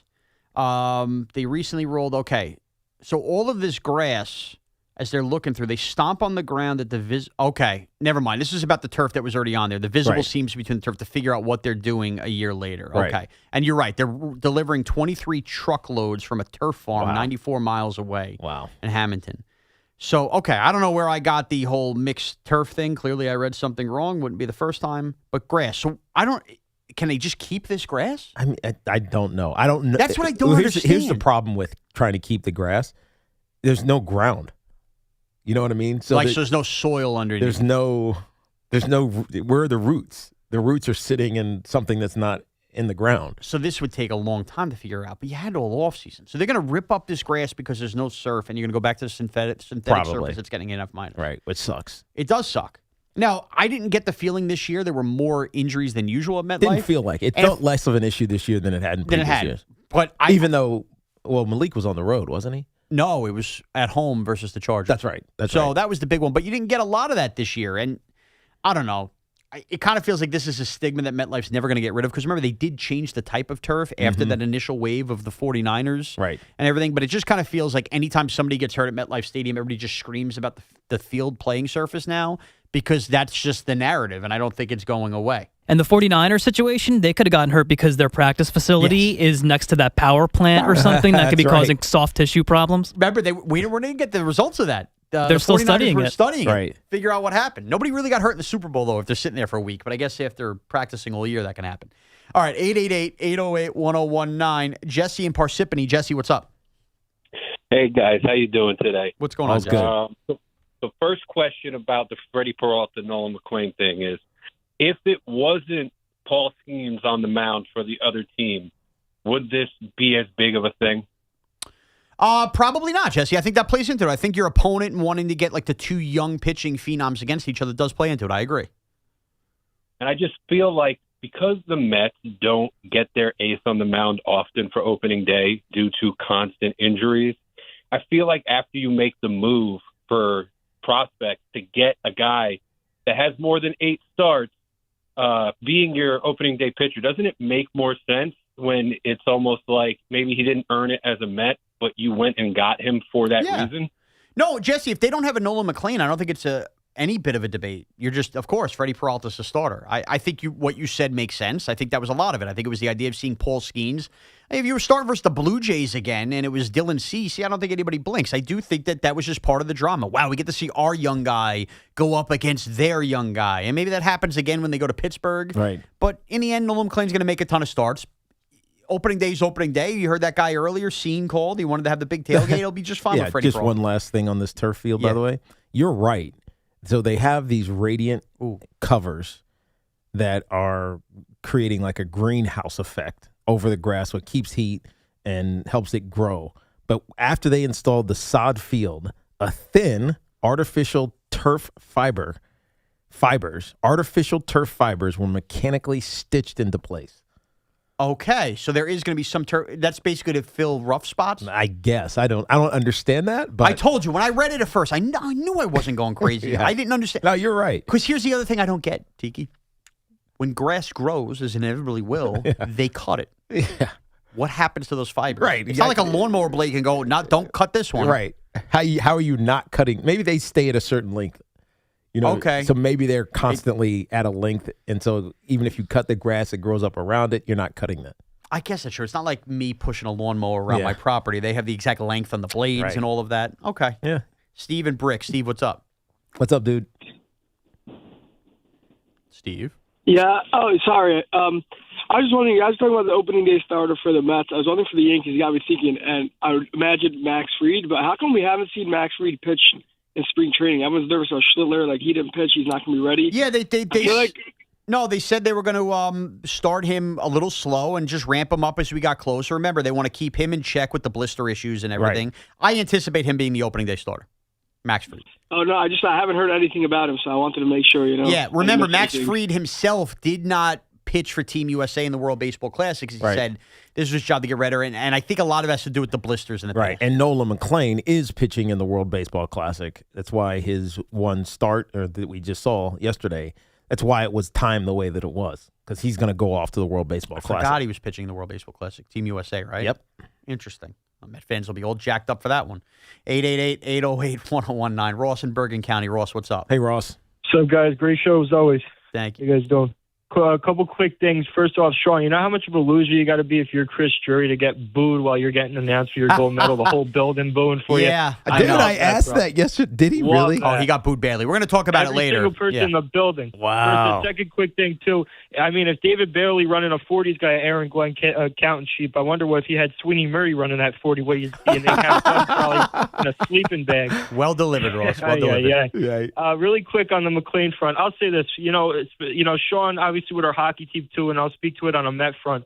If you spoke to me after the 2024 playoff run, you probably would have had Alexi Lafreniere on opening night starting on the ice. You probably would have Mark Vientos batting third cleanup off the 2024 postseason run he had. Yep. I'm not trying to be the Debbie Downer, bro. It was 2.5 good months we saw out of McClain. Let's not crown him the next Tom Seaver. You know what I mean? And one last thing, too. Last time we saw Freddie Peralta I don't know if he pitched the opening day last year. Last time we saw him at Citi Field on opening day, though, he hit us across 6 innings. So maybe there's something to him at Citi Field on opening day because we saw him out too well ourselves 2 years ago. But he was. Thanks for the time, guys. Appreciate you, Ross. He was great though last year. It's not like you're saying Freddie Peralta had a off season. No. He was fantastic last year, and so obviously he deserves to be the ace. What was he? 17-6? 17-6 with a 2.7 ERA. Yeah, one of the best 33 starts last year. I mean, it's one of the best pitchers in baseball. Of course. That's why somehow he finished out in the fifth in the Cy Young. I mean, there were a lot of great pitchers in the National League, but still, just fifth in the Cy Young. Milwaukee. Yeah, Milwaukee. No, you're right. Rommel in Houston, Texas, or Rommel. I screwed that up. I already know I did. Rommel, what's up? Hey guys, it's Romel. Romel, you were right. Big fan. Big fan of you guys. I'm a longtime Giant Mets Knicks fan. I wanted to chime in on the when you were talking about the draft and Jeremiah Love to the Giants. Yep. I agree with you guys 100%. That's a luxury that we can't afford, but I also feel that way about Kayvon Thibodeaux. To pay $15 million for your third pass rusher when you got so many holes, you could better serve using that money for another guard or other positions. We should trade him, get a third rounder, and build organically. The challenge, Ramel, is you just got to find a partner. Yeah. I think that's going to be the issue, is the trade partner. Now, because what other team wants to pay him $15 million? What happens? So they've already picked up the fifth-year option, but can't they back out of that? I forget how the fifth-year option works now. I have to look back. I think you can back out of it. I don't know, because I think that becomes a cap hit on your. I think it becomes guaranteed if you trade it. I mean. Oh, if you trade it, because didn't that happen? Didn't the Jets pick up somebody's fifth-year option and they traded the guy? And I don't want to be quote. I'm not deep in on the fifth-year option because we never have to really worry about it. Yeah, at least our teams haven't. No, but I think once haven't picked up anybody. The way I interpret it is once you pick up a fifth-year option, that player, no matter who acquires him, that fifth year is now guaranteed at that salary, and now it could be on you to. Extend him, which obviously Kayvon's going to want a free agency deal and lower that $15 million hit. Right. That can happen. Because if that becomes like a restructuring with an extension. Right. So that's, as far as I'm concerned, because I think that once the player has that, it's guaranteed that he can at least get that. Right. 888-808-1019. John in Myrtle Beach. John, what's up? Oh, it can be rescinded up to May 1st. Up to May 1st. Okay. Right. John, what's up? Hey, guys. What's up? How you doing, guys? Hey, I hope you can hear me okay. I'm traveling. Teak, I think I just went through your old neck of the woods, too. Where's that? In Harrisonburg? Oh, in VA? Yeah. I was from Roanoke, but yes, Harrisonburg. Oh. I know Harrisonburg well, though. Yeah. I'm heading back home from being up north for a bit. Yeah. Good for you. I wanted to, I know. I wanted to weigh in on the Peralta Nolan McLean thing, and this is such a February topic because nothing's going on. I couldn't care less.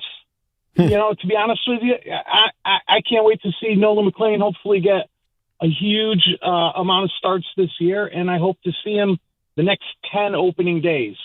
I agree with that caller beforehand. It was just before me when he was like, he's only had a couple of months.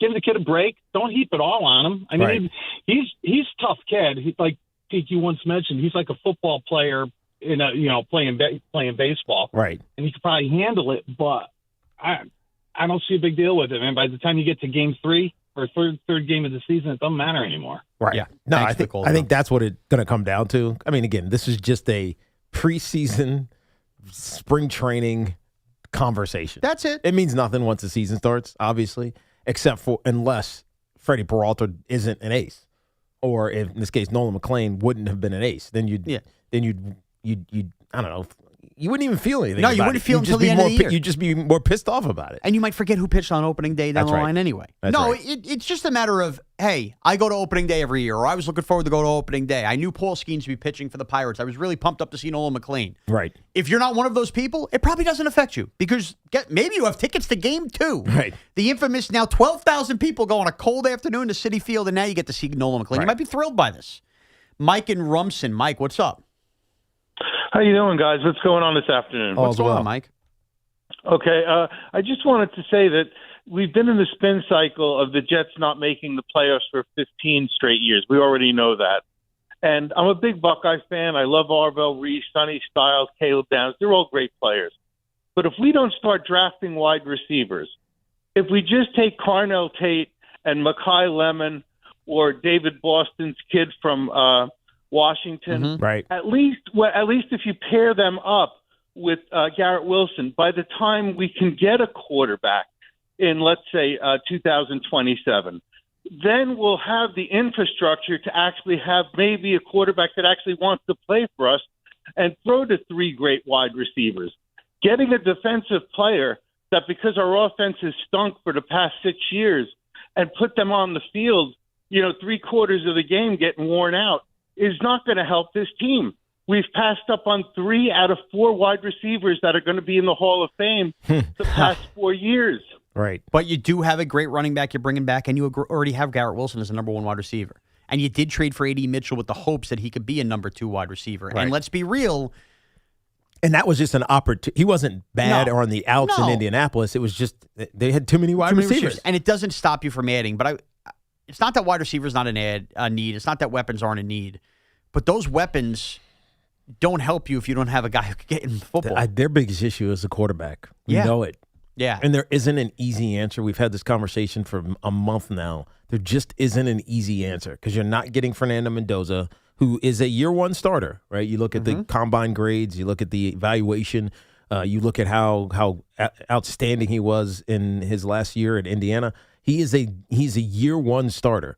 Other than that, you're getting like what could be. I saw the comp for the kid from Alabama, Ty Simpson. Ty Simpson. It's Mac Jones. Mac Jones. He's the comp. Now, yeah, it's probably an easy comp. That feels like it's the Alabama because thing. they both played Alabama, but that could be who he is. Just a good, spot starter. Maybe eventually he becomes a starter, but not someone who you're technically building a franchise around. He's not overly athletic. He's not unathletic, but he's not overly athletic. He's athletic enough, though. The more I've watched. Okay, but he's not. He's not. He's Jackson not Dart. Jackson Dart. No, we both went the same way. You know what I mean? Exactly. He's not that kid who's just all right. If things break down, just make things happen. Yeah, that's not him. I'm going to make a further case to end this week with Ty Simpson at the top of next hour. Are you? I am. I had this in the middle of the week. I'm going to further sway you. 888-808-1019. We do have a Cinco coming up, an interesting one. Plus, I want to see if Connor did his homework because I may or may not have. Let's see if he even remembers the homework. It's Evan and Tiki. Do you remember the homework? I'll try to remember during the break. Yeah, I hope you do. It's Evan and Tiki with Shaun Morash here on The Fan as Evan's vacationing and sending us pictures from the water. If you've been thinking about replacing those old chilly windows and doors, now's the time. Windorama is kicking off their winter warm-up sale, and you could save up to 40% on your installation project when you purchase and install through Windorama. 40% off, big savings, great products and brands, and expert installation. Hard to beat that. Keep the warm air in, the cold air out. Do the hokey pokey, turn yourself about, and upgrade your home the right way. Visit Windorama.com or stop by one of their showrooms today. Windorama, your window and door specialist since 1977. And this portion of the program is sponsored by Monmouth University. Make your mark at Monmouth University. Their stunning coastal campus offers easy access to big city opportunity and a personalized education fit uniquely to you. Bigger thinking, more inspired, you amplified. Learn more at monmouth.edu/amplified.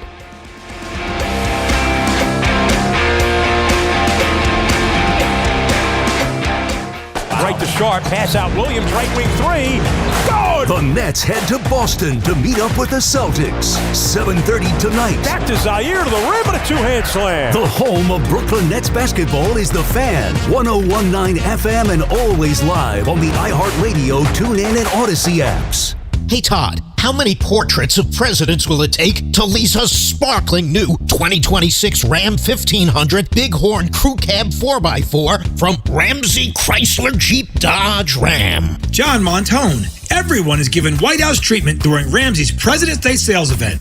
And that means amazing deals on all Jeep and Ram trucks. And that new 2026 Ram 1500 Bighorn Crew Cab 4x4 has your name on it with an amazing lease offer. Get behind the wheel for $349 a month for 39 months and 0% APR financing for 60 months. The President's Day sales event happening now at Ramsey Chrysler Jeep Dodge Ram, home of exceptional people, exceptional deals. Call 833-853-2969 for details. VIN number T4152323. MSRP $62,715. $29.95 down payment plus tax, title, and registration. Zero security deposit. 0% APR at $1,667 for $1,000 financed. Expires 3/2/26. Just hearing the word IRS can make people break out in a cold sweat. No one wants to deal with the IRS, and now you don't have to. The good news is Legal Tax Defense has been successfully negotiating with the IRS for more than 15 years. It doesn't matter how much you owe, whether it's $5,000 or $5 million. You deserve the best in the business on your side,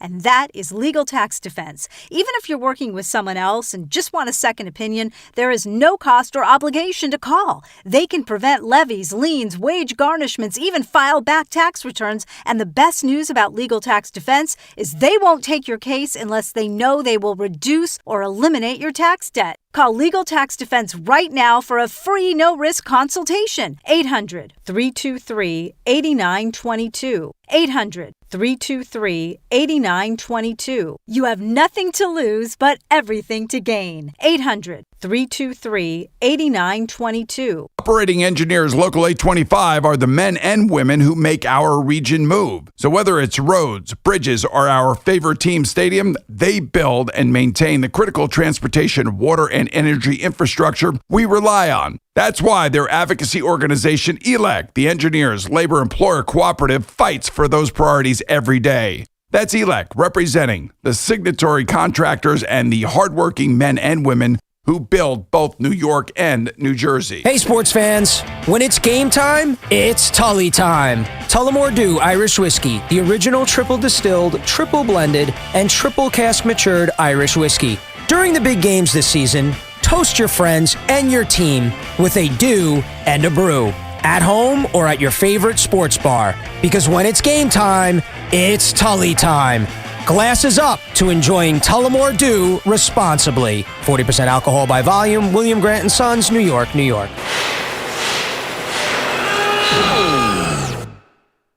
When equipment breaks down and operations come to a halt, every single second counts. So why is your maintenance team spending 60% of their time doing anything but turning wrenches?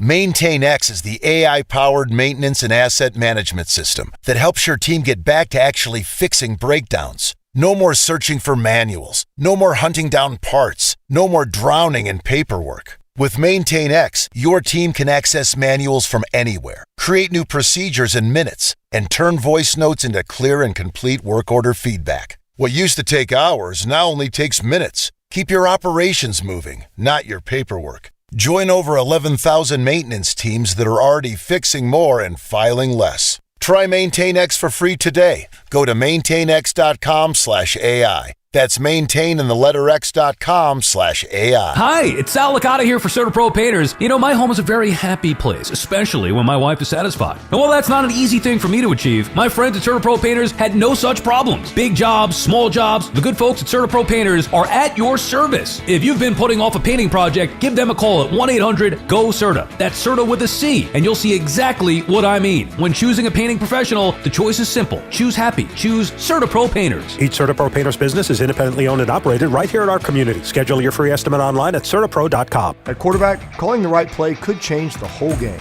And when your car breaks down, same idea. Make the right call before the big repair bill hits. CarShield helps protect you from expensive auto repairs. Plans include 24/7 roadside assistance, towing, and rental car options, all to keep your drive alive. Look, breakdowns happen, but choosing CarShield, that's the easiest call you'll make all day. Visit carshield.com now and join the team that's helped millions of drivers save. Coverage varies by plan. View contracts and exclusions at carshield.com.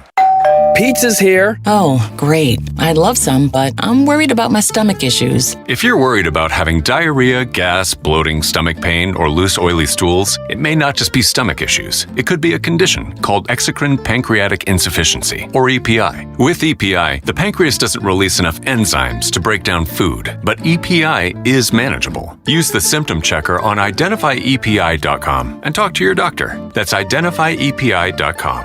Sponsored by AbbVie.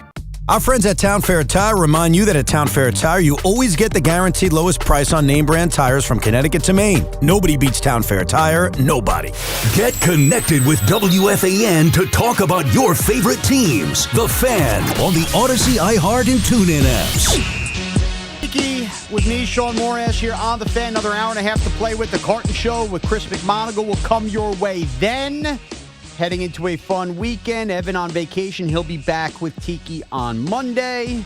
This Fan Focus is sponsored by Chef IQ. Precision cooking, effortless results. ChefIQ.com.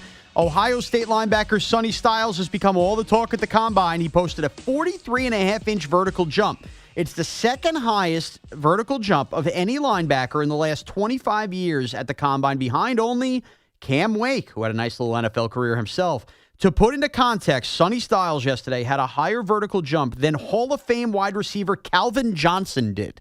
Just a freak of an athlete. And Calvin Johnson had a freak combine as well. Yes. Back in 2007, I believe that was. At 230-something pounds, he ran a 4.340 or something. Dude, he was a freak. You just blew my mind. Calvin Johnson's combine was 2007? 2000. Calvin Johnson is same birthday as Tracy, by the way.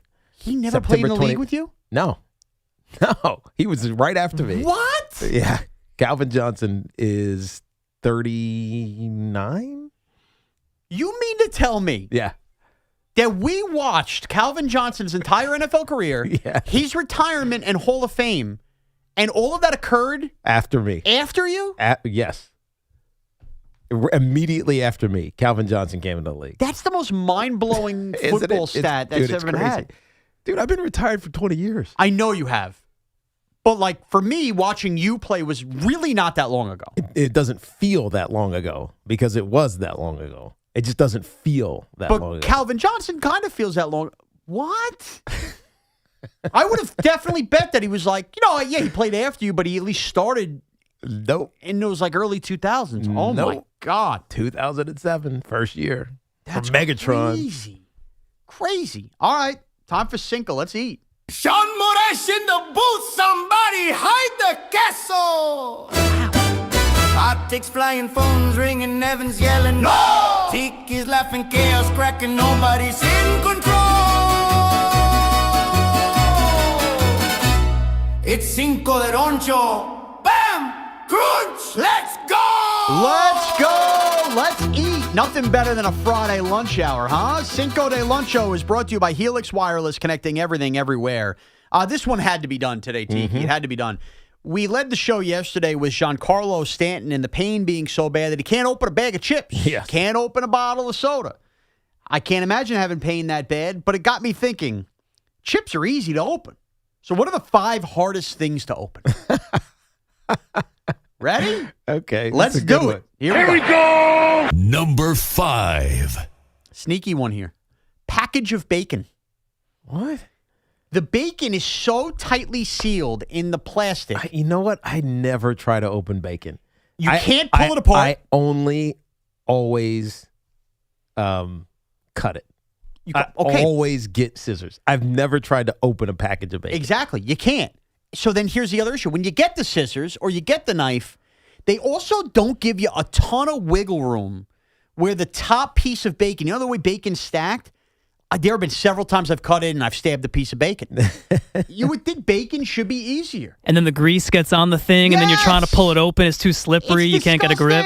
It's a terrible thing to try to open. So that's number 5 on the hardest thing to open. Here we go. Number 4. Number 4 is an easy one for me. It's my at mentions. Cannot open those. Don't want to see them. Why? Come on now. Do you know how many people use the word fat in America on Twitter? I could tell you. Fat. You fat shill, you fat this, you can't shine McMonagle's balls, all that. More trash. Yeah. You suck. All right, here we go. Next. Number 3. Why would you want to shine his balls? I don't know. I wouldn't. Exactly. I wouldn't. Number 3 is ketchup at the diner. It's bad enough it's a hard top. Good luck getting it out. Yes. How do you open the ketchup from getting out? I'll stick a butter knife in there. Now a butter knife's got to go to get the ketchup out? Opening the ketchup, getting the ketchup out, all works. Ketchup at the diner. Look at Connor. He knows what I'm talking about. Well, the key is you have to, for some reason, those little 57s that are on the side of the bottle. You got to hit those, and then you can get it out. What is it, the square on the backboard? If you hit it anywhere else, you won't get it out, but the 57s, that unlocks the ketchup. Insane. All right, here we go. Number 2. Again, these are the 5 hardest things to open in honor of Giancarlo Stanton. Number 2 is a jar of pickles. Yes, those are like vacuum sealed, tight. My wife loves pickles. I don't. She loves a good pickle in her mouth. What can I tell you? Hey, she loves it. You know. But she can't. Keep your bedroom secrets to yourself, Sean. Yeah. What is the deal? She can't open the jar, so she always gives me the jar, and I feel like less of a man. I put it in between my legs. I put it between my legs to turn. I realize how this sounds. I still own a strap wrench. What? Do you know what a strap wrench is? Yes. I still own one strictly for jars like that. Sometimes like a gourmet salsa is like that too, and I'll break out the strap wrench, the torque to open a jar. Why? Why must it be so hard to open? Don't know. All right. But you're right. They are hard. Yes, they are. And last but not least. Number 1. Number 1. The unquestioned hardest thing to open is a CD in the 90s. Again, I'd use a knife or a scissors. But you know what I'm talking about. 100%. That tight plastic where they fold over the top. Yes. And then if you cut it too hard with a knife, you could like crack the plastic case that it was in. Perhaps the best reason that the world went digital with music. I know there's probably somebody in their 20s going, what are you talking about, you old man? The CDs in the 90s, you could not open. It was infuriating. You're all excited to buy your now that's what I call 2000s CD and you can't get it open? Yeah. That Bye Bye Bye CD, an insane, the no strings attached. Alanis Morissette, Jagged Little Pill. I could never open that. I couldn't. Could you imagine Giancarlo trying to open a CD? Would not happen. So that is your Cinco de Luncho. Seems to have pleased Connor Green, but I don't know if I'm going to please him now. Connor, did you do your homework? I'm still not 100% sure what the homework is. Right. What is the homework? I forgot. Was this set on air? Or was I this think I might have an idea. Was this done like independent? Very much on air. Was it the very end of the show? I believe so. I'm pulling an Evan Roberts if you can't tell. Do you remember to do something? I'm channeling my Evan. So do you want to take a guess or you want me to tell you? So was it the turkey? The turkey situation? So Connor, I claimed... you want to say it? Go ahead. Tell the world. I claimed that the national animal of the United States... That's right. ...was almost the turkey instead of the bald eagle. Yes. Now, I did do my homework. I Googled it right after the show. Turns out that our former... It's a popular myth that one of our former presidents, Benjamin Franklin, had claimed that he wanted it to be the turkey. Well, hold on. Ben Franklin was not a president. No, he was pretty close. He was close. He was close. He was close.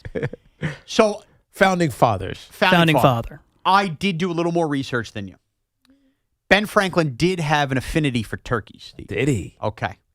So Franklin was on a committee with Thomas Jefferson and John Adams in the Continental Congress that was tasked with creating the seal for the country. They each proposed ideas, and Franklin suggested a biblical scene of Moses parting the Red Sea. They all prepared different complicated designs. Yada, yada, yada. Yeah. It is unclear when Benjamin Franklin became associated with the turkey, though. It caught on in November 1962 as the cover of The New Yorker featuring an illustration of the Great Seal of America with a turkey rather than the bald eagle, which eventually became the seal. Okay. So, as it turns out, apparently, Franklin said this about this. Hold on. Oh, I just had the quote. Oh, let me buy time. How did the myth spread? It caught on at the cover. I'm doing the thing. Okay. He said, where the hell did this line So go? I read that he sent a letter to his daughter. The letter to his daughter. I'm sorry. I jumped down. The long-recited myth was born out of a letter Franklin, one of the founding fathers, wrote to his daughter in 1784. I'm reading this out of USA Today in an article a few years ago. Discussing the Great Seal of the United States, Franklin said he wished, quote, the bald eagle had not been chosen the representative of our country. Why? He called it a bird of bad moral character who was, quote, too lazy to fish for himself. I thought, because I've seen bald eagles, I know they're at Lake George, I know they're on Long Island, I think they scoop down and get fishes. Somebody's delivering fish to the bald eagle? What are they, scavengers? I don't know, which now is going to be my next rabbit hole. There's another quote. The turkey is, in comparison, a much more respectable bird and a true original native of America. He is, besides, though... Isn't a bald eagle also native? Yeah. Ben Franklin's got issues with the bald eagle. Yeah, he had bad moral character, the bald eagle. And he's a bird of courage, the Because turkey. it seems like he's saying it stole other animals' food. That's what he's saying. But after that letter, there's no evidence that Franklin actually nominated the turkey to be the symbol. He just had another nomination of Moses parting the sea and didn't like the bald eagle. It was his argument against the eagle that said the turkey is better. Right. So, no, Connor, you're not right, but you are right in that Ben Franklin was pro-turkey and anti-eagle. Yes, but not a president. I could have sworn that I learned that in high school, that it was almost a turkey. So I'm not going to claim any personal responsibility for getting that wrong. I'm going to blame the American education system. I swear I was taught that was actually true. You could blame a lot on the American education system. Yeah, no, blame my whole existence. Not a president, but he is on the 100. He is. It's all about the Benjamins. I'll give you one other interesting thing. What is Ben Franklin? When you think of Ben Franklin, what do you think of? I think of electricity. Okay, that's fair. What do you think of when you think of Ben Franklin? He was also a big partier, big drinker. Okay, I didn't go there. When I think of Ben Franklin, first thing that comes to my mind is Philadelphia. He's associated with Philadelphia. Is he? Yeah, that's where he was from. That was all of this. And I find it odd that the football team they love is the Philadelphia Eagles. And this man hated Eagles. Philadelphia Turkeys. Should they be the Philadelphia Turkeys? Stop me where I'm wrong. How could founding father synonymous before they started winning Super Bowls? Yes, you could have said that. Now they can't switch. Now you can't. Ben Franklin, who is as synonymous in Philadelphia, I mean, as any Eagle player ever was, hated Eagles. I think that's a crazy sports tie-in. Wow. He would not have been an Eagle fan of today. He would have got Sunday ticket and rooted for the Steelers. Absolutely. Fly, turkeys, fly. They do that chant? Yeah. Now you're like Virginia Tech. Yeah, and as I said yesterday, gobblers. You can't have had the national bird be the turkey because we would have been so guilty about eating them on Thanksgiving after that. It's not like, imagine us having bald eagles on Thanksgiving. Would you have? You'd have to. You wouldn't be eating turkey. You wouldn't be eating turkeys. It'd be a ham holiday. I feel like turkey would make more sense, though, as the national bird because they're more around. There's a lot more of them. They're more useful to us than bald eagles.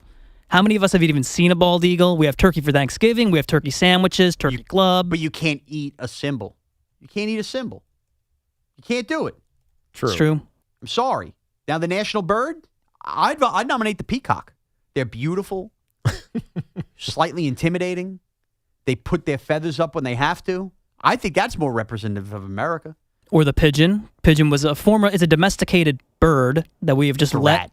We just let the pigeon, now we no longer keep them as pets. They used to deliver messages for us during wars, and now we just abandoned them. Is that true? They're homeless in New York City, just walking around, looking for some friends and some food. They're not they homeless. They just procreate a lot. That's all it is. Pigeons like banging. 888-808-1019. Mickey and Dumont. Mickey, what's up? Mickey? Did we lose you?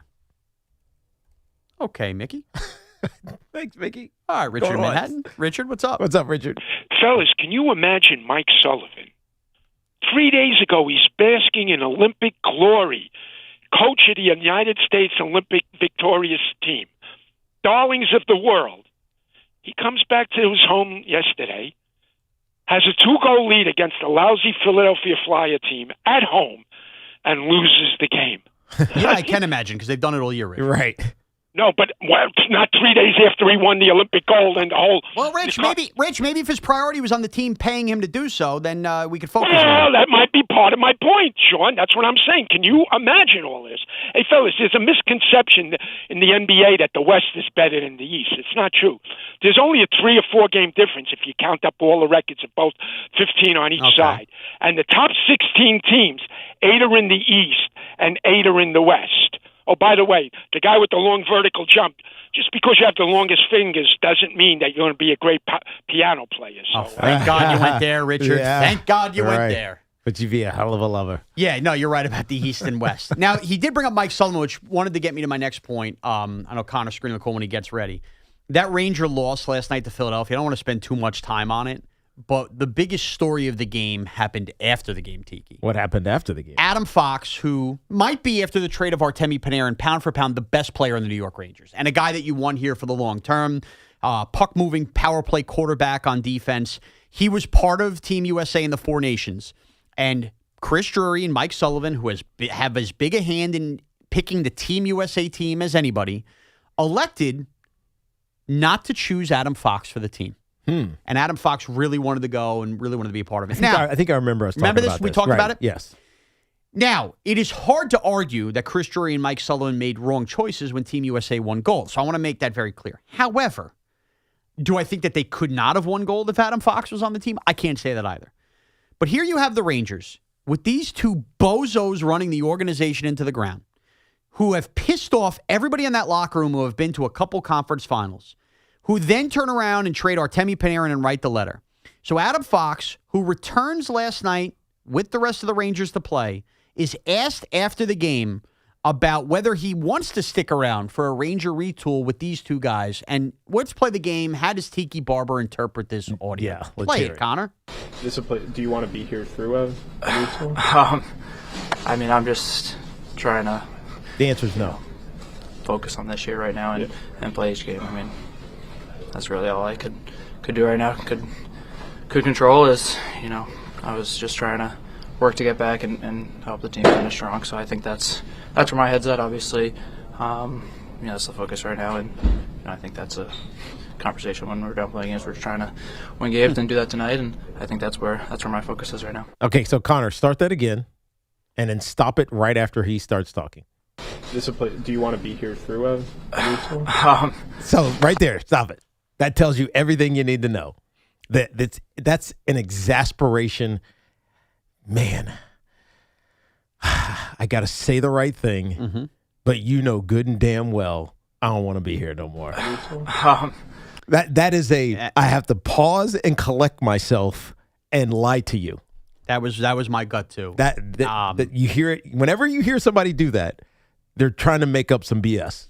They know they need to say the right thing, but they're buying some time because they need to lie to you convincingly. And I can't begin to truly express to you, hearing Adam Fox, my disappointment in what that means for the future of the Rangers.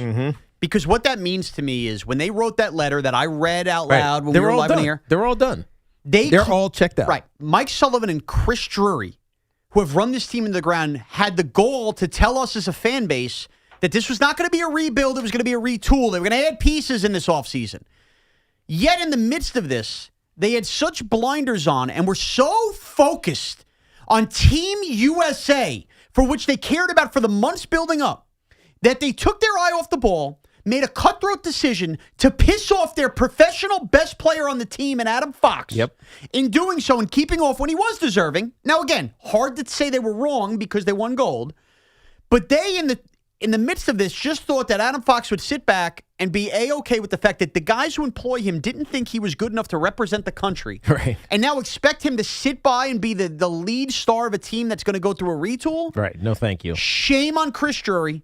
Shame on Mike Sullivan. And this is perhaps, for the rare time I could say this, the biggest victory lap I will take on the airwaves. I was right about the Olympics. It was great for all those guys that dream of playing for Team USA, and they should never have to apologize for going over there and playing the 2 weeks and winning the gold medal. Of course. But from a fan's perspective, I ask all of you that sat there as Ranger fans and watched that and hoot and hollered, do you think that this run through Team USA's Olympic gold medal was a good thing for the future of the New York Rangers? Was it a good thing that the GM and head coach of this team pissed off Adam Fox in the process? Do you think that was a good thing that they were so cutthroat about winning gold that they took their eyes off the prize of the team that we pay money to see at the Garden, that we pay money on merchandise, that now we are spiraling towards the depths of hell on, and now even Adam Fox, a local Long Island guy who grew up here, can't even stand to look at the head coach and GM in the eye? Do you think that was worth it? So for 2 weeks of pride where we had to pretend that rooting for Team USA in ice hockey was the same as rooting for USA in a war was the same. So save your national pride, all that bull crap that came with the Olympics, because this Olympic freaking run has further ruined the New York Rangers if Adam Fox doesn't want to have to be here. Yeah, but if the Rangers weren't a dumpster fire right now, you would not think that at all. But part of the reason they're a dumpster fire are the guys who are running Team USA, who, while this team was a dumpster fire, put all so you're biased. Of course I'm biased. You're biased because of the Tide the connection to Team USA. The Ranger fingerprints. So now we've gotten to the bottom of it. Well, of course. Now we know. Yeah, but we've never heard this before. So Chris Drury we've heard this simply. Oh, if Jack Hughes was playing for the Rangers, of course I'd be happy. But I don't care about Team USA because he's a devil, and how can I root for a devil? But this is deeper. It is like deeper. This. You needed like a therapy session to get to the core of your anger. Your anger is with Drury and everybody else associated. I'm not un-American. Again, I rooted for Team USA. But in the back of my mind... Drury made you un-American. Blame him. Go ahead. It's all yes, good. Chris Drury made me feel un-American there because the moment they won the gold and I'm watching a devil celebrate and Chris Drury slapping hands in the booth, I realized that Chris Drury deemed this year of hockey a successful year because he had the fingerprints in building a gold medal team. Yes. While he absolutely buried the local hockey team here that he's in charge of and has pissed off everybody in that locker room. And you have now Adam Fox who's angered as well. I'm sorry. You guys can have your 2 weeks of fun. The Olympics sucked the joy out of me as a New York Ranger fan, and it sucked the joy out of Adam Fox being a Ranger. F the Olympics. How about that? F the Olympics. Tell us how you really feel, Sean. And screw you, Chris Drury. Now we finally got to the bottom of it. Fire him tomorrow. Well, he got booed, so maybe they will. Great. I'm sure all the fans, ooh, boo him now. You were all cheering on Sunday because you had a good excuse to go out and drink at 8 o'clock in the morning. Shame on you, the fans. They weren't cheering him. No, they booed him last night. Look, we booed Chris Drury. But you had no time celebrating Sunday, But though. they weren't cheering him on gold medals Sunday. They don't realize they were cheering him. They cheered everybody involved in that, including Chris Drury. They're cheering Team USA. They are not cheering Chris Drury. Who was put Chris together Drury. by that loser, Chris Drury. Well, I mean, he can only focus on one thing at a time. Exactly. So maybe Sullivan, maybe he gets right with the Rangers. Now he doesn't have to worry about the U.S. Olympic team. If I've learned anything over the last week and a half, it's that be however what kind of fan you want. I'm probably too emotionally invested. I care a little bit more about the Rangers than some of you out there. But national pride. 888-808-1019. All of your calls on everything we've talked about. Freddie Peralta on opening day. Kayvon Thibodeaux trade rumors. Aaron Glenn's asleep. I'm not when it comes to Chris Drury. Adam Fox is pissed off. And oh, by the way, are the Giants looking also to sign a running back, apparently? Let's get into that when we come back as well. It's Evan and Tiki with Shaun Morash here on The Fan. I'm always incredibly busy, juggling life, always on the go. But feeling safe and knowing my family is safe when I'm not with them is what's most important. That's why I turn to our partners at Sloman's. I recently had the Sloman Shield Link system installed, and it's been a game changer. A smart home security system combining safety, convenience, and peace of mind that I can manage right from my phone. There's so many things about it that I love. From the lighting controls, the door lock, garage door opener controls. My favorite, though, has to be the Apple Music integration throughout my home. Even when I'm not in the house, I can turn it on and be ready as soon as I walk in. If only I had like an AI robot or something to open a bottle of wine for me so I could chill. I guess I can do that myself. Experience the future of home security and automation with the Sloman Shield Link system. Call 1-800-ALARM-ME. That's 1-800-ALARM-ME. Or visit slomans.com.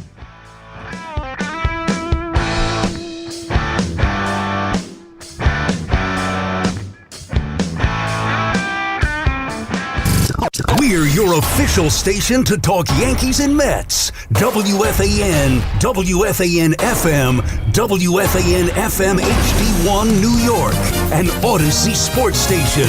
This is an Odyssey Sports Minute. It pains me to say this, but the quarterback that gives the Cleveland Browns the best chance to win in 2026, assuming health, is Deshaun Watson. New Browns head coach Todd Monken didn't close the door on Watson potentially starting this year for the team, and Watson not a great fit in former Browns head coach Kevin Stefanski's scheme, a much better fit in Monken's scheme. Watson gives the Browns the best chance to win. I'm Nick Costos.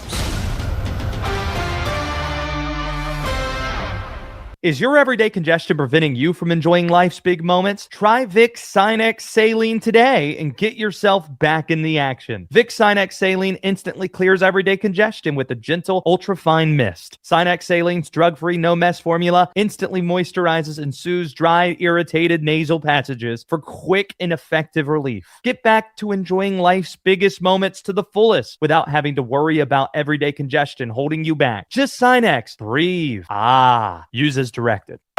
Wendy's has a new Girl Scout Thin Mints Frosty Fusion with Girl Scout Thin Mints cookie pieces, rich creamy frosty, and a mint chocolate cookie sauce. Which means Girl Scout Thin Mints and Wendy's Frosty, Yeah, they're basically best friends now. It's like two delicious desserts just high-fived, snapped a few too many friendship selfies, and then rode a tandem bike down a never-ending road of mint chocolate frosty perfection. So, swing by Wendy's and try the new Thin Mints Frosty Fusion. Limited time only at participating U.S. Wendy's. It's been over 7 years since Pastor Billy Richards was treated successfully for prostate cancer by Perlmutter Cancer Center, the world's #1 cyberknife program. After 5 treatments in 1 week, Pastor Billy went right back to leading his Brooklyn congregation. Cyberknife was truly a blessing for me, my family, and my ministry. If you have prostate cancer, I urge you to look into Cyberknife. For an appointment, call NYU Langone's Perlmutter Cancer Center at 833-1-CYBER. That's 833-ONECYBR. Where you learn matters. At Monmouth University, students study on a vibrant coastal campus with direct access to research, culture, and industry. From classrooms to competition, from creativity to career prep, Monmouth offers a vantage point shaped by location and purpose, blending a personalized learning experience with Division I pride and a rising national profile. Bigger thinking, more inspired. You amplified. Amplify your future at Monmouth University. Learn more at monmouth.edu/amplified. Hey, Boomer here. When the game's on the line, you need a winning play. And for electrical pros, that's Cooper Electric. With 70 locations all across the tri-state area and easy online ordering, my friends at Cooper Electric have the inventory and expertise to keep your projects moving. From tools to wire to lighting, Cooper is the playbook for pros who want to win every single job. Make the winning play. Visit cooper-electric.com today. That's cooper-electric.com. Cooper Electric, our knowledge is electric. Looking for the best value on new tires? Get to Town Fair Tire. We honor every valid manufacturer's and competitor rebates and give you the guaranteed lowest price. Nobody beats Town Fair Tire. Nobody. Town Fair Tire. If you need a new appliance, this is your sign. Shop at Lowe's now to get up to 35% off and next-day delivery on hundreds of major appliances. A new appliance now means an easier-to-do list later. Our best lineup is at Lowe's. Valid through 3/18 while supplies last. Selection varies by location. Order by 4 p.m. Available Monday through Saturday. Subject to availability. Fees, exclusions, and restrictions apply. See Lowes.com/appliance delivery for more details. It all comes down to this, folks. Yep, the entire season is on the line. But my throat has officially thrown in the towel. Sounds like you need Vicks VapoCool drops. They're max strength and vaporize sore throat pain. Whoa! These VapoCool drops hit fast. Speaking of fast, did you just see that play? Yeah, he vaporized that ball. That pun should have come with a penalty. Vaporize sore throat pain with Vicks VapoCool drops. Use as directed. I'm Tyler Kolick, and I got my Lincoln at Lincoln of Queens. They even delivered it right to my door. When it's time to save, it's time to go to Lincoln of Queens. Go New York, go New York, go. I'm a 100% kind of guy, so I got Verizon Fios. It's 100% fiber internet because I do everything at 100%. What game should we watch? 100% of them. She hits a penalty kick out of the park! From way downtown for a beautiful shot onto the green.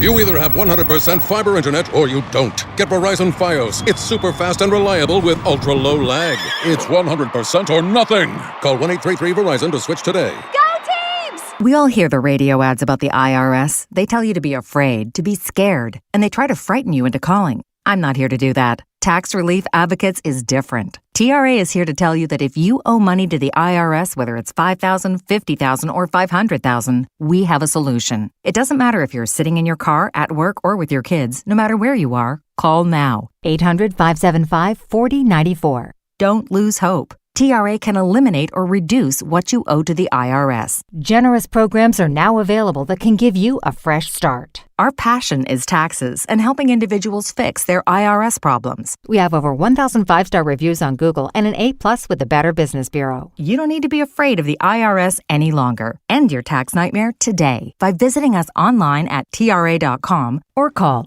800-575-4094. That's 800-575-4094. Tax Relief Advocates. Real solutions for real people. Slater Schulman, 488 Madison Avenue, New York, New York. Prior results do not guarantee a similar outcome. Attention, former female inmates of Rikers Island Prison in New York City. If you were sexually abused at Rikers Island at any time in the past, no matter how long ago, now is the time to come forward. The new city GMVA law temporarily removes the time restrictions to take legal action, and you may be entitled to substantial financial compensation. If you were incarcerated at Rikers Island at any time and were forced into sex with guards or subjected to any sexual misconduct, you may be entitled to substantial cash compensation. Even inmates who willingly participated in sexual relationships with guards can pursue justice, as this is illegal under New York state law. Call our law firm's Women's Prison Sexual Abuse Helpline now at 800-384-0186. But hurry, there is a deadline to file your case. Call now to get the justice and financial settlement you deserve. Call right now at 800-384-0186. 800-384-0186. Baseball or football, WFAN runs the city. Yankees bats, Mets heat, Giants defense, Jets dreams. It's all here every day. The Fan, 101.9 FM and always streaming on the Odyssey iHeartRadio. Who doesn't want to stick around for a Ranger retool, and whether he's angry at Chris Drury and Mike Sullivan from keeping him off Team USA. We also have the Kayvon Thibodeaux trade rumors, which have heated up all over the Combine. Aaron Glenn got caught sleeping, we think, at the Combine. We talked about that. And there's also a lot of buzz building about Jeremiah Love and the Giants' interest in him, of which Tiki is flat out said he thinks it's a smokescreen. Yeah. I think it's a smokescreen. So a couple of things I wanted to add before we get back to your calls. Jordan Renan tweet. Something you hear about the Giants at Combine, they're seriously looking at some of the top running backs, both in draft and free agency. Players like Notre Dame's Jeremiah Love, Travis Etienne, and Kenneth Walker. There seems to be a clear focus on becoming a more physical, run-heavy team. Mm-hmm. I mean, that makes sense given what John Harbaugh's MO was in Baltimore. You go get Derrick Henry, who is just a monster. He's one of the few backs that can handle 400 touches in a season and still going strong. And so they want that, even if they have to do it by committee. They're thinking of depth issues. And look, there's some guys that are available on the market right now in free agency. Travis Etienne is an interesting one. I'd be shocked if Jacksonville doesn't come to terms with him. You would think. Kenneth Walker, I would also be shocked if Seattle, as a Super Bowl MVP and hero, what are you paying Kenneth Walker? Doesn't come to terms with him. Yeah. So I know that those names are interesting, and Jeremiah Love is sitting there at number 5. The Giants aren't taking a running back at number 5. It's just not happening. No, they would get crushed. That would be the real turn of already being sour on the John Harbaugh era. I think Scadaboo and Tracy as a tandem is good enough, and you could add through late day 3 free agency if you want to keep adding to that position. Mm-hmm. With the holes, this feels like the wrong approach. Look, the reason they're saying these things is because there's a chance that Singletary becomes a cap casualty. Okay. Because what's he, $5.5 million or whatever? It probably makes sense. And so it makes sense to maybe move on from a guy like him. And so you now need a depth. Now the reality though is that they have some pretty good depth in their running back room. Don't forget, Turbo Miller's still there. Yes. Dante Miller's still there. Eric Gray, who's probably less on the list as a guy who could be a viable runner, but he's still there. They have players on the roster. It's not like you need to fill a void that's just barren. And if they cut Devin Singletary to save the $5.5 million, what do you think Kenneth Walker or Travis Etienne are costing you? I don't understand it. And they have 3 6-round picks. Yeah. Look at You're better off just drafting one of those guys. You have had massive luck if you're Joe Schoen, or I guess just you don't have to call it luck, but you've hit at running back the last 2 years on day 3 in Scadaboo and Tracy in back-to-back years. You have 3 6-round picks. Right. If you really want to add to that running back room, there will be another Tyrone Tracy in this draft. Yeah. There will be, I don't think anybody's a Cam Scadaboo because he's a total psychopath, but you know what I mean. There'll be a viable option there on day 3. Now, as far as the Jets go, I did want to say on Wednesday's show, I made the case that the Jets and this regime, specifically Muji and Aaron Glenn, need to have a young quarterback besides the veteran just to have in their back pocket if things went south. Now, I do like the way they approached yesterday, and I do like the model of building up the defense. Mm-hmm. They do have some capital. Maybe it's pick 33, not 16, as I alluded to Wednesday. But Ty Simpson did get asked about playing for the New York Jets and meeting with the New York Jets yesterday, as I guess he did. Here's what Ty Simpson had to say, Tiki. It was great. Just talking ball, getting to know each other.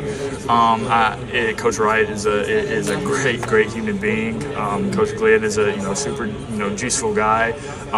Installing some stuff and getting to know each other and just getting on the board is what I like. So I really love the Jets. Really blessed to be able to have a meeting with them. And if I have an opportunity to play in New York, that like I said, they're going to get the best Ty Simpson they can get. It's a good answer. Yeah, look, he said all the right things. That's the first check. But you knew that about him. I mean, I don't think he's from Alabama. I forget where he actually is from, but obviously he spent a lot of time in Alabama. Only started 1 year down there. But he's going to say the right things. Yes, but not everybody always does. He's going to carry himself the right way. Like, that's you could a good just tell sign. by knowing. Of course it is. That's a good sign. You want somebody to carry himself the right way. I'm looking at the running backs in the draft. Yeah. I could see Jamari Taylor. Okay. What college? UVA. Here we go. We know who Tiki's favorite player will be. 5'9", 205 pounds. Tiki sounds like another UVA guy back in 97. Tiki's going to show up to training camp and step right over Cam Scadaboo and Tyrone Tracy to make sure his UVA guy can become the next great running back for the Giants. There's no doubt. All right, let's get back to your calls. 888-808-1019. Scott, we're not sure this is the right question for Tiki and I, who have not made the playoffs in Evans League back-to-back years, but what do you got, man? Well, thank you guys for having me on. Sean, Connor, you guys have been killing it with Tiki this week. Good stuff. So another edition of Fun Question Friday for you guys. I think you guys are going to like this one. All right. All right, so if the MLB were to implement a new roster system for the 26th season, such as a fantasy draft, okay, who are the starting 9 that you would draft in your lineup if you guys ran the Yankees? Bullpens and starting pitchers are going to stay put. Okay, so we only have the lineup. So our starting 9 in all of the MLB? I would say just for the Yankees. Since you guys are Yankee fans, I would go that route. I'm still confused by the question. So we're choosing from the just Yankees. Yes. But what am I choosing? We know their lineup 1 through 9. I'm so confused. He's saying like drafts 9 players for the Yankees. If you would do like a fantasy draft. So it's a fantasy draft. So it's not just Yankee players. It can be anybody, Sean. Yeah, it can be anybody you want on the Yankees. Anybody you want in the league on the Yankees. But wouldn't you just pick the 9 best players? And this is what I'm confused by. I hate this question. I'm sorry, Scott. It's a fun Friday question. No, it's fine, guys. All right. All right. I'll play along. So I'm gonna keep Aaron Judge as my right fielder. Right fielder, Aaron Judge. Center fielder, Cody Bellinger. Left field, Juan Soto. Third base. Third base. Good question. Ooh.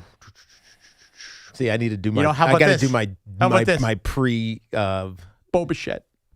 No. Get the high average. I'll take those fantasy numbers. Yeah, I mean for fantasy. Shortstop, I'm going to take Bobby Witt Jr. Yep. Second base.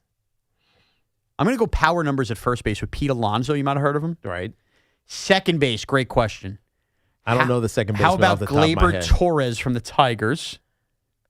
He's pretty good. I don't know if you heard of him. Right. DH is Ohtani. That's easy. I didn't even put Julio Rodriguez in the outfield. Maybe I could do some. Yeah, DH is Ohtani.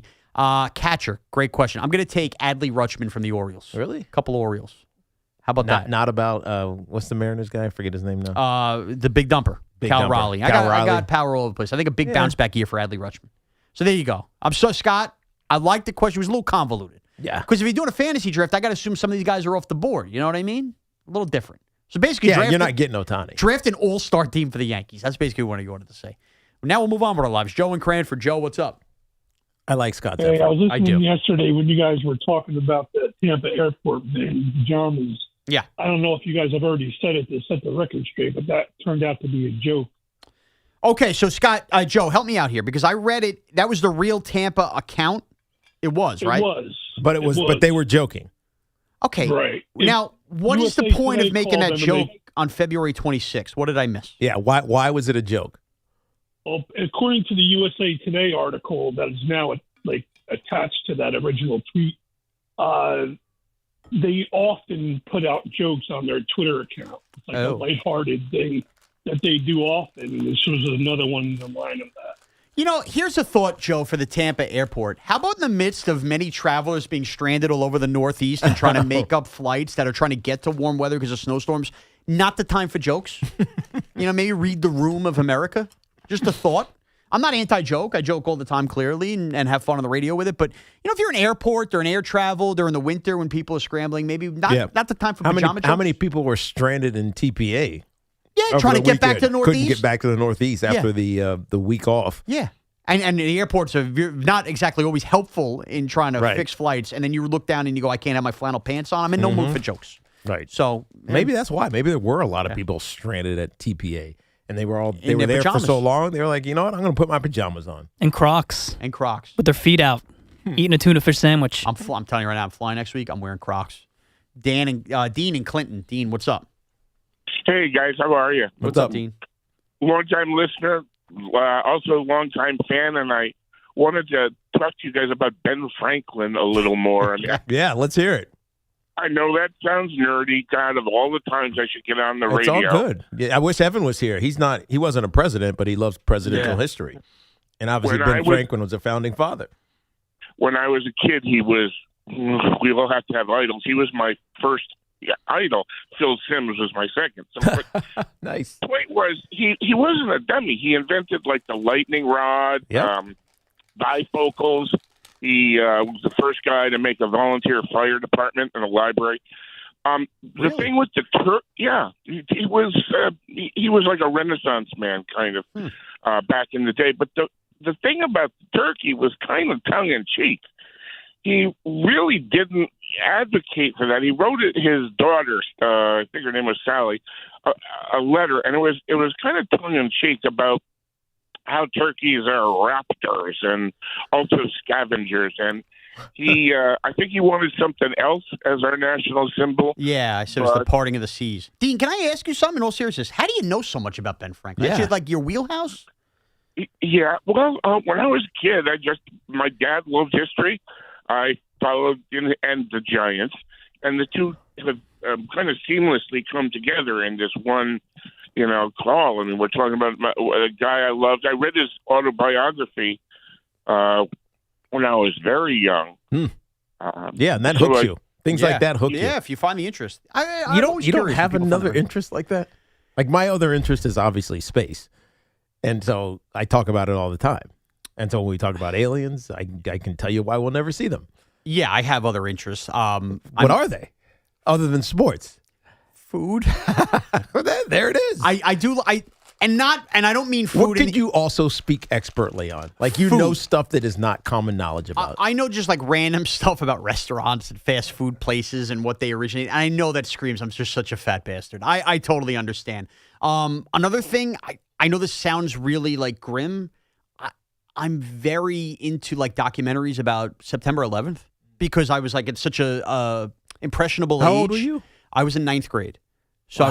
I was in high school. Dude, I was in the NFL. I know. That is crazy how the age difference between us. I was in high school, and at that time you have to realize, high school, when you're like that sponge and stuff's interesting you're learning about U.S. history all through school. Of course. And then you're in high school the moment, maybe the biggest moment in U.S. history happens. And it has just stuck with me that I'm like the old man on the History Channel. Something comes up, it's just, I'm interested. It's like my JFK assassination. Right. I know that's sad and grim. It's like, and I don't even mean the conspiracy stuff. I just mean like everything that unfolded. It's like the Challenger disaster. Yeah. Exactly. Right. It's a horrible thing to reminisce on, but I can't get enough between, like, that's the one thing I like read a lot about, and just, I don't know. It's one of my interests. Can I ask you, Tiki, as a moon man and spaceman? Yes. Isn't space travel, wouldn't it technically almost be impossible for people because of time dilation? Because when you're flying at the speed of light, you cannot fly at the speed of light. You can't. Nothing with mass can go the speed of light. You can try to get close to it, but you can't. The reason is because the closer you get to the speed of light, the more mass you pick up. You know what I mean? And so ultimately, you're stuck. So the only thing that can go speed of light are photons, which are massless. If you're traveling at a really fast speed, don't you age slower than you would than someone on Earth? Perceptually, it's because you're moving so fast that you're.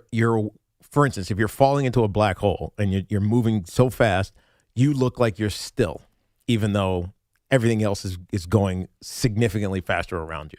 So it's perception. It's the perception from an observable standpoint. How about that? We're really making it go round. How about that? Connor's getting all his questions in for Tiki here. He's got to have it. Mark and Syosset. Mark, what's up? Good afternoon, guys. What's up? So, Sean, I think, Tiki, you're spot on about Adam Fox, and the response was clearly he did not want to answer it honestly, so he had to think and pause and figure out what to say. And as far as the reason behind it, I was wondering when this happened, when he was selecting the team, if Sullivan chose McAvoy, his son-in-law. Charlie McAvoy from Long Island, who is Mike Sullivan's son-in-law. Yep. Exactly. And look, I like Charlie McAvoy. He issue. doesn't do much better than Adam Fox. No, I agree with you. And the second thing is, with regard to Drury, he's traded away his best friend on the team last year, which was Lindgren. They weren't going to re-sign him, but traded him away, traded away Kreider, got rid of the core, and now Panarin's gone. So he has every reason not to want to come back. And let's not forget, Mark. They got rid of everybody else. Why are you holding on to me? And there was another part of this. Adam Fox, in the midst of this, was the rightful heir to be named captain of the New York Rangers, and they elected J.T. Miller, who they traded for a year ago, who then Mike Sullivan had on Team USA. You know what? I didn't even think about that part. You're absolutely right. You're absolutely right. Yeah, Thank you. So he's got a lot to be upset about. So, yep. Spot on, guys. Yeah. Absolutely, Mark. Thank Appreciate you very much. Pete in Queens. Pete, what's up? Hey, Pete. Hey, what's going on, guys? All's good. So there is totally a thing that you forgot to mention on the list of the most impossible things to open. Okay. And I think when I say it, you'll totally agree with me. All right. And on top of it being something that's hard to open, it's also like perilous when you do open it because it's the most frustrating thing and will cut your hands. So like when you buy let's say a new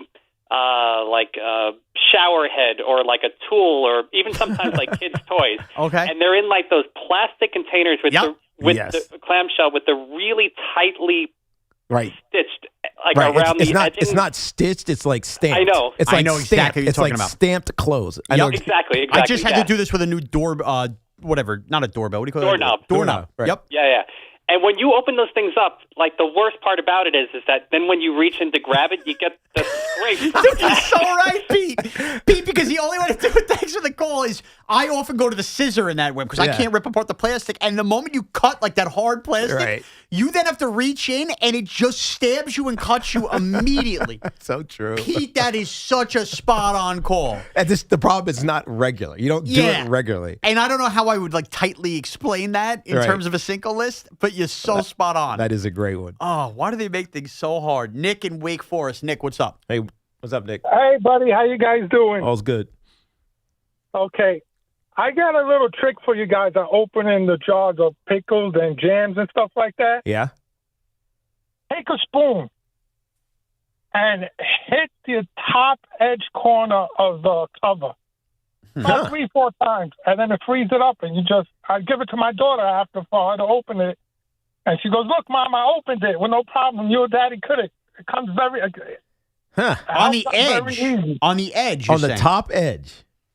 The top edge where the cover, we screw it off. Interesting. Right at the corners there. Keep hitting it, and the jars are free. My daughter even opens it after. All right, now I'm going to have to try that. Learning everything today. All right. There you go. And second, again, Adam Fox, he's definitely not happy, but he was injured prior to the Olympics. All right, Nick, I actually just debated this with our program director, Ryan, who was out there, and he was telling me the same thing. He goes, well, remember, Adam Fox was hurt. Okay, here's my counterpoint. What the heck was Jack Hughes for the last 3 months leading up into the Olympics? Yeah. I don't know. I don't follow the other teams. Remember, he was out with the cutting of the knife. Right. But I also got the vibe that the Adam Fox decision was probably made up after the Four Nations because he was banged up in that and he had struggled. And you could do a little more in depth. He kind of got crushed for some of his play in the Four Nations, and I think that came back to haunt them. Mario in Long Beach. Mario, what's up? Mario. What's going on, guys? How you doing? Good show as always. All's good. Well, so one thing, and you, Tiki, you be the judge, right, on this. Go ahead. When Evan comes back, he's got 2 L's, and let me tell you why. Okay. Remember when he was saying about Jeter and the center fielder? Bernie.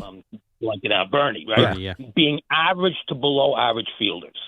Do you remember that? Yes, Mario. Yes. Okay. You're gonna now, anger me. Jeter had 5 Gold Gloves, and Bernie Williams had 4. There's no way in the world you're average to below average with that many Gold Gloves. It's now, because of the another thing advanced defensive metrics post-career that people read about. Yes. No. But you can't have that many Gold Gloves and be below average. Which is why I disagree with the numbers. I don't think they're based on reality. Well, you know who votes on it? The writers or the players? I don't even. Players getting it right more than the like writers, like when they're doing those things. Yeah. Who? The players voted. Oh, the players voted. Yeah, so they have a little hatred towards the Yankees. No, because they'd win Gold Gloves. No, players are the ones who named them. Oh, God. All right. I misunderstood what you were saying.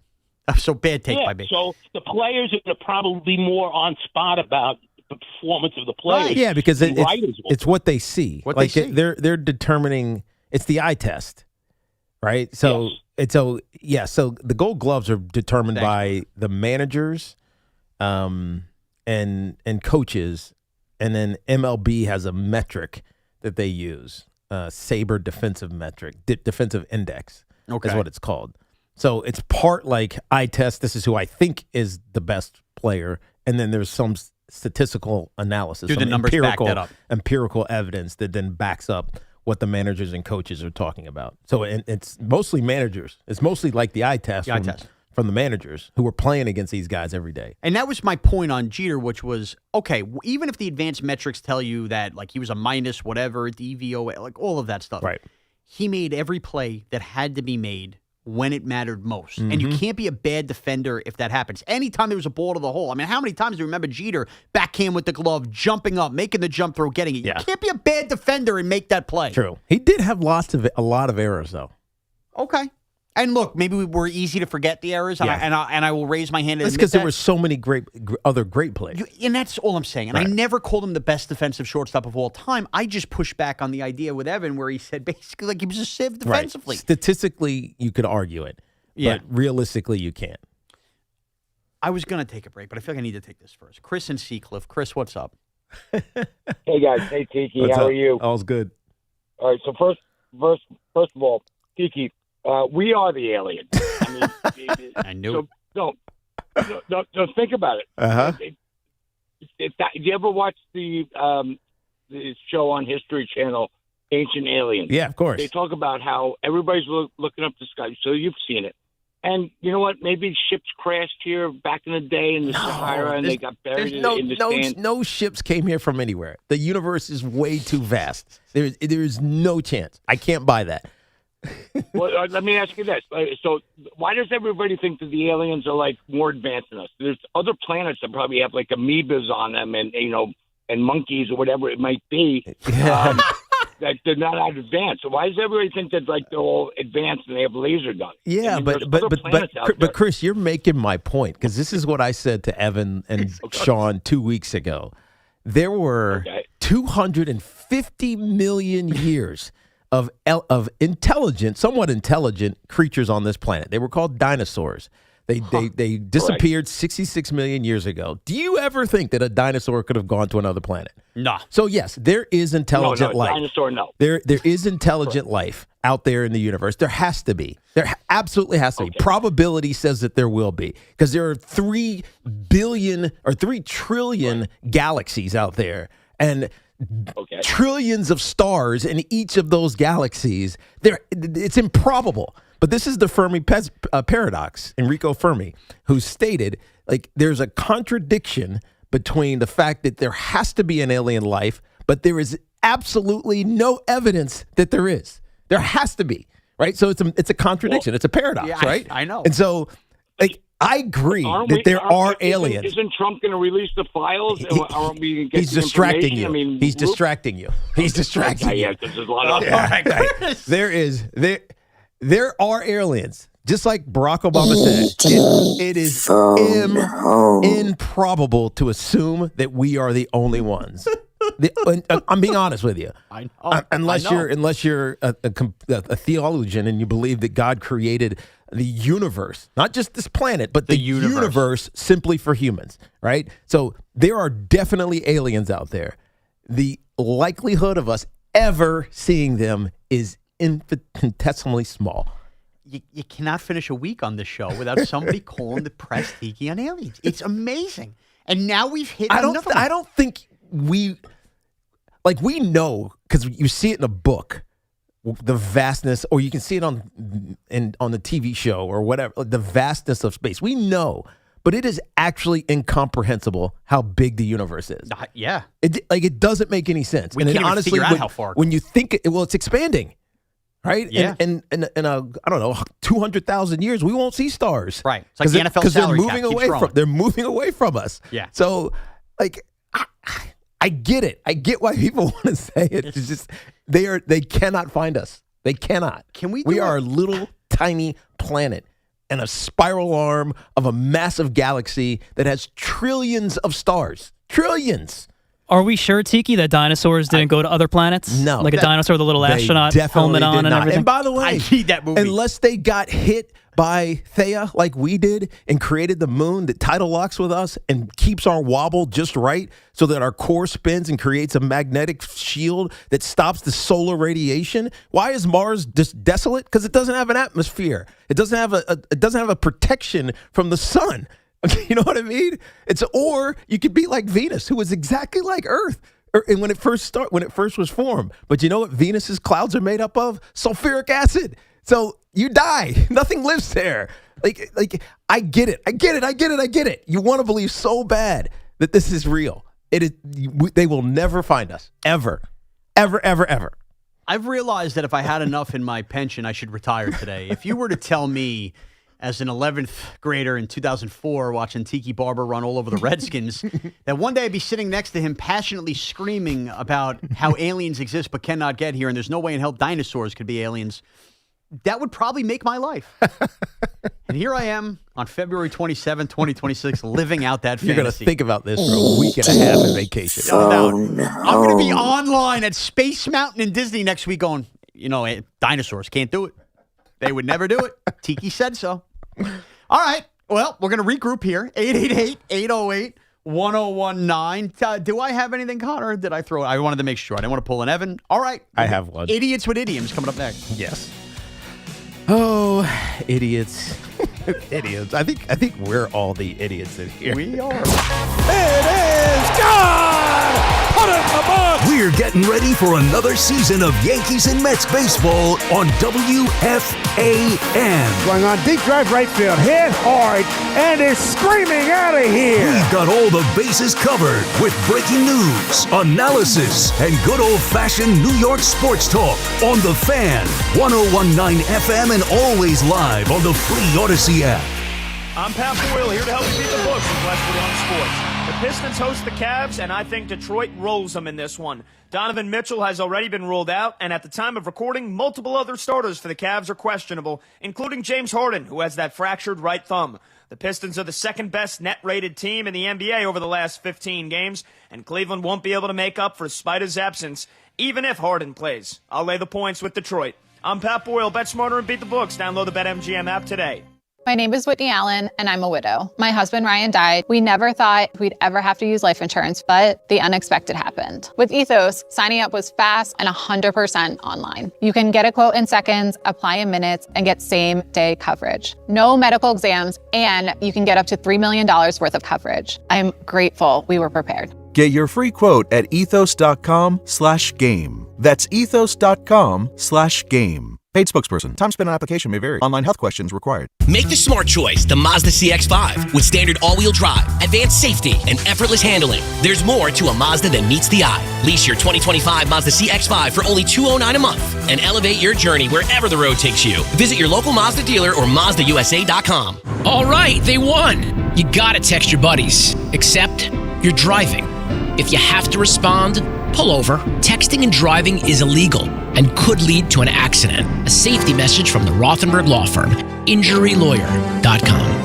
I'm Piera Palazzolo, VP of Digital Marketing for the American Management Association, a company focused on the management training skills needed to enhance the careers of business professionals. We did our research when it came to the best companies for website development and chose AmericanEagle.com. And we couldn't be happier. AmericanEagle.com worked closely with us to understand the front and back end requirements needed to launch an e-commerce website that could handle the complexities of running thousands of seminars nationwide. Our robust new website and improved SEO saw immediate increases in site traffic and web revenue. If you're in need of managerial effectiveness and success, visit our website at amanet.org. If you're in need of a website that provides an unparalleled consumer experience, I highly recommend AmericanEagle.com. Transform your business today. Dial 877-WebNow1 for a free digital consultation with AmericanEagle.com. Get ready for more Evan and Tiki on The Fan. The President's Day sales event is happening now at Ramsey Chrysler Jeep Dodge Ram. With incredible lease offers on all new Jeep and Ram trucks, you'll see why more Americans are electing to get their vehicles from Ramsey Chrysler Jeep Dodge Ram. Home of exceptional people, exceptional deals. Hi, it's Sal Licata here for CertaPro Painters. You know, my home is a very happy place, especially when my wife is satisfied. And while that's not an easy thing for me to achieve, my friends at CertaPro Painters had no such problems. Big jobs, small jobs, the good folks at CertaPro Painters are at your service. If you've been putting off a painting project, give them a call at 1-800-GO-CERTA. That's CERTA with a C, and you'll see exactly what I mean. When choosing a painting professional, the choice is simple. Choose happy. Choose CertaPro Painters. Each CertaPro Painters business is independently owned and operated right here in our community. Schedule your free estimate online at CertaPro.com. Tullamore Dew Irish Whiskey, the original triple distilled, triple blended, and triple cask matured Irish whiskey. When it's game time, it's Tully time. Tullamore Dew Irish Whiskey, 40% alcohol by volume, imported by William Grant & Sons Incorporated, New York, New York.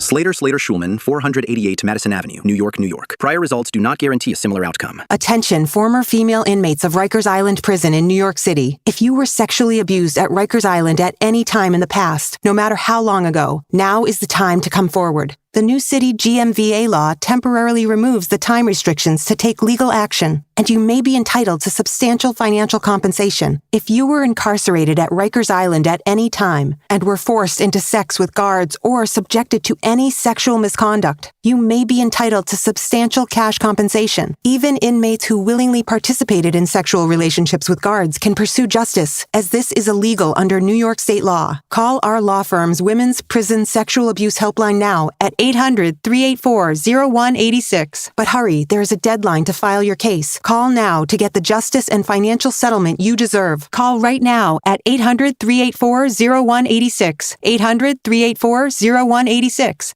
Are you 50 or older? This news is for you. The CDC recommends you get vaccinated against pneumococcal pneumonia. Even if you're healthy, your age puts you at risk. People 50 or older are over 6 times more likely to be hospitalized with pneumococcal pneumonia compared to adults 18 to 49. Just one shot can help protect you. Learn more and schedule at vaxassist.com. That's VAXassist.com. Sponsored by Pfizer. Our friends at Town Fair Tire remind you that at Town Fair Tire, you always get the guaranteed lowest price on name brand tires from Connecticut to Maine. Nobody beats Town Fair Tire. Nobody.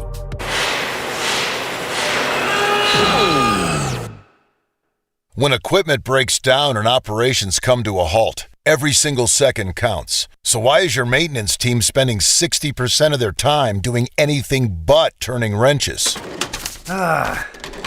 MaintainX is the AI-powered maintenance and asset management system that helps your team get back to actually fixing breakdowns. No more searching for manuals. No more hunting down parts. No more drowning in paperwork. With MaintainX, your team can access manuals from anywhere, create new procedures in minutes, and turn voice notes into clear and complete work order feedback. What used to take hours now only takes minutes. Keep your operations moving, not your paperwork. Join over 11,000 maintenance teams that are already fixing more and filing less. Try MaintainX for free today. Go to maintainx.com/AI. That's maintain and the letter x.com/AI. Talk New York sports here. The Fan.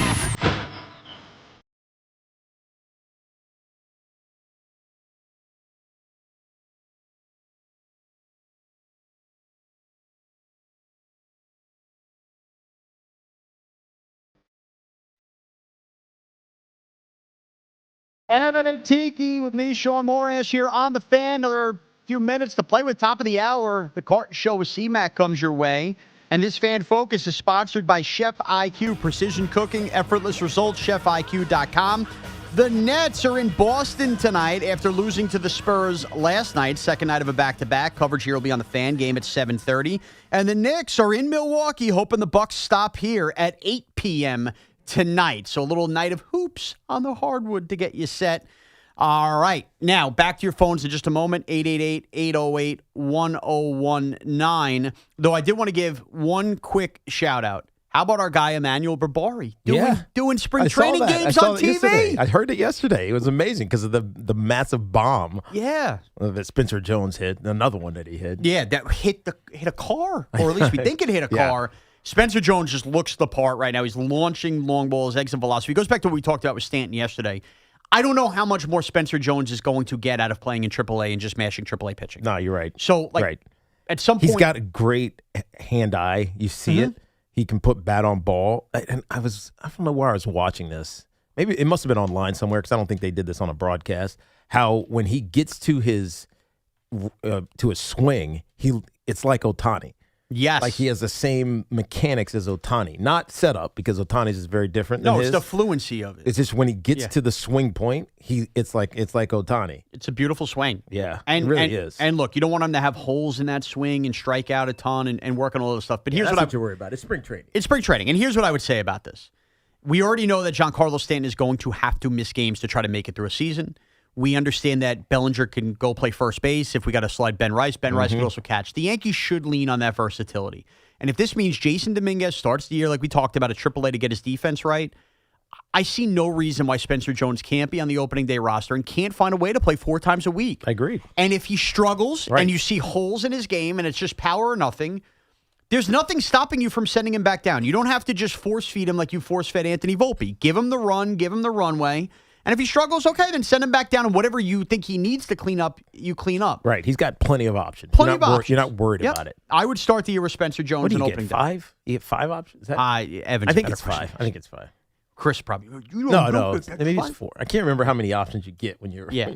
But either way, I'm okay. Maybe it's 5 times you can come up. You exercise the first one when you go back down. Right. Who cares? Maybe he doesn't need to. Either way, he's not going to use them all before they need him. And there was a time at this point last year where we didn't think Ben Rice was making the opening day roster. Yeah. Ben Rice stuck, and Ben Rice is a big part of the lineup. He could be this year's Ben Rice. So I want to see more Spencer Jones. Now, this week has been filled with idiots with idioms. I mean, to look back at this week in review, it starts with some of us coming in, including me and Evan, Sunday afternoon to stay at a hotel because a snowstorm was coming. I got stranded here until Tuesday afternoon. Evan then missed the day because the hotel hurt his back on Wednesday. Yes. Evan, we don't know if it was the bed or if it was him putting his pants on or was him farting in the middle of the night. Farting in the middle of the night. That was a disgrace. Then he came back Wednesday. Then he was gone Thursday, Friday. This has felt like the longest week of this show.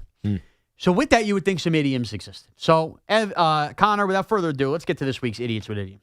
Hey, you know what time it is? It's Idiots with Idioms. Idiots with Idioms. Idiots with Idioms. Idiots with Idioms. Laugh till you split your sides. Idiots with Idioms. And it caused the distance-ness, if you will. Right. That's not a word. It's Idiots with Idioms. I was like on a fire. What? Put that in the... Right. Put that in the... oh, God, this is a bad day for idioms. Put that in a storage container. It's Idiots with Idioms. I don't think that's full-blown... Like, I think Woody Johnson is going to step in and go, well, hold on, like, what am I paying you to do for? What? And you don't think he could become like a punch, you know... Oh, God, I'm going to be all over this idiot. Can I go home? It's Idiots with Idioms. Any Giant fan on the eyes or with the... Oh, God, it's an idiot with idioms. No, dude. What? He wanted Ty Simpson as quarterback. 100%. The rest of the year, he fell off a plateau. It's Idiots with Idioms. I respect both of you. You have daughters. You are girl dads. What? And so that really threw me to a loop. I think it's through a loop. No. And I had some conversations with my wife. We talked about it, the pluses and the negatives. What? Until I made the faithful decision to sleep with Shaun Morash last night. What? I was like on a fire. It's Idiots with Idioms. And it caused the distance-ness, if you will. Right. That's not a word. What? The story would be that the conspiracy, and I'm not suggesting this is true, I am hypotheticalizing this. It's Idiots with Idioms. Or give Spencer Jones, who just hit another Monmouth home run. Did he? Laugh till you split your sides. Idiots with Idioms. Yes, Chris McMonagle doing all those Monmouth University reads. I know. Doesn't realize it's a mammoth home run. I was all over it way too much. And then That's what happened when you're in the head seat. And I even idiots with idioms because I put two things in there twice because I was responsible for putting it together. So if it's wrong next week, it's on Connor when I'm off. So Connor, enjoy putting that together. And hopefully I am absent of idiots with idioms next week. I don't know how you would be unless you social media today, something. Or something today. True. But you could social media something. It'll be just like Evan to finally listen to Talking Giants or One Giant Step 3 2. option years, by the way. 5 options per year. Okay. So he's got, call him up. You got to send him back down. You send him back down. He's not going to, he'll be in the majors before 3 years is up. Yeah. Oh, you should be in the majors this year. That's my point. Yeah, absolutely. That's my point. Mike in New Rochelle. Mike, what's up? Hey, what's up, guys? Man, what's going on? How we doing today? All's well. Doing well, Mike. What's up? Tiki, when you talk science, man, you sound like that old dude, man, from what's that, Cosmos. Yeah, of course. What's that guy's name? I know you're talking about. I have no idea. It's the weird dude with the hair. Not Bill Nye, right? No. But Shaun, you owe me money. I owe you money? Yeah, because I was driving my work van and I'm sitting here on my lunch break, and I'm sitting here in a fine establishment parking lot of White Castle, and I'm listening to the radio. And you broke my radio when you said, "I can't believe Calvin Johnson was 2007." I was like, "Oh my god!" I was too high pitched for you. I'm sorry. Mike? Can I ask you something? Don't you think it's a little bit of a gamble to go Friday afternoon lunch at White Castle? No, you know what it is? I work nights, so like, okay. White Castle, it's if you work nights, you got an iron stomach, so you can take it, brother. Yeah, you know all right. Talking about the Mets real quick, I just want to get past that stuff real quick. I think they got it right. You know what I mean with Peralta, and I'll be there opening day with a bunch of my boys. But nice. That's a good move. I would love to see it. Be selfish. It's a very selfish move to see McLean go up. Against Skeens, but I'm gonna let you have something. I'm gonna hang up after this, and I'm gonna say have a nice weekend. But I'll tell you right now, not because I'm a Mets fan. It's just because what I've seen. I've seen Nolan Ryan. I've seen Doc. I've seen Hershiser. I've seen Maddox, okay? Skubal, Skeens, McLean. Have a good weekend, brother. Yeah. All right. Yeah. Look, I get why. Look, Freddie Peralta's got to be the guy simply because you traded for him to be here, and you got to incentivize him to make him feel important. Yes. So he's got to want to sign. Makes sense. The problem with that is that we don't know if David Stearns is going to want to sign him. He's 29 years old. So in his year 30 season, which is next season, when he's a free agent, are you signing him to an 8-year deal? Well, look, I can understand getting priced out on either money or years and feeling like there's a certain level I'm willing to go to that I'm not willing to get past. Yeah. But I don't think you can make that trade without any thought in the back of your mind that you anticipate being in the mix to sign him. I would think you're right. Just to go, because otherwise you're not just having Polanco play first base this year. The Freddie Peralta trade, you had to upgrade the rotation and run prevention. There had to be a thought in the process. Get him in here. Hopefully he likes the place, and we can talk to him about a contract. Matt in Montclair. Matt, what's up? What's going on, gentlemen? All's well, man. Great job. Tiki, you look a lot better than Neil deGrasse Tyson, but thank you for all the space stuff. He's my favorite. But that's not who he was talking about. He was talking about the guy that's on television. I can't remember his damn name. I have no idea. Anyway, I know nothing about space other than I want to banish Chris Drury there. I almost had to pull off the road when Shaun played the Fox soundbite. This past Christmas, my kids ordered me a Ranger jersey, and my ex ordered it, and they said, well, it was supposed to be Fox, but Lafreniere came. I was like, oh, all right, great. I'll just return it. And after hearing that, I'm like, I'm just going Graves, Bukaboom, or Leach. That's it. I can't deal with this Drury nonsense. Go all the old school. Can't trust it. Last thing. Yeah. Last thing, Teak, we're about the same age. I'm a disgruntled Jet fan, but I got to say that I was at that NFC Championship game against Minnesota. Nice. Why'd you go? 2001. Why did you go? Just your buddy had tickets? Because a friend of mine she had 4 season tickets on the 50-yard line in the upper deck. And she called 3 of us. We were driving back to school, so we went to the game. Beautiful day. It was amazing. Yeah, it was. One of the best games I've ever been to. Yeah, and especially that old stadium, the upper deck. It was a good seat in the upper deck. Now, not so much, but It was. Last year, that old stadium was You were awesome. on top of the action. more Right. than You were spread sitting out. over it. You weren't like way back from it. Yeah, pre-club seats, it was a great seat. Right. Last thing, Deke, I'm heading to Anfield next fall. Are you Great really? seat. Oh, dude, I'm Yeah. jealous, bro. I haven't been over there yet. My brother's been there. I haven't been there. I'm worried about how this season's going to play out because of all the injuries. We're talking Liverpool football, by the way. But I need to get to a game at Anfield. I have to. I've only seen West Ham and Tottenham. Call back and let us know how it was afterwards. I got to be honest with you guys. I, too, am heading to England 1 week from today. No, you're not. The Pavilion at Epcot. 1 week from today. What are you going to partake in? Oh, I'm doing the drink. I've That's never what done I mean. it. Which one? I don't know. What am I supposed to do? I've never been to Epcot in my life. First time ever doing it. So I figure I have to do it. My wife's already warned me. You better not be falling all over yourself. We got kids. Oh, Yeah. I'm falling all over myself. No, you fall all over yourself. That's what you do. I've worked hard you enough. Drink around the world, bro. That's right. That's right. I didn't finish it with Tracy's dad, Ernie. How many did you get to? I want to say like 5. That's it? Yeah. Why? Because we were killing it. So do you recommend more I should start in the beer countries instead of starting in the liquor countries? No, finish in the beer. Okay. Because the beer it fills you? It just tamps you. It tamps Slows you you down. down? Think about it. Okay. Like if you're taking shots or having wine, like at the end of the night, you're like, just let me have a beer. I guess that's true. And England is known for the beer Yes. more than the liquor. Okay, Yes. so that's a more ending. Yes. You know what shocked me is I was going through the map. I didn't realize Epcot had America as one of the countries. Of course. Do we need that? Not really, but We're here. you have it as soon as you leave. So it Yeah, doesn't so matter. why? Yeah, we couldn't fit one more in there. No. I was also told by Youssef, our cleaning guy, that Morocco in Epcot, he said legitimately looks like Morocco, the country.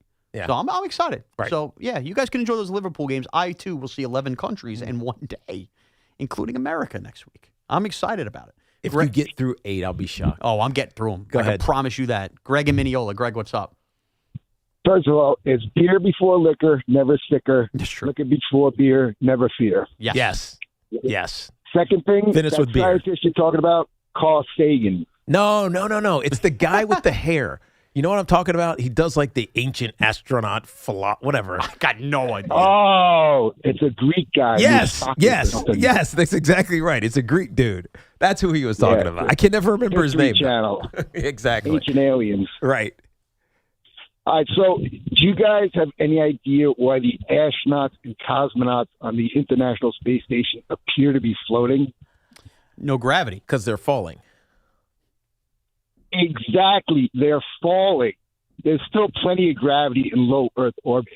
Yes. It's that the space station is going 18,000 miles an hour as the Earth rotates below it.